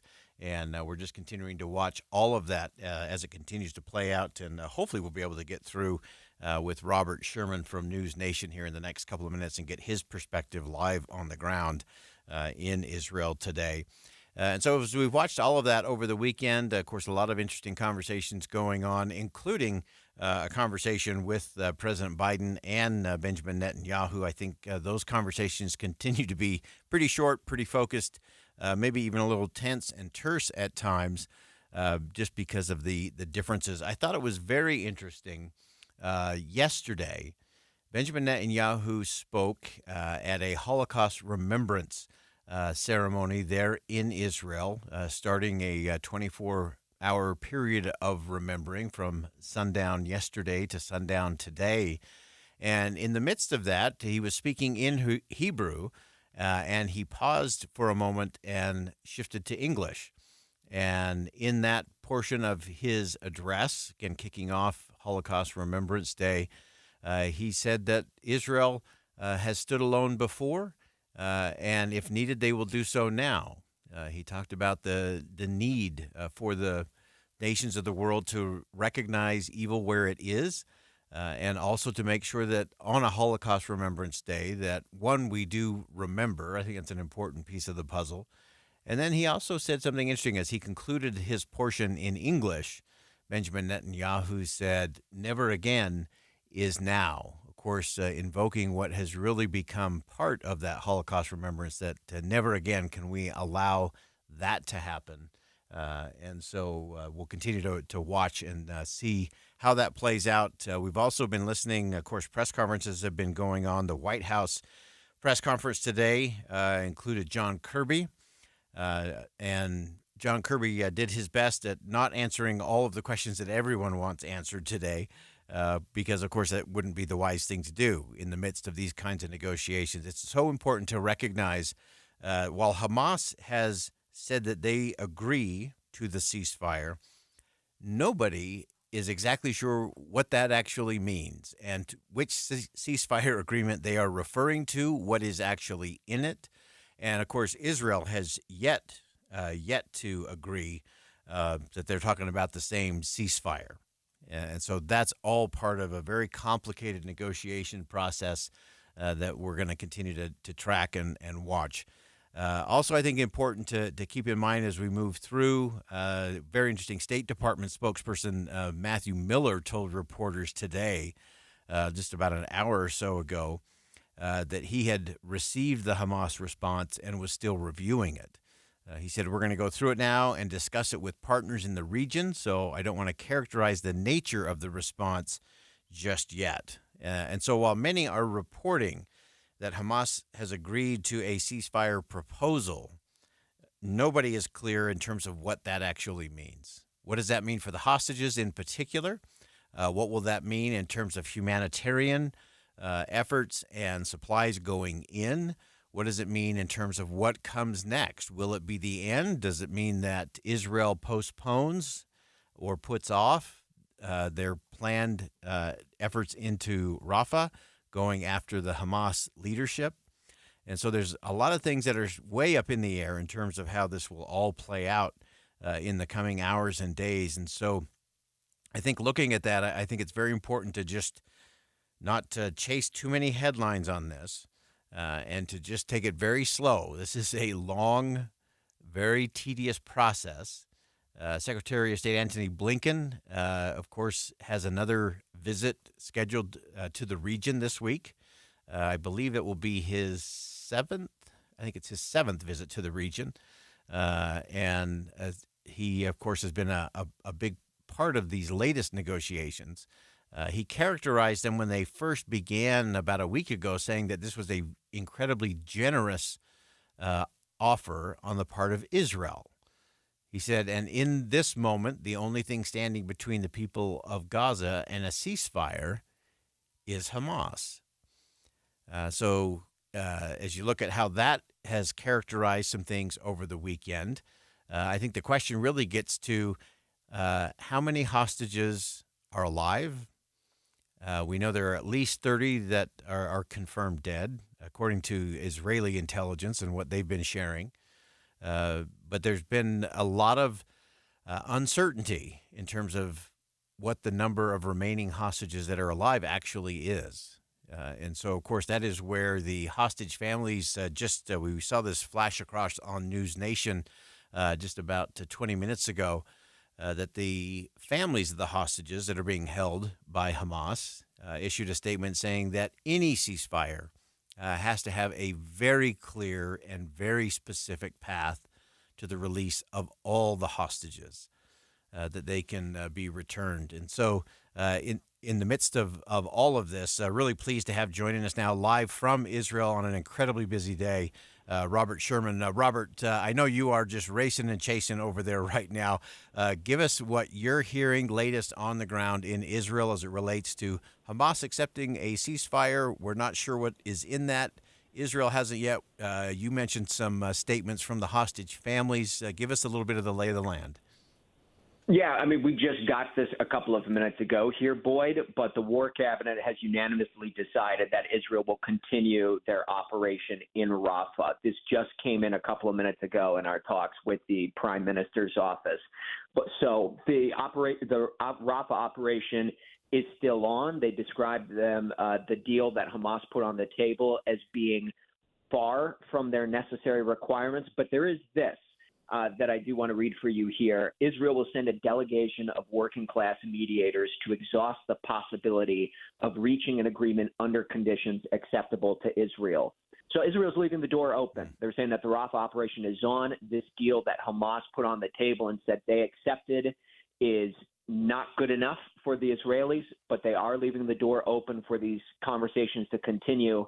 In the meantime, though, the IDF has made clear that until there is a deal, it is effectively business as usual. They will continue on with their operations in Gaza and keep pushing south. So that's where we are. I mean, it is amazing how the landscape has swiftly changed throughout this day. Yeah, even just in the last 20 minutes, we were watching you live on News Nation, and I thought, oh my goodness, there's a whole host of new insight happening as we speak. And so let's go to the Rafah operation really quickly. We know there's been leaflets dropped in terms of trying to alert innocent civilians to vacate certain spaces. What are you hearing on that front and the IDF in terms of that execution of their plan in Rafah? You know, I mean, they've done this before. I mean, they have done this before they went into Gaza City. They used similar tactics where they can send text messages to every cell phone that pings, within a certain area, telling people where to move, where to go. They drop leaflets, try and communicate online as well, with the goal of getting as many people out as quickly as possible. Now, that being said, Rafah is a very different ballgame here because our research department just found latest estimate is about 1.4 million people are currently sheltering in Rafah, about 5 times what the city was in terms of population before the war began. So it's a tall order in order to get that many people out quickly as possible. And the United States has even publicly questioned how feasible it is to move that many people in a short amount of time. But the Israelis say that is what is the next phase in all of this, and this is part of their game plan. Yeah, and Robert, you on air shared a statement from the families of the hostages, and to me that seems to be a critical component to all of this as well. Yes, and so I mean the hostages and families, basically they're calling on the Israeli government to seize the moment and to accept a deal or to get a deal done here. Yeah, I mean what I would say, Boyd, is that I mean there are a variety of different perspectives on the ground here in Israel, like there are in any democracy or republic on the globe. And especially those who are close to the hostage situation, know someone who knows someone, they're pretty in favor of get any deal, no matter how damaging it could be to Israel, no matter how much it benefits Hamas, get a deal across the finish line. These people want to see their brothers, their fathers, their sons again. That is what is top of mind for them. But then there are other concerns and factors that people on the ground here in Israel weigh. Namely, if you don't finish the job, if you don't go into Rafah, do you expose yourself to the possibility that October 7th happens again? We've seen many ceasefires broken by Hamas. On October 7th, they broke a ceasefire. I was here in Israel last May when Hamas broke a ceasefire. There was a ceasefire broken in 2021. And so when you talk to some people, they say enough is enough, and it's time to destroy Hamas once and for all. Those are the conversations and the debates that take place on the ground here just about every day. As everyone has similar focuses, get the hostages home, the salvation of the state of Israel. But there are debates and discussions about, with a proposal like this in front of you, do you say yay or nay? And then finally, I thought it was pretty stunning yesterday as Benjamin Netanyahu, as the prime minister, was beginning that 24 hours of remembrance of the Holocaust, and then he went from shifted into English and really talked about this idea that never again is now, and clearly an indication and a message to the rest of the world that remembering the Holocaust, remembering what's going on now, that he's trying to link all of those things together. Any sense of how that played out on the ground there in Israel? Well, what I would say is that when you talk to people here, and this is, just a feeling that is, so foreign to so many of us. People here in Israel largely believe that their salvation, their existence is on the line. They fear if they don't play all of this right, and if they don't extinguish threats that are in the surrounding areas of Israel, that there are going to forever be serious risks, to the existence of the state of Israel. That is, a concept that we don't think about in the United States. We have an ally to the north, a trade partner to the south, an ocean to the east, and an ocean to the west. It is a very different landscape out here in Israel.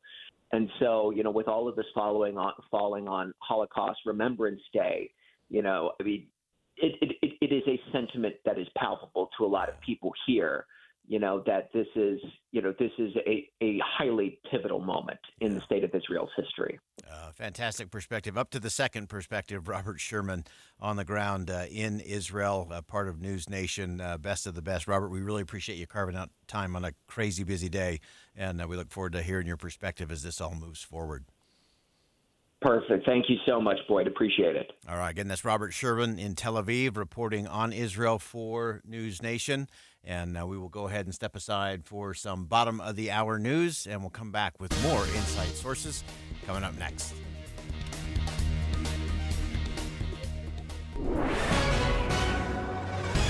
It's 1:34 at KSL News Radio. I'm Dan Bomas. KSL's top story this hour. People living in Santaquin mourning the loss of their fallen police officer, but they're also doing everything they can to honor him. KSL News Radio's Adam Small has more from a memorial outside Santaquin City Hall. There's been people pulling over here on Main Street to drop off flowers, cards, teddy bears, American flags, and other gifts on this patrol car sitting out on the front lawn. One woman I spoke to told me in a small city like Santaquin, tragedies like this hit everybody hard. Another man I spoke to, Dennis Chappell, told me, with something like this, life, becomes a little bit more important. And we're expecting a news conference to begin at any moment at Santaquin City Hall to provide more information about the death of the officer and the ongoing investigation. Your money at this moment, the Dow Jones average up on the day 89 points. The NASDAQ is up 138. And our KSL weather, look for more rain for the next day or so. KSL News Time, 1:35.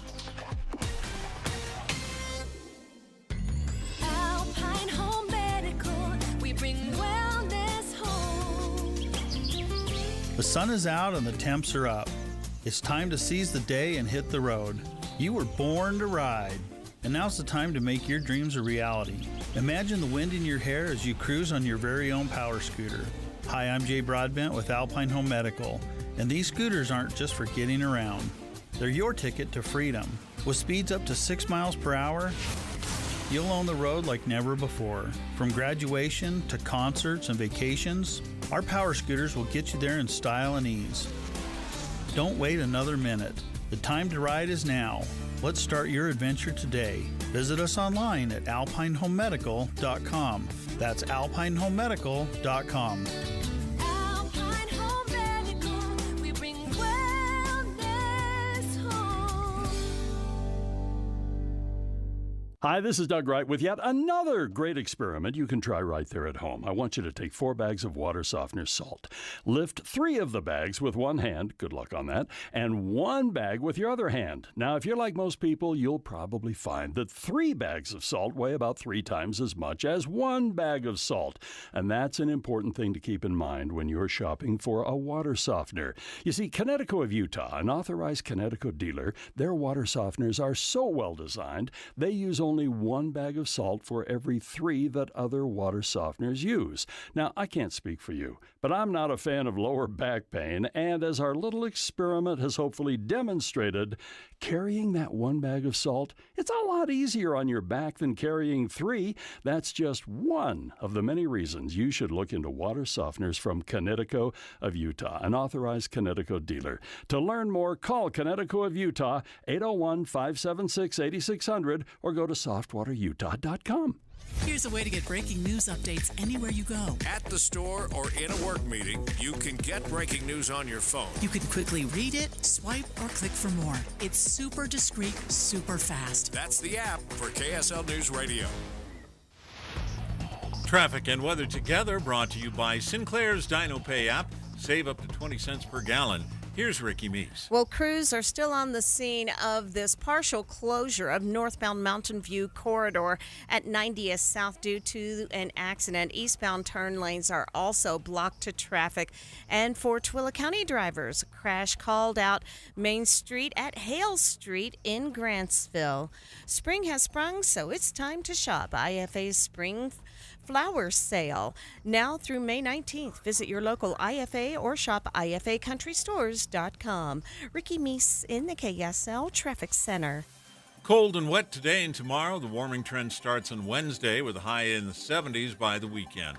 And right now, 42 degrees with a rain shower. I'm Dan Bomas from the KSL Common Spirit Health Studios. Listen online at KSLNewsRadio.com. We're Utah's news, traffic, and weather station. Inside Sources. Inside Sources. America's voice of reason. Boyd Matheson on Utah's home for elevated conversation. Inside Sources on KSL News Radio. Well, for decades now, traditional grading methods have faced criticism for perpetuating inequities and failing to reflect a student's actual learning. So schools are now exploring new models, including what's called equitable grading. The new grading approach has been celebrated and condemned, as most things are these days. Parents, of course, want their children to succeed, but let's get to the conversation about what method will actually lead to those results, not just the rhetoric around whether they're good or bad. And as always, we turn to Dr. Frederick Hess, Senior Fellow and Director of Education Policy Studies at the American Enterprise Institute. And welcome back to the show. Hey, good to be with you, Boyd. Thanks for having me. So give us a little bit of the lay of the land. This grading for equity, what is it really? I know there's a lot of rhetoric on both sides of it in terms of what it is and isn't. So let's start with the present reality. What do we know for sure? So what we know for sure is with regular grading, we already have a problem with massive grade inflation. Depending on which studies you look at, it looks like, say, the average high schooler's grade went up about 10% between 2013 and 2023, according to the folks at ACT, even though test scores were going down. So kids are getting higher grades, even though they know less. 90% of high schoolers now get an A or a B in reading and math. 90% of them are not doing A and B work. What grading for equity is trying to do is there's 2 very different things that go under that umbrella. One is the notion, which makes sense, is we ought to make sure that we're helping teachers grade kids on whether or not they are learning what they need to learn, whether they're mastering skills, and that this means we ought to get them out of the habit of getting good grades to the kids who know how to suck up to teachers and bad grades to the kids who don't seem like the kind of kids who would do well in school. That part of grading for equity makes a lot of sense. Yeah. The problem is with so much in education, it's been captured by folks in schools of education who see everything in terms of oppressors and oppressed, in terms of racial dynamics. And so what you've also got is most of what goes under grading for equity has become a really long conversation about how it's racist to ask kids to show their work. It's racist to ask kids to do homework. It's racist to give kids a grade below 50. And I think not only is this only in crazy world is this racist, but what this stuff is not about making sure kids get graded fairly. It's about stopping schools and teachers from setting clear expectations. And that's where I think we have to get to in terms of the expectations. Now, I do like the idea of getting rid of some of those things that allow those, as you said, that are really good at manipulating the teacher should not get the extra credit and all the bonus points and all the things that allow them to get an A, even if they didn't master the skill. I think that's a good conversation to have, as you were saying. So as we see this thing playing out, I just want to dig under the hood a little bit more. The fact that our grades are going up and test scores are going down, is it simply that we've lost our way in terms of what we're trying to measure in terms of skill development and mastery, as opposed to just giving everybody a participation trophy? Yeah, I think it's a lot. It's a lot of that. When you see teachers surveyed, they feel bullied a lot of times now. Like lots of kids will harass teachers to raise their grade. Lots of parents will harass teachers, and school officials, just like with school discipline, they don't really like to stand firm at this point. The notion of the school leader who tells parents no feels very last century. And so what's happened is we've created a culture where it's really easy for teachers to just say, yeah, I'll give everybody a higher grade. That'll make the kid happy, the parents happy. Nobody will accuse me of promoting inequity because everybody's getting a high grade. And that's an easy short-term patch, but it's really bad for kids long-term. Yeah, and that's what I wanted to get to is how do we get to the long-term to make sure that we're giving these kids what they actually need? Because the reality is a few years down the road, whether they got an A or a B or even a C will matter far less than did they master the skill, did they learn how to learn, did they gain a love of learning and the discipline of it so that they can be lifelong learners. Yeah, and that's where rigorous expectations of grading help, because just like on a soccer field or just like when the kids are in a band or a ballet, when you've got a coach or a teacher who holds you to a high standard and helps you get there, there's something really powerful about that. That's much more powerful than having a coach tell you every time you strike out in a little league game, hey, great bat. That just doesn't really do it. So what you want is teachers to set strong expectations. They should be around learning the stuff kids are supposed to learn in math. That means kids should show work. It means they should do homework. It means they should be graded on whether or not they got it right. But it also means that maybe you shouldn't give kids endless efforts for extra credit, because that's the kid whose parents will go out and buy the stuff to help them do the extra credit project. Maybe it should be whether they learned what they did in class. Maybe you do want to give kids a second chance at retaking a test or doing a piece of work, but you don't want to give them time and time again retests.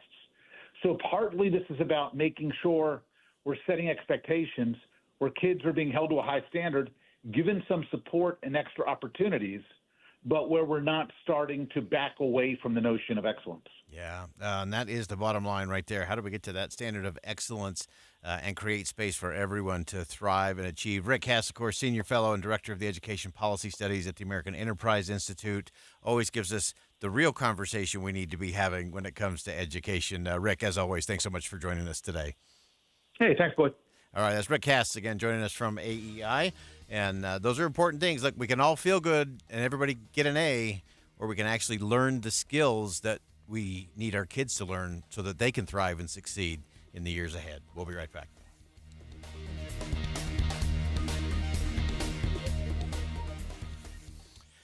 Hercules Credit Union is a place that you go when you want to get past just a transaction and actually have a relationship. Hercules Credit Union is all about growing stronger together. They've been doing this since 1946, and it's all about in the community, educating and helping you get where you need to go. Right now, they have gold tier checking, a great promotional rate, 4.25% on the balance in your checking account. Imagine that. You get to earn points every time you use your debit card.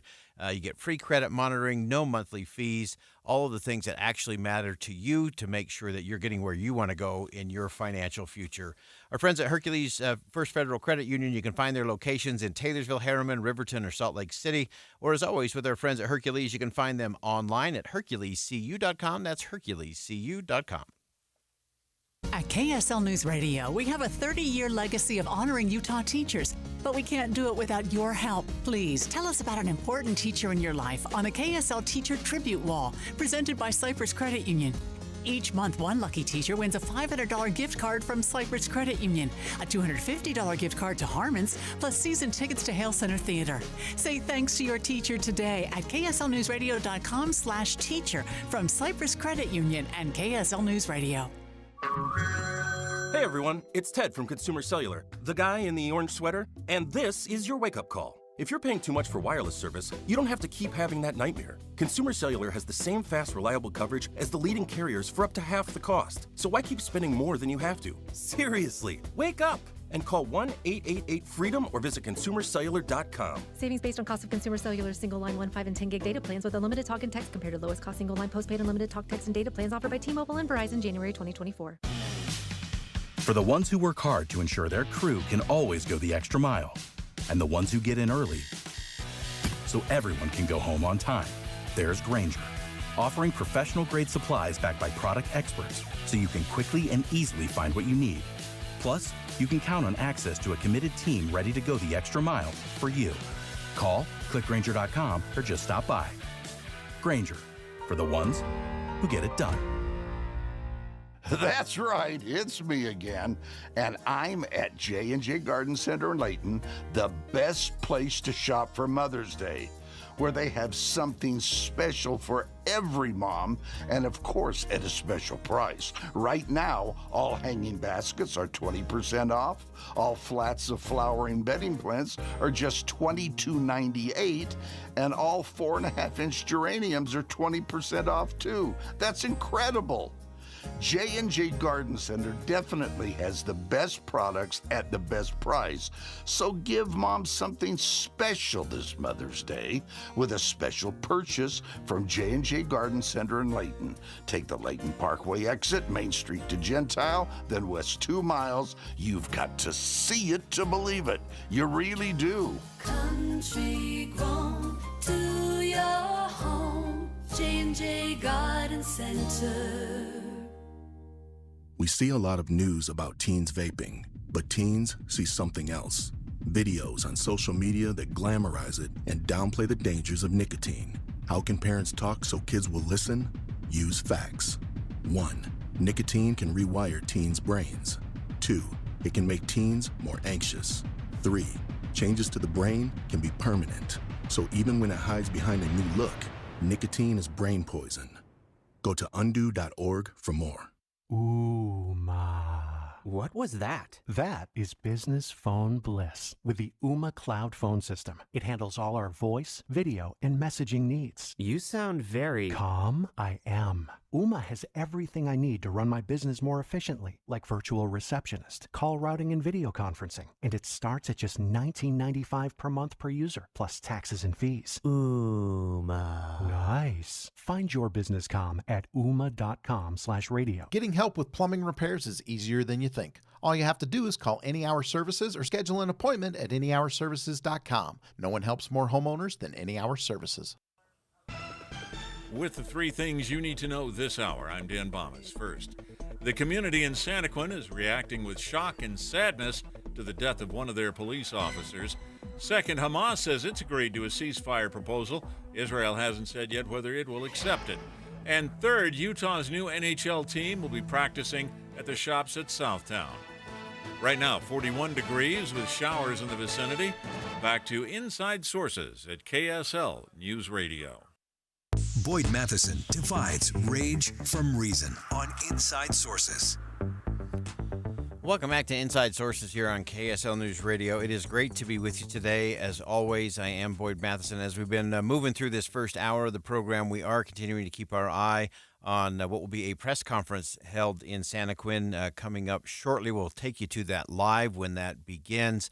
In the meantime, we're really thrilled to have joining us on the program Representative Burgess Owens from the great state of Utah, who I know just concluded putting together a moment of silence for the fallen officer and joins us on the line from Washington, D.C. Representative Owens, welcome back to the show. Thank you. Thank you so much, Boyd. And yes, we all join in prayer for that family. And something like this we just don't like to see in our great state. But it just says a lot about what that occupation does for the rest of us to stand that line. So our prayers are with them for sure. Yeah, and I understand you had the entire Utah delegation there on the floor of the House for that moment. Yes. This is something that we'll all take the time out. We say our prayers for the family, for that community, because we recognize the sacrifice that's just been given in this process. So, yes, we'll be doing that a little bit later, about another hour or so from now. We'll be doing that moment of silence on the floor. That's fantastic, and that is one of those great moments when the delegation all comes together, and it really is being there in the well of the House, representing the great state of Utah, and sending those thoughts and prayers to those families and to that community as a whole. And Representative Owens, obviously there's so many things going on today, from potential ceasefire talks going on between Israel and Hamas. There's still a long way to go there. And then you've also got the things that have been going on across college campuses across the country. And you weighed in over the weekend in a great piece in The Hill, thehill.com, talking about some of those Hamas sympathizers and some of the things that have been happening on campus. Give us a sense of that. Well, I think we need to understand that we're at a moment that is not just happening overnight. This has been a process that's been going on for quite a few decades. It's called the slow march of Marxism through our college campuses. And that leaches out. At some point, our kids come through and they're trained to be Marxists, trained to hate our country, our culture, not to appreciate anything that we stand for. Eventually, they go out and get jobs. And their jobs are going to be in the corporate world. It's going to be in the government. It's going to be, unbelievably, it's going to be in sports. And so what we've been seeing over the last few years, not understanding why it's happening, is the blossoming of an ideology that hates our culture, faith, family, free market education. And I think that the moment really kind of resonated this process to me was one on October 7th, when we started to see this atrocity, this evil, pure evil. And we have our kids here in our country either not recognizing, not really caring, but there was a lack of empathy. And at that moment, I realized we are truly about to lose our culture. Again, the upside, though, is that we're now coming together. We're having these kind of conversations, Boyd, that has been well overdue. And the secret, the stealth that these guys have had in the college system is not going to last, because now we see it. And we have a conference, thank goodness, a conference representative, even though we're the Republicans, even though we're a very, very small majority, we still are bringing the truth to the American people. We're having hearings. And we're going to hold these people accountable. We're going to start pulling back funds. And American people will continue to hear just what the attack looks like, and we're going to start dealing with it in an appropriate way, to say the least. Yeah, and I think that's such an important thing, to get to the uncomfortable conversation. And I know some of the hearings that you've been in charge of, some that you've even led there in the House of Representatives, talking to some of these college presidents. Of course, we know that Columbia actually canceled their entire graduation exercises this morning. And as you've listened in those committee hearings, what is it that concerns you the most, and what's the first step in terms of changing the tide and changing the direction? I think the thing that concerns me is that there's been a two-front attack on our system, our culture, our people, and the Marxists go after our kids. They go after those vulnerables, those that are vulnerable. We first of all have been bringing people into this country that hate our country. They pay $60,000 to $90,000 a year not to go to class, but become advocates to go against our nation. And then we have within our school system we take our kids and take them through, and they have these college professors that spend all their time indoctrinating them. So we have kids coming out, not only with debt that takes 2 lifetimes to take care of, degrees that mean absolutely nothing, but also hate our country. So the fact that we now see what's going on, we can now begin to legislate. We can do our oversight.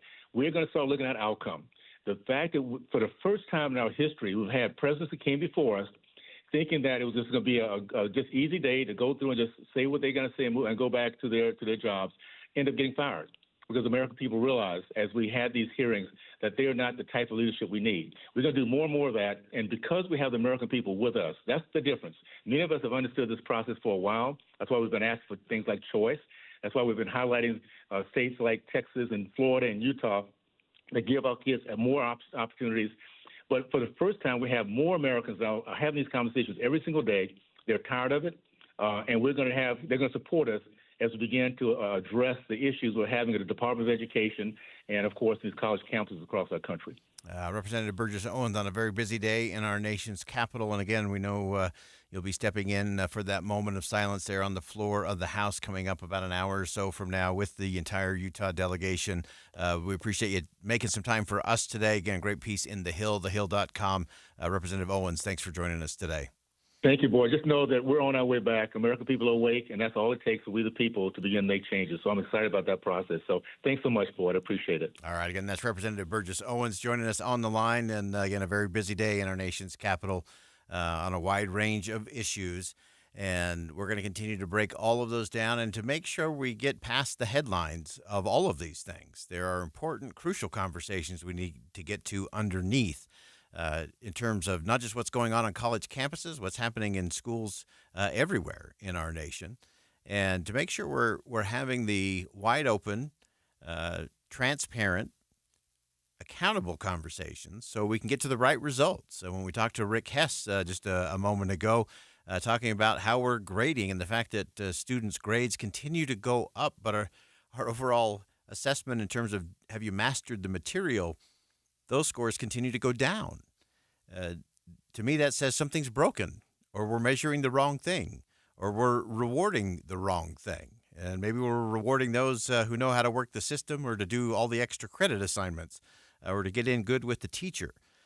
And those are not necessarily the skills we should be working on when someone's in high school or in college. And so we have to navigate that part of the conversation. Transparency and accountability, I think, are the keys to everything when it comes to our education system, starting at K through 12 and right on to our colleges and universities.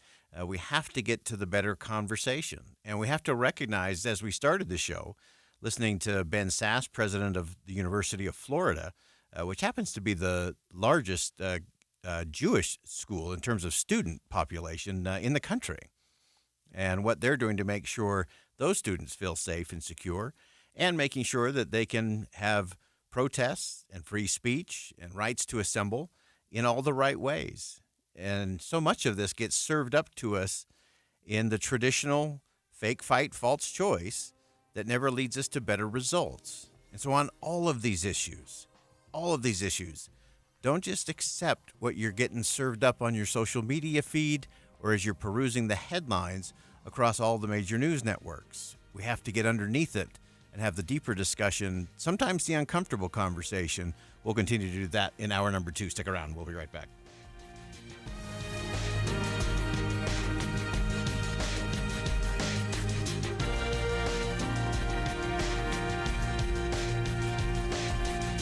KSL FM Midvale. KSL Salt Lake City. From the KSL Common Spirit Health Studios, this is KSL News Radio. Utah's news, traffic, and weather station. It's 2 o'clock at KSL News Radio. I'm Dan Bomas. KSL's top story this hour. Hundreds of people lined the route of a procession from Taylorsville to Santaquin this afternoon as the body of a Santaquin police officer was taken back to his hometown. People displayed flags and saluted as the procession passed by. Dozens of officers from all over the state took part in the procession along I-15 and down Santaquin's Main Street. Now, we are expecting to learn more about the officer and the investigation into his death at a news conference coming up that KSL News Radio will carry live. Our top national story this hour from ABC News. The United States confirming that Hamas has accepted a ceasefire proposal that includes exchanging hostages and also providing humanitarian aid to the Gaza Strip. Now, it's not entirely clear what's contained in that proposal. Israel is saying it's not the deal that was under discussion. ABC News White House correspondent Karen Travers has the latest from the Biden administration. National Security spokesman John Kirby wouldn't go into the details of what was currently on the table or whether the administration believes this is the final offer from Hamas. We still believe that reaching an agreement is the absolute best outcome, not only for the hostages, but for the Palestinian people. And we're not going to stop working to that outcome. Karen Travers, ABC News, the White House. Your money at this moment, the Dow Jones average up on the day 176 points. The NASDAQ is up 192. And our KSL weather, the rain is going to stick around into tomorrow. That's next. KSL News Time 2:01. We are going to break in now to the press conference in Santaquin. They are just getting to the microphones right now. We'll go to that live. Lieutenant Cameron Road with the Utah Highway Patrol and Department of Public Safety. We appreciate your attendance today and your support as we honor the fallen Santaquin officer and as we give updates on yesterday's case. For members of the media, first off, we posted around the room, there are flyers with the QR code with a link to the media release and the media packet that has photos that you can use. You can credit those to the Santaquin City Police Department. Also, the speakers will go in this order. First, we'll hear from Chief Rodney Hurst, who will give a bio on the officer. Following him, we will hear from Michael Hoosier, who is a brother of Sergeant Hoosier. Following him, we will hear from Lieutenant Corey Slaymaker from the Spanish Fork Police Department, who will be speaking on behalf of the Santaquin Police Department. Concluding, we'll hear from Colonel Michael Rappage. Due to the recent nature of this case and an ongoing investigation, there will not be time for question and answer. The materials that will be released today are the most up-to-date information, and we'll proceed in that order.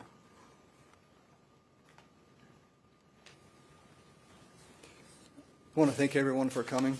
I do apologize for the late start. I know we're about 2 hours behind, but in a case like this, we move at the speed of the family.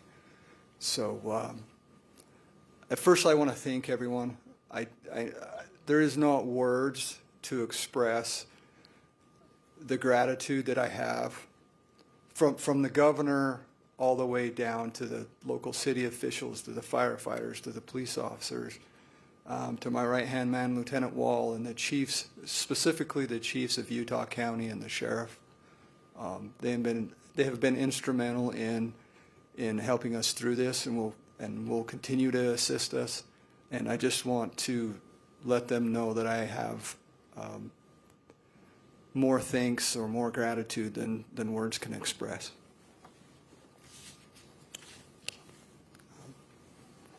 Sergeant Billy Dean Hoosier, that's Hoosier, H-O-O-S-E-R, is 50 years old, a Santaquin resident, was the officer killed in the line of duty on May 5th, 2024. Sergeant Hoosier was a Utah native with 8 years of law enforcement experience. He began his career in law enforcement with the San Juan County Sheriff's Office in New Mexico and was subsequently hired by Santaquin in 2017. Corporal Hoosier was promoted to the rank of sergeant in February 2024. He is survived by his spouse of 29 years, 2 daughters, and 1 granddaughter.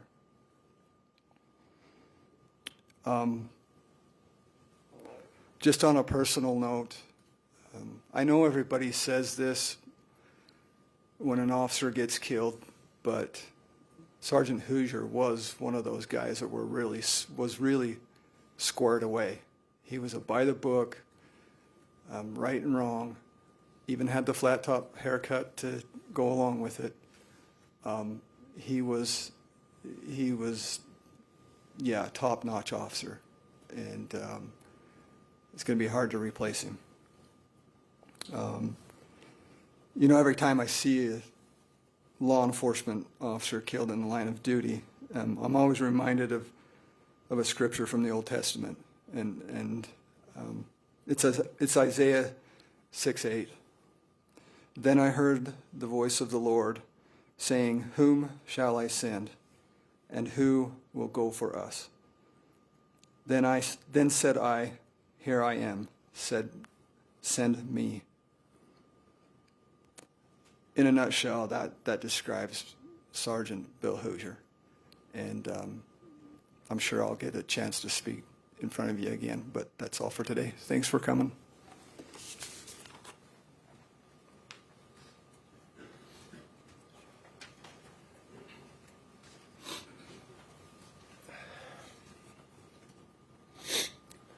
My name's, sorry, excuse me. My name is Mike Hoosier.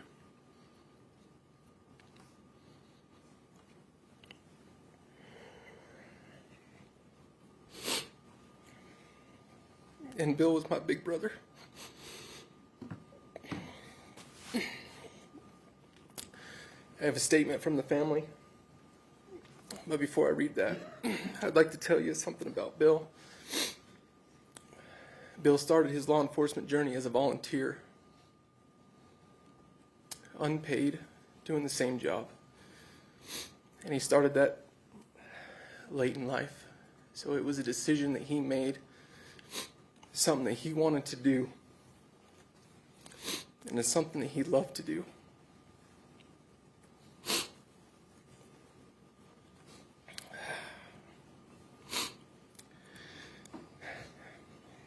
The Hoosier and Edwards family are devastated by the loss of our beautiful husband, son, brother, father, and grandfather.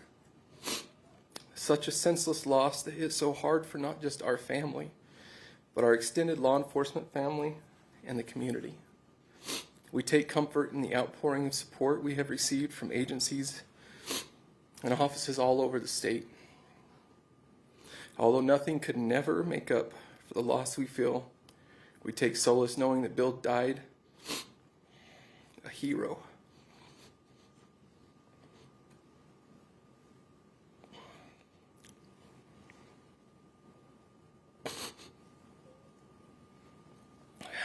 Doing a job that he loved. Serving people that he loved. This community and his brothers and sisters in law enforcement. In this community that he called home. Thank you again for your support. Your continued prayers and love are felt and needed at this time. As I drove down the road, I was truly humbled by the state of Utah.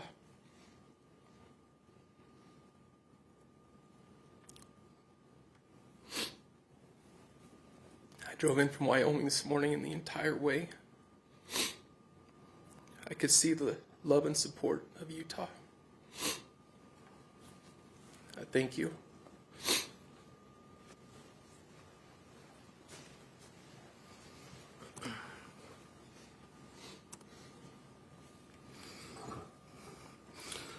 Lieutenant Corey Slaymaker with Spanish Fork Police Department. On behalf of the Santaquin City Police Department, they've asked that I help them with media relations. Yesterday, as we spoke, we shared some information. Today, we want to add on that and give an outline of the sequence of events that took place that ultimately took the life of Sergeant Bill Hoosier. On Sunday, May 5th, 2024, just prior to 6 a.m., the UHP Richfield dispatch received a call from a driver reporting an individual standing on the back of a semi-trailer near mile marker 207 on I-15 northbound. A UHP trooper gets his first observation of the vehicle northbound at mile marker 242 with no vehicles around it. The UHP trooper and Santaquin officer located the semi and initiated a traffic stop at exit 244 here in Santaquin. both the trooper and the officer make contact with the driver of the semi-truck. The suspect made a U-turn abruptly, deliberately targeting the officers and intentionally hitting both vehicles. He also struck the Santaquin officer, causing fatal injuries. The suspect fled on foot to a nearby convenience store where he stole another semi-truck. The suspect left the stolen semi in Mona, Utah.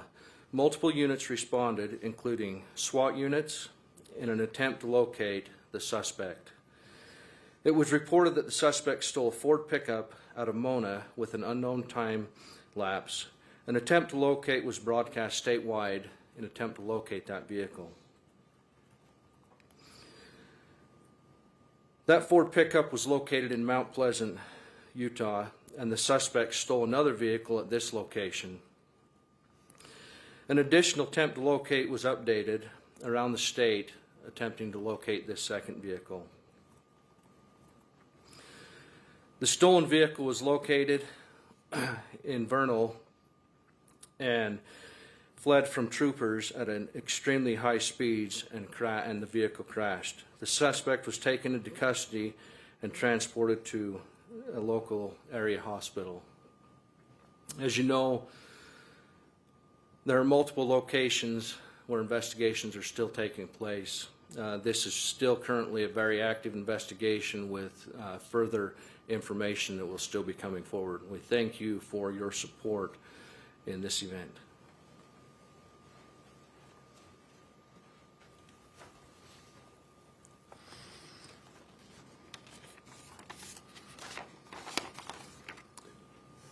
Good afternoon. Colonel Michael Rapich with the Utah Highway Patrol. I'd like to begin my remarks first with an acknowledging our incredible appreciation for the amazing collaboration, effort, and response and dedication that was displayed yesterday following this incident by law enforcement agencies throughout the state, specifically in Utah County.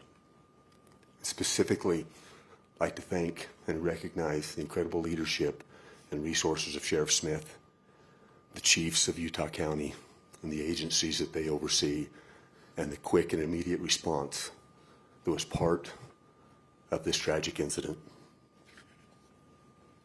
We are grateful today to be able to report that our trooper involved in this incident was unharmed. At the same time, we are devastated and our hearts are broken because of the loss of an incredible hero who responded to the incident to help our trooper in his challenging situation. We acknowledge that as devastating and emotionally impactful and hard as this is for our law enforcement community, we know that it is equally devastating and hard to the communities which our law enforcement officers serve, and specifically the community of Santaquin, Chief Hurst, and the incredible men and women of the Santaquin Police Department, and the community of Santaquin.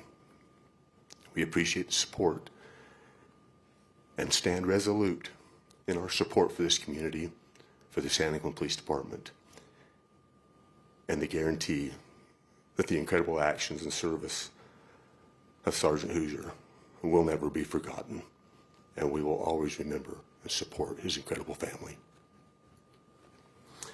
We're grateful for today for all those come together and the incredible resources that have done.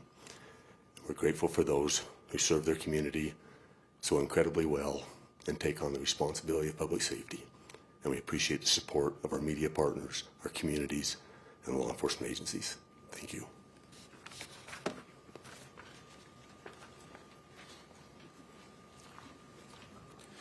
That will conclude today's press event. Again, for media, a reminder that the flyer does contain the QR code that you can scan for those media kit materials. So, again, appreciate your support and attendance today.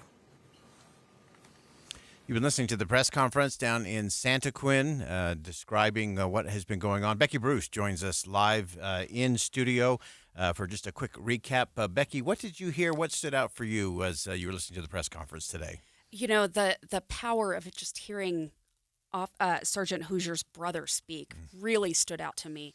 I was at the news conference yesterday, and there was a different officer from the Santaquin Police Department who spoke, who was also very emotional. And you can understand why. But there was something just about finding out who Officer Hoosier is a little bit and learning a little bit more about who's left behind. You know, I went on a deep dive just now, fair warning, and I dug up some bio details now that we have his name.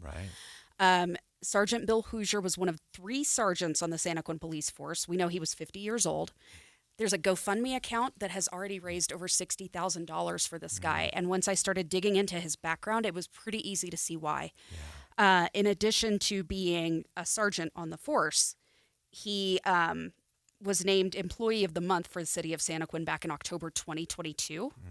And with that, we were able to pull up a lot of details. The city described him as having moved back home to Utah after getting his education in New Mexico, where he served as an officer for 2 years. So he was coming back to where he grew up, back to his roots with his family. He liked to play golf. He liked to go camping. He would love spending time in the outdoors. And when they asked him what he liked about police work, Sergeant Hoosier said it was all about making a difference. He also oversaw the Santaquin Academy High School internship program. So there's potentially a lot of young people directly influenced by Sergeant Hoosier. Again, today in Salem, Santaquin, and Payson, students have been wearing blue to support him. And it's just easy to see, watching this news conference unfold, how much he meant to so many people. Yeah, I thought it was so interesting, his brother's description, who was driving back from Wyoming today, and just said he saw Utah showing up, showing out for Sergeant Hoosier as he came back to the state today.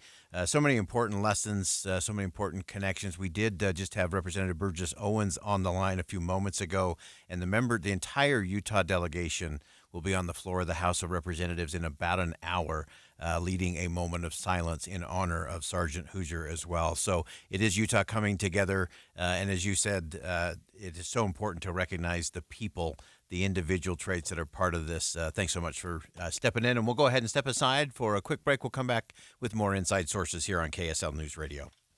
Tonight on KSL, your vote counts, but can you count on AI to give you accurate details about the election? That's kind of true. Kind of not true. Okay. KSL puts 5 bots to the test. It's thinking. This one is not giving us accurate information. What we asked. I might regret asking that question.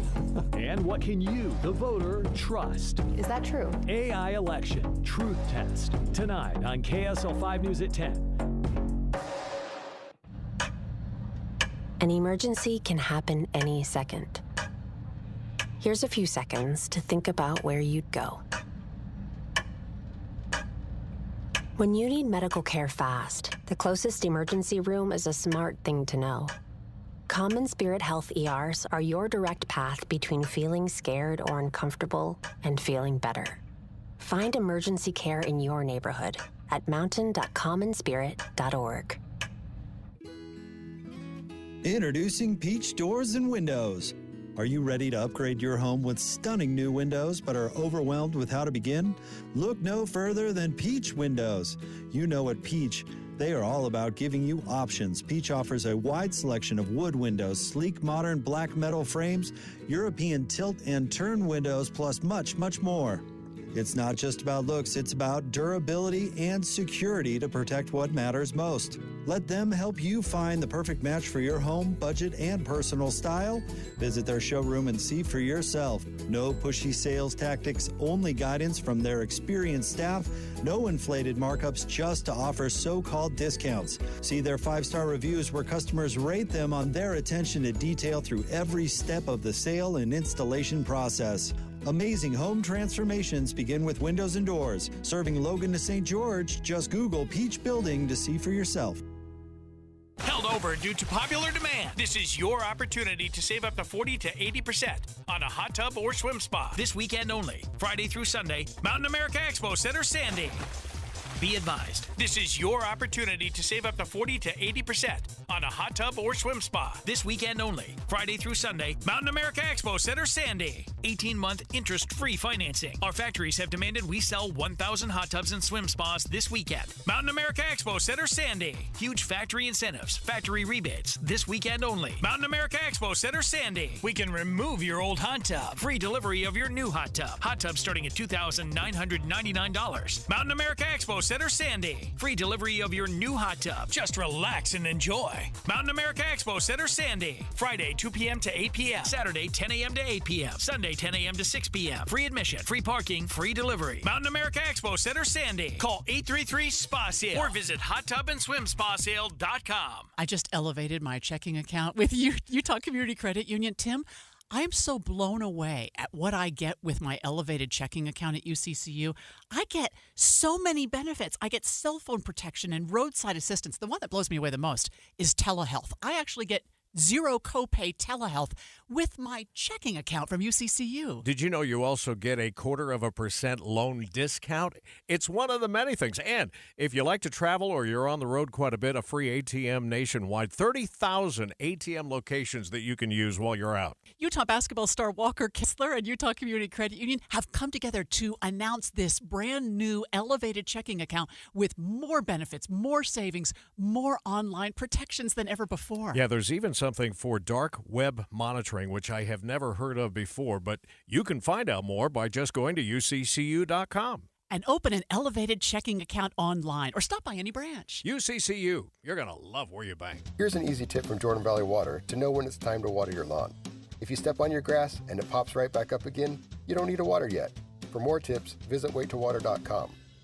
Get deeper insights on the news from inside sources.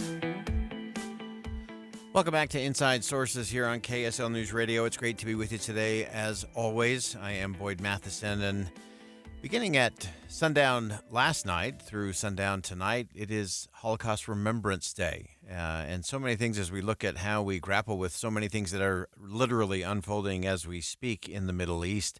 And we wanted to get some perspective in terms of, one, how do we properly remember, remembering that what we choose to ignore or forget, our children may not know, and what our children don't know, our grandchildren are not likely to possess. And so really thrilled to have join us once again on the program, Rabbi Avremi Zippel, to talk a little bit about this year's Holocaust Remembrance Day, especially in light of what we're seeing happen on college campuses and in other places around the world. Rabbi Zippel, welcome back to the show. Boy, good afternoon. Thank you for having me. How are you? Doing well, doing well. Give us a sense of what this year is like when we talk about this whole idea of never forget, and the fact that never forget really is now. It's an interesting one for sure. I hate to begin on somewhat of a sad note, but I saw some footage this morning that really pained me deeply. There is an annual tradition of a group of Holocaust survivors who walk every year on Yom HaShoah, on Holocaust Remembrance Day, by Auschwitz, right past the outside of the camp, and they do this somewhat somber walk to remember the walks they took near Auschwitz under different conditions, and this has been going on for 79 years since the liberation of Auschwitz in 1945. And this year, for the first time in the history of this tradition, they were met by pro-Palestinian protesters, holding up signs and waving flags and further calling for the extermination of Jews. And I think that parallel, as you referenced, really does ring true, perhaps for the first time in close to 80 years, I think more than ever, that a lot of the threats that our people faced 80 years ago in Europe at the hands of one genocidal power are feeling oddly familiar in today's day and age, and it really fills the day with a certain level of seriousness. Yeah, the seriousness, I think, is such a crucial part of all of that. And as you look at it, and as you look at it here in our community in the state of Utah, give us some sense of the conversations you've been having about that seriousness, and what the path forward. What does the next part of the journey look like? Well, I love the way you phrased that, about some of the conversations that we're having locally. I think for me, some of the conversations that I've been fortunate enough to have with my children, I will tell you that Holocaust Remembrance Day takes on so much significance for me year after year as my own kids get older. I've had this conversation with my kids, but also with friends and neighbors inside and outside the Jewish community. I've been talking a lot about denial over the past few weeks and months. I had a grandmother that I was privileged to know and love and know quite well. She passed in 2016, and I had so many good years with her, and she was a survivor of the camps in Europe. And she shared with us those memories, and she encouraged us.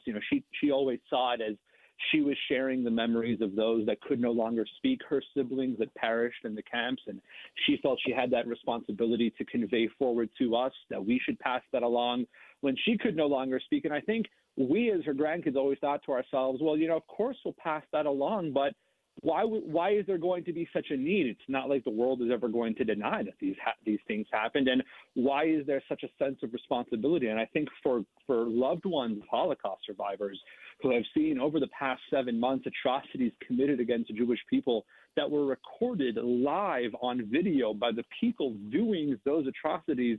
And while that information is readily available on the internet, you have people with very large platforms openly denying that those things ever happened. And I think we think to ourselves, if people feel so comfortable and open denying that those things happened that are readily available on video, what will indeed happen to the memories of our grandparents and our loved ones that aren't on video, that we are their remnant, we are their memory, we are that chain into the future? I think it really calls us to duty to make sure that their memories never, ever be forgotten and they indeed be perpetuated into the future. Yeah, and raising that voice, and often those whispers from the dust can be the most powerful and the most compelling. And so give us one thing, Rabbi Zippel, in terms of what should we be listening for today as free citizens in a free country, people who enjoy the ability to do so many things that we take for granted, that we don't have to worry about are we close enough to a bomb shelter or a secure room?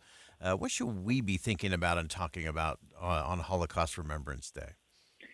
I love the way you phrase that, Boyd. I think it comes down to two details for me. One is, the famous quote of Elie Wiesel that the Holocaust was not an indicator to humanity that people are capable of evil. The Holocaust is a reminder that people are capable of getting away with it. And I think that the Holocaust should inspire Jew and non-Jew alike to be that pillar of freedom in society, to ensure that society as a whole, the society around us, does not go to waste, even if we don't feel like it's happening at our hands on our watch, but if it's happening around us, to feel that obligation to see to it, to improve society and to make society a more godly abode every single day. And the second one I would bring up is perhaps a little bit more, it's a little heavier, and that is I would raise the awareness around obfuscation. One of the most challenging things for me on a day like Holocaust Remembrance Day is to see some of these comments around Holocaust Remembrance Day that you really think to yourself, how did this happen 80, 85 years ago? How did the world miss the signs?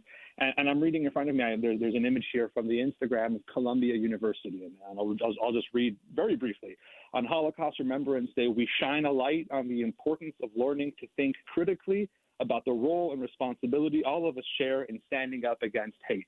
It's ironic to me that the 4 lines about Holocaust Remembrance Day could not bring themselves to use the word Jews. On Holocaust Remembrance Day, 6 million Jews died. We remember the fact that 6 million Jews died in a span of a number of years at the hands of a genocidal nation. That's what Holocaust Remembrance Day is about. It's not a day for critical thinking. It's not a day to become a better neighbor. It's a day to remember what happens when the weak in our society and those that have historically been preyed upon continue to be preyed upon by those who have the capacity to do great evil. And so I think as a wider society, we owe it to ourselves to not obfuscate that message, to not somehow monopolize or use a day like Holocaust Remembrance Day for the furtherance of our own political agendas, but to remember what it's all about. Yeah, remembering what it is all about. What is the essence of the day? This is not about conflation. This is not the yeah, but conversation. This is simply a day to remember the 6 million innocents that lost their lives in the Holocaust, and to make sure that we never forget, and never again has to be now. And it starts with each one of us. Rabbi Zippel, thank you so much for joining us today. Thank you. That's Rabbi Remy Zippel. As always, great perspective, great insight on Holocaust Remembrance Day. Let's make sure we keep to the essence of the day and remember what actually matters most. We'll be right back.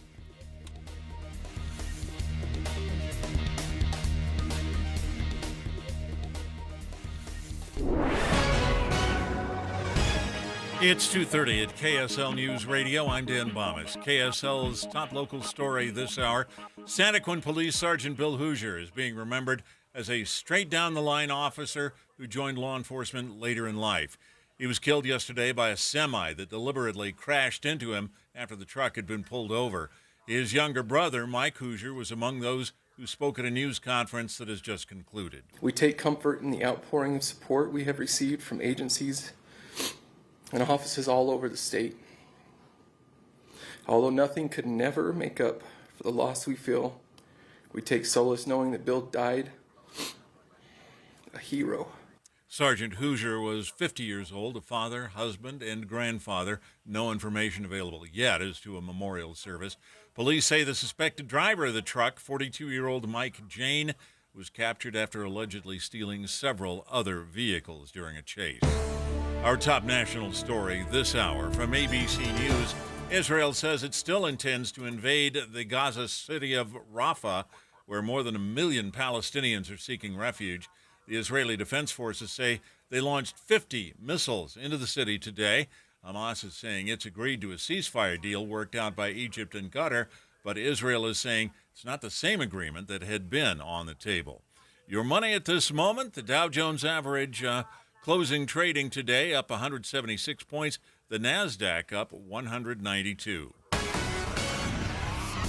And our KSL weather, the rain will continue and it'll stay pretty cool through the week. That's next. KSL News Time, 2:32. Paid for by government. Did you hear? A secret hoard of $10 Gold Liberty coins from the late 1800s to early 1900s has been found. These gorgeous Gold Liberty coins are as bright and shiny as the day they were struck, and less than 200 of these gold coins are available in any specific date. Coin experts are calling the secret U.S. gold coin discovery a once-in-a-lifetime opportunity, and you can own a piece of the hoard. When you call, you are guaranteed a specific date Gold Liberty struck at the iconic Philadelphia Mint. With limited availability, you must call now. These historic dated gold coins are still in uncirculated condition with brilliant luster. That's anywhere from 117 to 144 years of history you can hold in your hand. To learn more, call 1-800-386-8018. Call now and you'll receive a free bonus, a $50 value free with every order. Call 1-800-386-8018 now to secure your $10 Gold Liberty coins before they sell out. That's 1-800-386-8018. Jeff Kaplan here with Josh Moore from IWC Roofing. Josh, on our show yesterday, you made a very special offer for our listeners. $2,000 off an entire roof purchase. It's by far the largest promo that we've ever ran in almost 30 years of business. And in addition to that, we can actually do financing. So not one or the other, but we can combine the two. So you're going to keep it going an extra day, but why IWC Roofing? The question is, why not IWC Roofing? We're the highest rated roofing contractor in the state. We've been in business for 30 years, and hands down, because of the volume that we do and this additional promo that we're running, we will get you the best value out there on a new roof purchase, guaranteed. And they'll do your entire roof in one day. Get $2,000 off, but you have to call today. IWC Roofing, 801-232-5690, 801-232-5690. That's 801-232-5690, or go to iwcroofingutah.com. Thanks, Josh. You bet. Thanks. This statement has not been evaluated by the FDA. This product is not intended to diagnose, treat, cure, or prevent any disease. When it comes to my lifestyle and diet, I don't always make the smartest choices. Touchdown! Woo! Hey, how about another round and some more chips? But when it comes to taking care of my liver, I do make one very smart choice. Active liver tablets from New Nordic. I used to have real issues with my liver, and at my last checkup, my doc was concerned about my numbers. But since adding a once-a-day active liver tablet, my gut's better, I feel great, and my doctor's happy. I ask a lot of my liver, so the least I can do to say thanks is a daily dose of Active Liver. Active Liver is one of many award-winning health products from New Nordic, the #1 supplier of dietary supplements in Scandinavia. Purchase at Amazon.com or for a volume discount, visit newnordicusa.com. Available as a tablet or delicious sugar-free gummy. Protect and help your liver the easy and effective way with Active Liver at Amazon or newnordicusa.com. The KSL News Radio Movie Show comes to My Hearing Centers this Friday from 10 to 1. But first, discover what My Hearing Centers can do for you. My Hearing Centers uses advanced technology technology to diagnose and treat hearing loss. These comprehensive evaluations determine the best treatment options. Then enjoy lifetime support with regular check-ins, cleaning, and maintenance. Call My Hearing Centers at 801-701-1629. 801-701-1629 for more details. My Hearing Centers has offices from Ogden to St. George. You know what's great about KSL's traffic coverage? Trained traffic reporters and real listeners. Trading information and making the commute safer and faster for everyone. Every 10 minutes on the nines, we have you covered on KSL News Radio. Traffic and weather together brought to you by Sinclair's DinoPay app. Save up to 20 cents per gallon. And here's Ricky Meeks. Crews are on the scene of an accident on I-15 at the I-215 junction, the north interchange. This is on the northbound side, and all vehicles are on the right. And we still have a closure from an earlier accident in West Jordan, northbound Mountain View corridor at 90th South. Rekindle adventure in a place everyone connects with nature. Cedar City, Bryan Head. Shopping, dining, museums, spring skiing, tubing, hiking, biking, disc golf, and much more. Level up your adventure. Visit cedarcity.com. Ricky Meese in the KSL Traffic Center. Weather will be cold and wet today and tomorrow. A warming trend starts on Wednesday with highs in the 70s by the weekend. And right now we're at 43 degrees with mostly cloudy skies. I'm Dan Bomas from the KSL Common Spirit Health Studios. Listen online at kslnewsradio.com. We're Utah's news, traffic, and weather station. Inside Sources. Inside Sources. America's voice of reason. Boyd Matheson on Utah's home for elevated conversation. Inside Sources on KSL News Radio. Welcome back to Inside Sources here on KSL News Radio. It's great to be with you today. As always, I am Boyd Matheson. It's a very busy news day. A lot going on across the country, right here at home, and as well as other points around the globe. And one of the things that we have been tracking throughout the day, of course, is what has been going on in Israel and dealing with negotiations between Israel and Hamas in terms of a ceasefire. If you missed the first part of the show, we actually had Robert Sherman live from Tel Aviv giving us the very latest in terms of what is and isn't being agreed to. And I think one of the most interesting things that has taken place just in the last few minutes is that Israel's war cabinet has said that they will continue to move forward on rooting out Hamas leaders in Rafah, that will continue to move forward today, and that what Hamas agreed to was actually not the deal that was on the table. So Hamas may have agreed to a deal, but it was their own deal or a past deal or a side deal, but it was not the deal that everybody was negotiating on. And so Israel says they're going to continue to move forward on that. And so obviously the ceasefire is the goal. Getting all of the hostages back is the goal. And so how we go about that and how we move that forward, I think, really matters.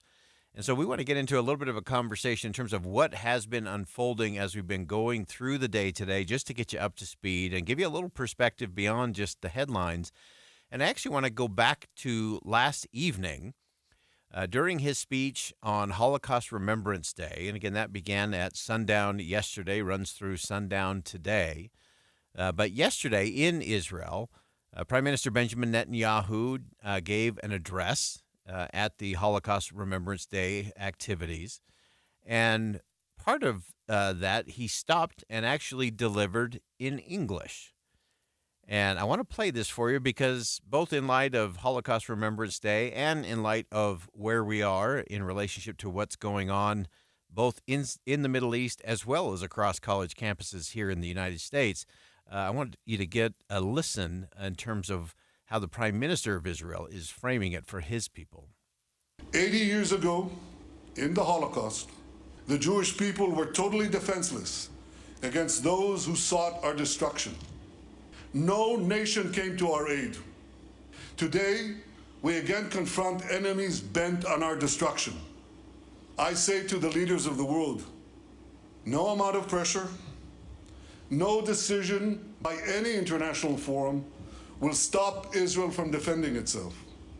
As the Prime Minister of Israel, I pledge here today from Jerusalem on this Holocaust Remembrance Day, if Israel is forced to stand alone, Israel will stand alone.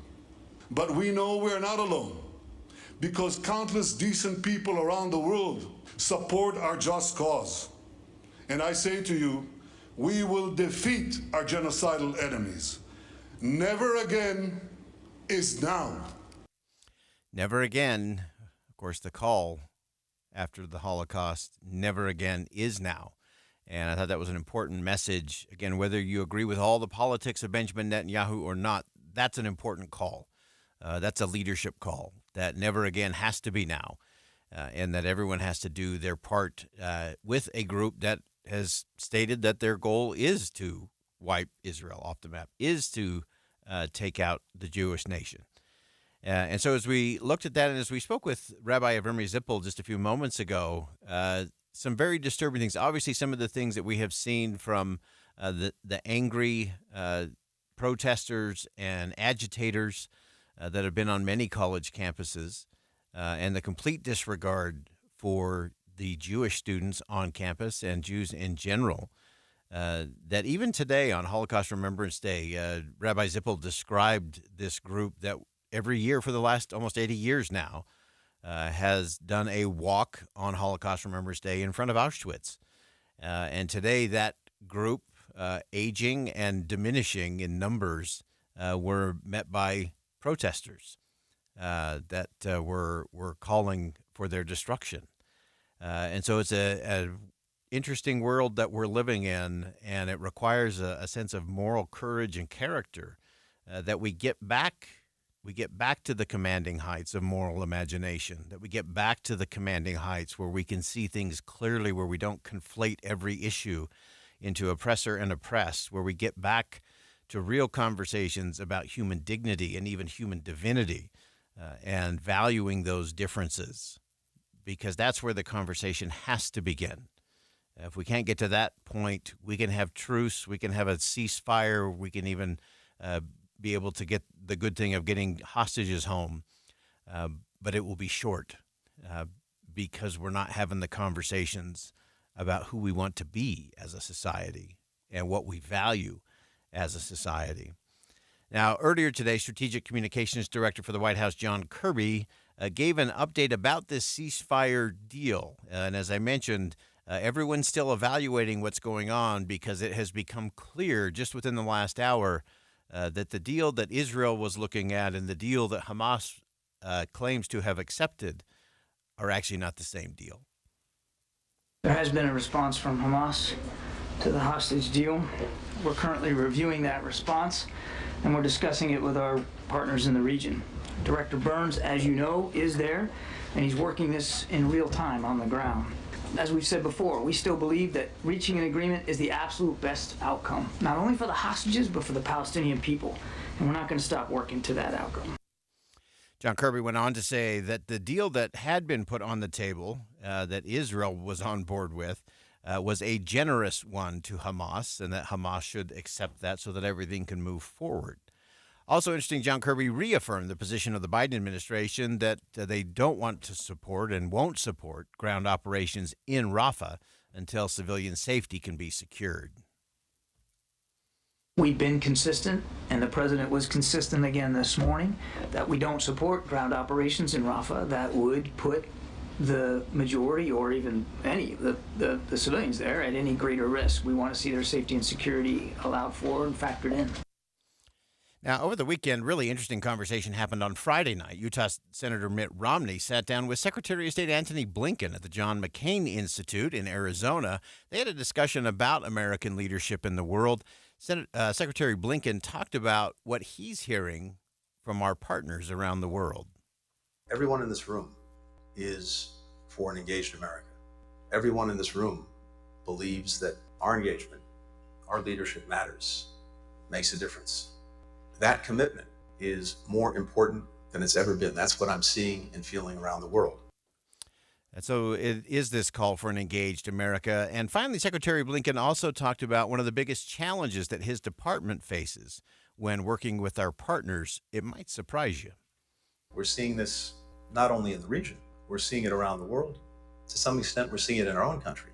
Maybe the biggest poison that we have to fight constantly, and that is dehumanization. the inability to see the humanity in the other. And when that happens, hearts get hardened and everything becomes so much more difficult. So the other great task that I think we're going to have when we get through this is to build back that sense of common humanity. And I hope we can do that amongst ourselves as well. So important. Secretary Blinken, again, that was a conversation he had with Utah Senator Mitt Romney down in Arizona over the weekend. And it really brings everything full circle in terms of where we've been, what we've talked about today. And this whole idea of dehumanization, clearly, it is what happened during the Holocaust, the dehumanization. It's clearly what took place on October the 7th. It is clearly what is happening on many college campuses around the wrong kinds of conversation about the wrong issues. It's also happening in other places around the world, and it's happening in our own neighborhoods and communities, that when we no longer can say, I disagree with someone, it's not only are they wrong, they're wrong and evil. And then if they're wrong and evil, then we can dehumanize them, make them something else. We can have great contempt, and then we can do whatever we want as a result because they're no longer human. And that allows us to say things we normally wouldn't say, post things online we would never say to a person in person. And then we can still sleep well at night and show up at church on Sunday. And that's not okay. We have to get past this dehumanization, and that begins with leadership, and that leadership begins with you and me. We'll step aside for one last break. More Inside Sources coming up next on KSL News Radio. Stick around.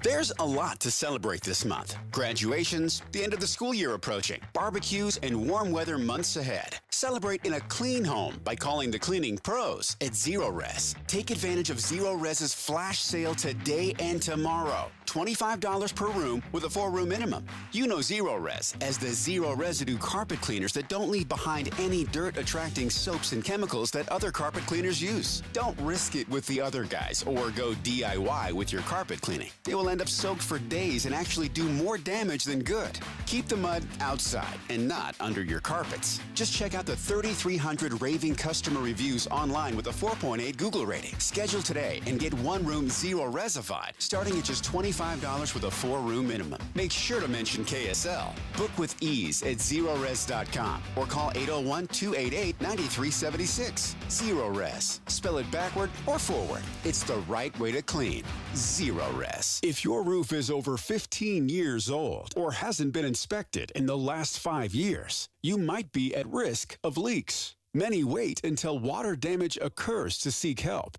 With Master Roofing's proprietary repair and restoration process, they can significantly extend your roof's life. Don't wait for a disaster. Call the Masters at 801-383-0072 or visit masterroofingutah.com for a free assessment today. This joyful sound is the No More Chemo bell at Intermountain Health St. George Hospital, and it means that Sarah Parker beat cancer. It also means her doctor spotted it early enough to treat, and that her oncologist helped her fight it every step of the way. It means that her nurse helped her keep track of medicines, and that a case manager made the whole experience just a little bit easier. Every time we hear that bell, it reminds us that all things are possible when we work together. It reminds us of the power of we.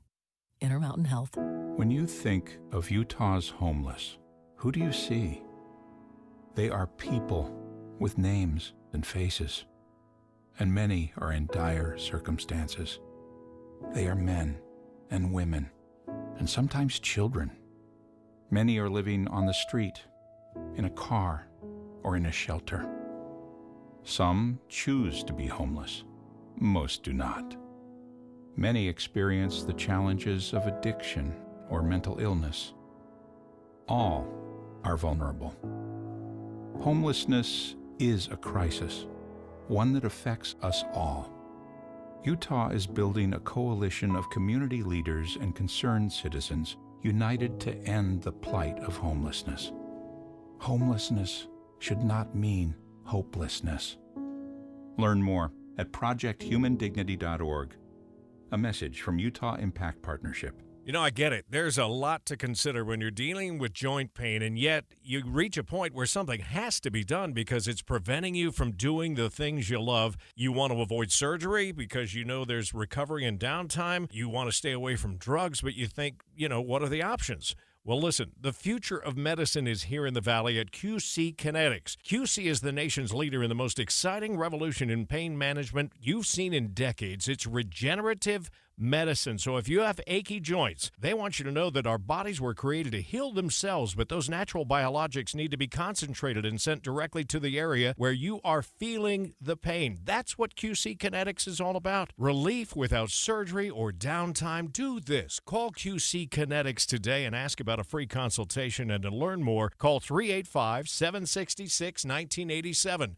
That's QC Kinetics, 385-766-1987. Do it today, 385-766-1987. Experience 4U banking today at your local Zions Bank branch or visit zionsbank.com/4U to learn more.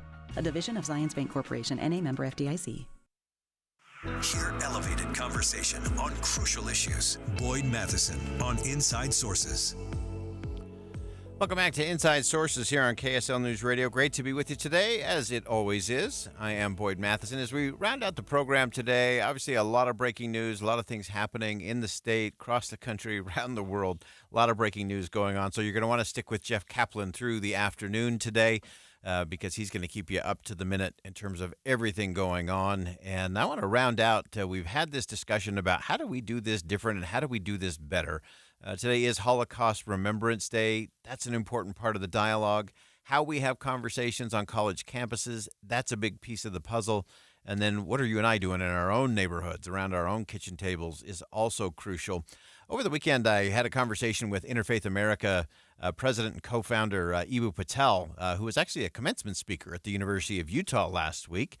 And as we were having our chat for Sunday edition on KSL 5 TV, I asked Ibu, how do we foster a more collaborative rather than a combative environment on our college campuses? Here's what he said. The great Jesuit philosopher John Courtney Murray says that civilization is living and talking together. That's what civilization is. And that's one of the reasons I love college campuses, because on college campuses, you're supposed to live and talk together, and you're part of this ongoing conversation that's really taken place over millennia, right? Yeah. That's why we read ancient texts and discuss them. I will say that people who are peaceful protesters not only have the right to protest, and I support that, but I really despise war. And I think it's really important to say no to war. And I appreciate these young people making me feel a little less helpless by saying no to war. And having said that, when you do things outside of saying no to war, when you insult other people, when you prevent cancer researchers from getting to their laboratory, when you prevent people from getting to airports so that they might be able to get to memorial services for family members, as I had to get to recently out in San Francisco, I think we should take a second look, right? So let's say no to war. Let's encourage people to make peace and make truce. I appreciate that, right? And let's make sure that the good things in our society can continue, right? That people can work together in laboratories, that people can play together in little leagues, that people can study together in college classrooms. Let's not disrupt the bad things, and let's celebrate the peacemakers. Who's out there building bridges? Who's out there making peace? Let's celebrate those folks. And a lot of your work at Interfaith America has been centered in building just those kinds of bridges where we really go beyond. Sometimes we have that intolerant tolerance. We're tolerant for those that we agree with, or we celebrate the diversity of those that we like, but we don't really get to that more important conversation that sometimes requires a bit of humility, some radical curiosity, and a whole lot of listening. Absolutely. Well, this is what I love about Monica Guzman's book. I never thought of it that way. I recently did a piece about Monica for Deseret News, where I'm proud to be an op-ed columnist. And what Monica says is, find people that you love and that you disagree with. And enter that conversation not only with love but with curiosity, right? That you love those people. They're your parents. They're your brothers and sisters. They're your aunts and uncles. They're your children, right? That should be untouched, that love, right? And you enter and you say, I know you're a good person. Let me find out more about the area in which we disagree. And take pride in learning new things.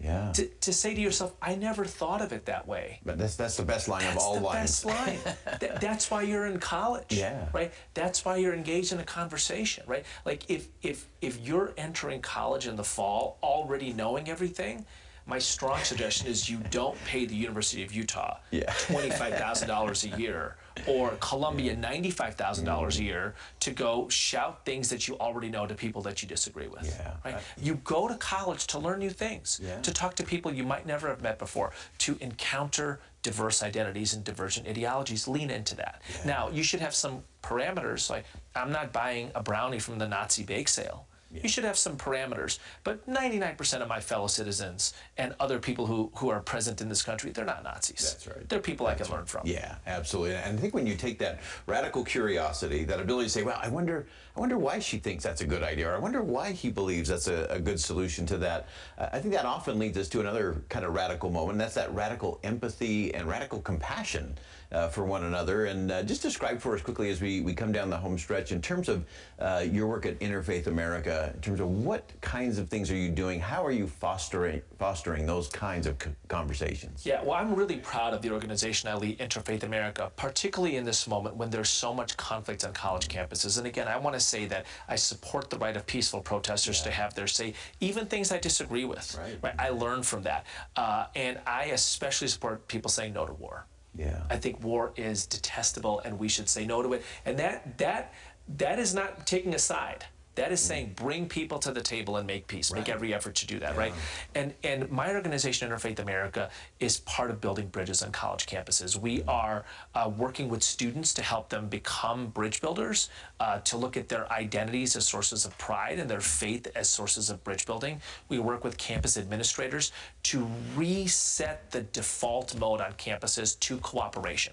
And I have to say, part of the challenge here is that in some cases, the default mode in higher education has been set to confrontation. We romanticize the confrontation, right? What we should be doing is centering cooperation. We should say that the norm on this campus is that you will have lab partners and you will have roommates and you will be in seminars with people from diverse identities and divergent ideologies. That is the reason we exist as a college campus. And we are trying to create a space where you can learn from one another and where you can cooperate together. And Boyd, I'll tell you something. The only way to have a diverse democracy is to be able to disagree on some fundamental things and to work together on other fundamental things. And I think that's not just a civic necessity. I think that is a sacred endeavor, and we should cherish what we have in America, and we should strengthen it. That was my conversation with Ibu Patel from Interfaith America. Again, he was the commencement speaker up at the University of Utah last week, and some real key components out of that conversation that I think apply to exactly what we're trying to have the conversation around today. I love this notion that civilization is living and talking together. That is what civilization is. It's living together and it's talking together about how we're living together. That's really the essence, and it has been throughout history. And so that's where we have to get, where we can have that kind of radical empathy and radical compassion, especially for those that we disagree with, or those who live different, work different, believe different, worship different than we do. And to be able to have that. And I thought that Ibu pointed out quite rightly that on far too many college campuses and in far too many communities, we have set the dial to confrontation first. And we got to get away from that. When your dial is set to confrontation rather than cooperation or collaboration, it's really hard to get to the right resolution, the right solution to move the country forward. Well, that wraps it up for us on Inside Sources today here on KSL News Radio. Thanks for joining us. I am Boyd Matheson. And as always, as you go out into the world today, make sure you see something that inspires, say something that uplifts, and do something that makes a difference.